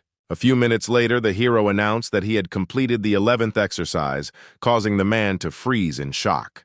Looking at their confrontation, Alicia realized that it would not end so quickly and had absolutely no desire to take part in it. As she stood up and headed towards the rest of the boys, Antonio announced that the first room was out. Meanwhile, the hero continued his competition with the teacher. Ahead of him by several exercises, the man could not overtake him, which greatly irritated him. As Ethan began his 3rd set of exercises, Teacher Ron struggled to keep up with him, glancing irritably at the boy every now and then. The man was already on the verge of fainting when the hero announced the completion of the 9th task of the 4th approach. The next moment, the teacher looked at Ethan with fury and said that he could not sit and watch the hero's team get an undeserved rest. On the 7th attempt, the man couldn't take it anymore. Under Ethan's surprised gaze, he gave in, saying that this guy was a real monster. After that, Antonio said that the teacher's room was out, and the students from room 10 could go into the shade and rest until the end of the training. Once outside the field, Ethan's comrades asked about his condition with worried faces. The hero smiled tiredly and said that the teacher had held out much longer than he expected. Afterwards, he sat down under a tree, telling the boys that they could relax and recuperate while they had time. Ethan had pushed himself too hard in his competition with his teacher, and now all of his muscles were aching terribly from pain. A couple of hours later, they all moved into a specially prepared room, where Antonio announced that they would now begin the final stage of guerrilla training, a competition of abilities. Glenn, standing waist-deep in mud, clicked his tongue when the instructor said that some people might be unhappy with this because they didn't have anything special. Antonio advised them not to write themselves off prematurely because there would be surprises in store for them in this competition. Clenching his fist, he said that he believed that students would be able to find the strength within themselves to get rid of their shortcomings, turning them into their strengths. As he was about to go into details, a joyful voice came from behind Antonio.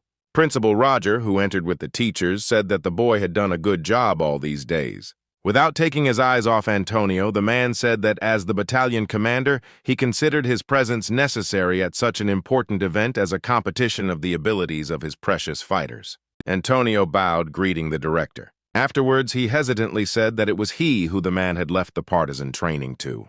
The director replied that the competition was the last part of the preparation, so he had to be present at it. Antonio sighed and took the folder of documents from Olivia's hands. Afterwards, he handed it over to the director, saying that it was a competition plan. The man took the papers handed to him, and looking through them, he said that he had not made a mistake in entrusting this matter to Antonio. Having studied only the very beginning, he closed the folder and handed it to teacher Ron, saying that it was all too confusing, so he would make everything simpler.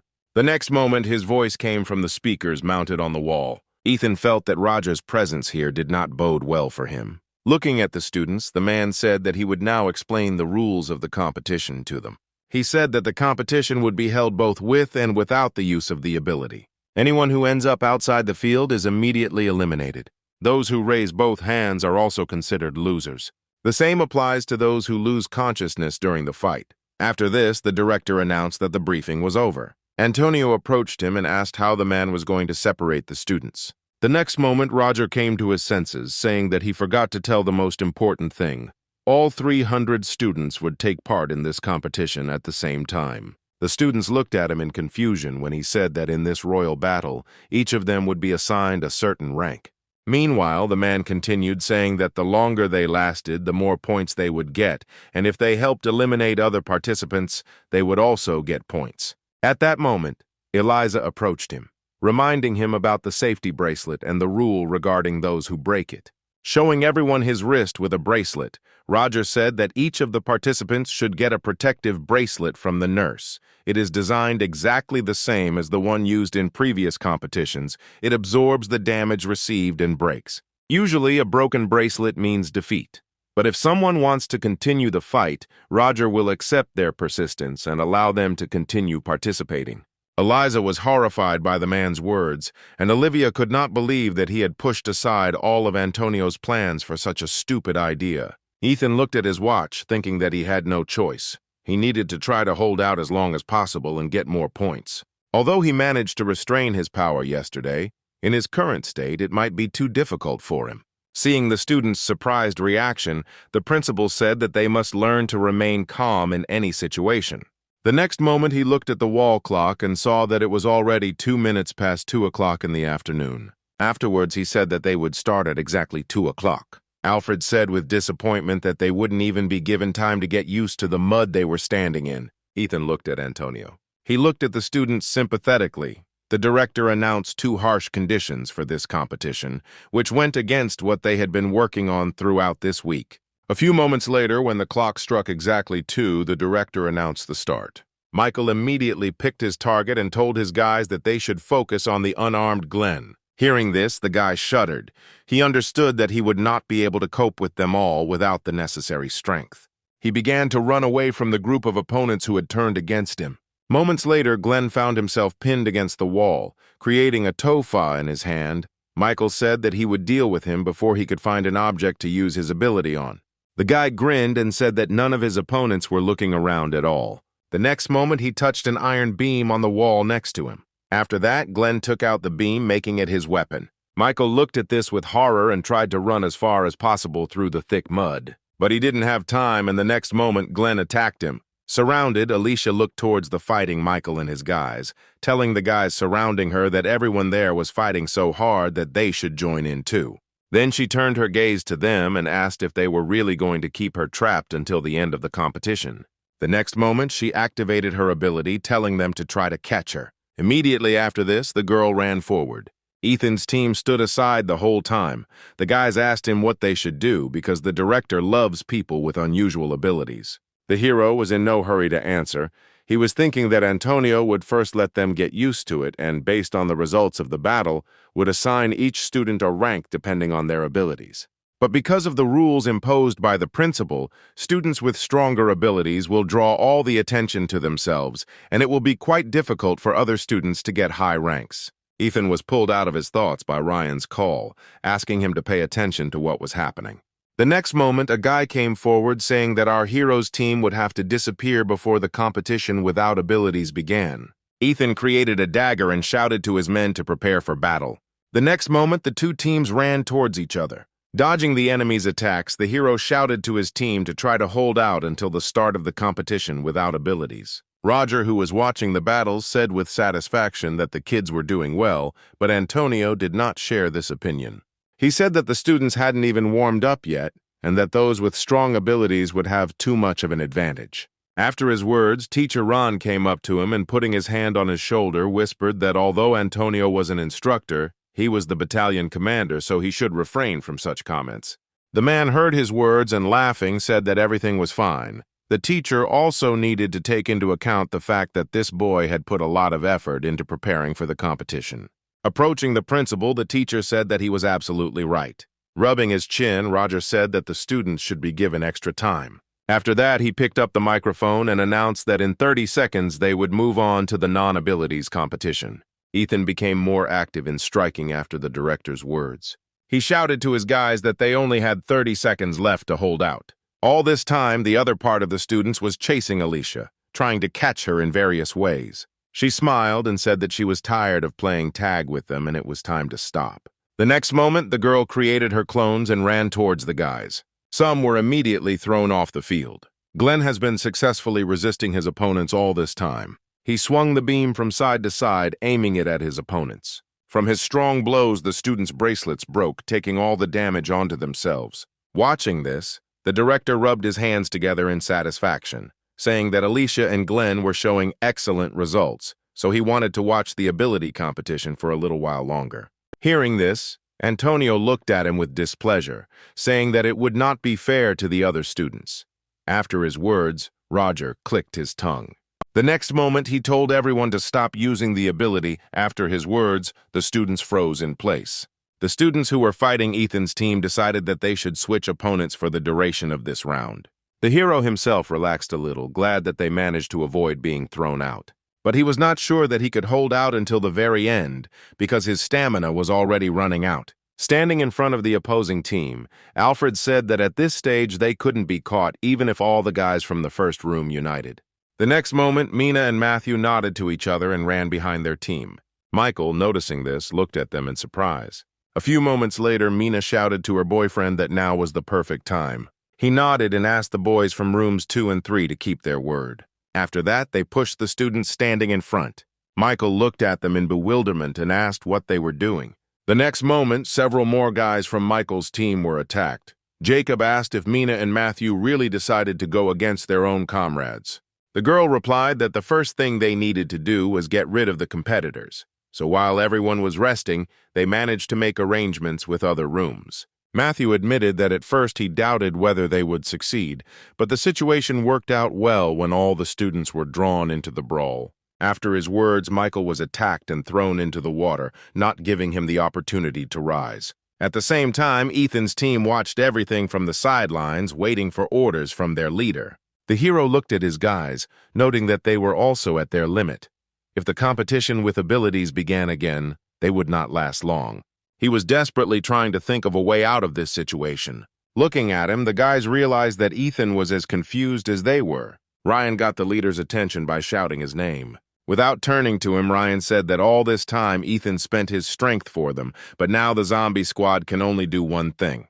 The hero looked at him in confusion and asked what he was talking about. Ryan shouted that they had to prove to everyone that they were no longer weaklings and that they weren't going to back down from anything.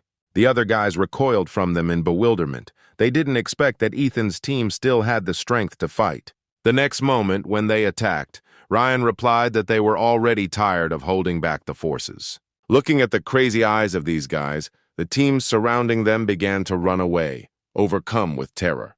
The zombie team was too dangerous in the eyes of others. Ethan himself watched his guys with an unblinking gaze. Glenn looked at them with confusion, saying that they belonged in a zombie movie, not here. At that moment, Alicia came up to him. The guy turned to her and shouted at her to get out of here. He stopped short when the next moment he saw the crowd surrounding him. Glenn asked irritably why she had brought so many people here with her, and Alicia asked in surprise if he was envious of her popularity. The guy realized that she had brought them to him on purpose. The girl extended her hand to him, saying that it was time for them to go. The time that had passed should have been enough for him to have time to collect a sufficient number of points.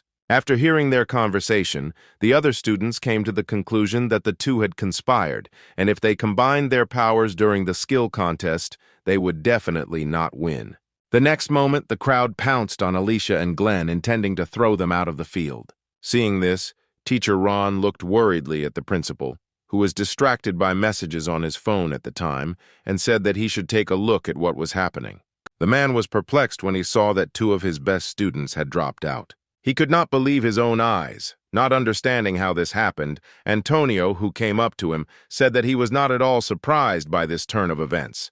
The director looked at him in surprise, asking what he meant. Antonio explained that those two could easily go against that crowd during a competition using abilities, but in a normal battle, it would be difficult for them.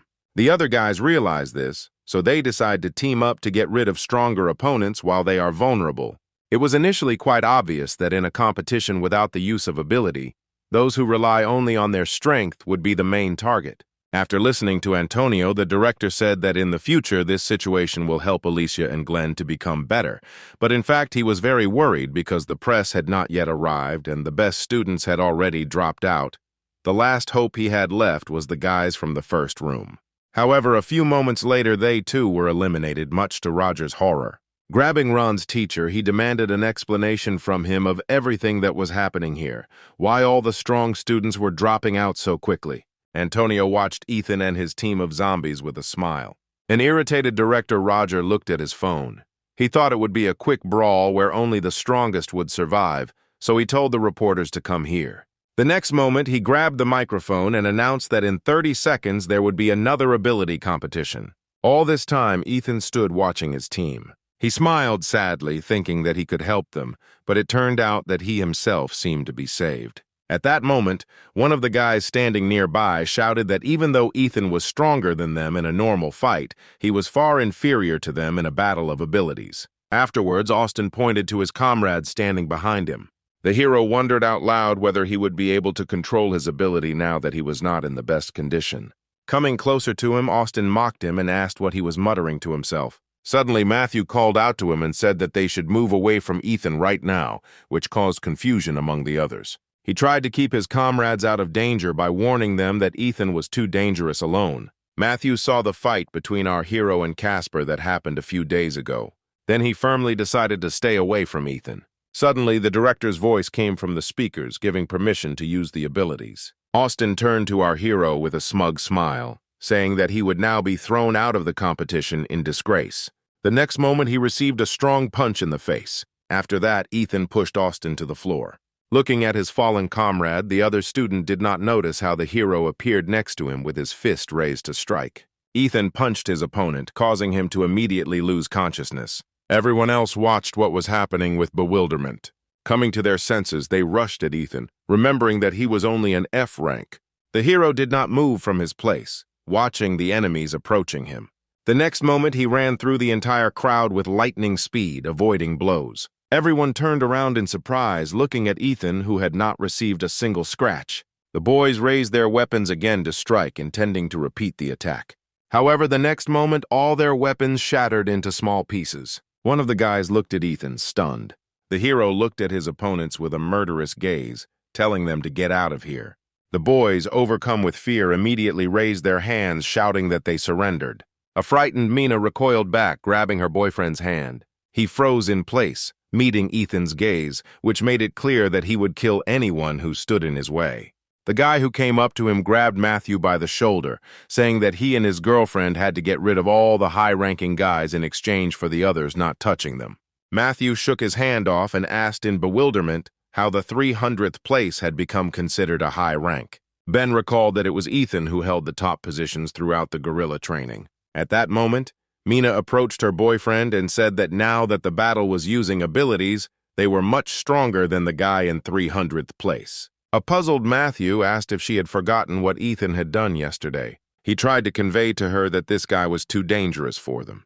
Suddenly, Ethan called out to the pair, causing them to become wary. The hero irritably told them to stop wasting time and attack him. Mina and Matthew moved away from each other and turned to face Ethan, who was approaching them. The next moment, the guy overcame his fear and created a whip. After that, he took a swing at our hero. Ethan held his right hand out in front of him and said that it shouldn't kill anyone. Matthew looked at him with fear, not understanding why he was talking to his hand.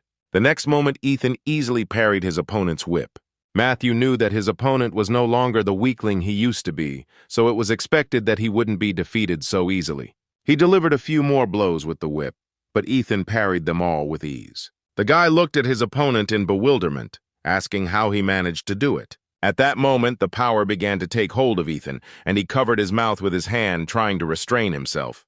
The hero continued to fight off the attacks, telling himself that there was very little left. Mina, standing to the side, tried to understand why Matthew's blows still never reached their target and why Ethan was fighting in such a strange position. Matthew at this time turned to the other students who were watching from the side and asked them to help him.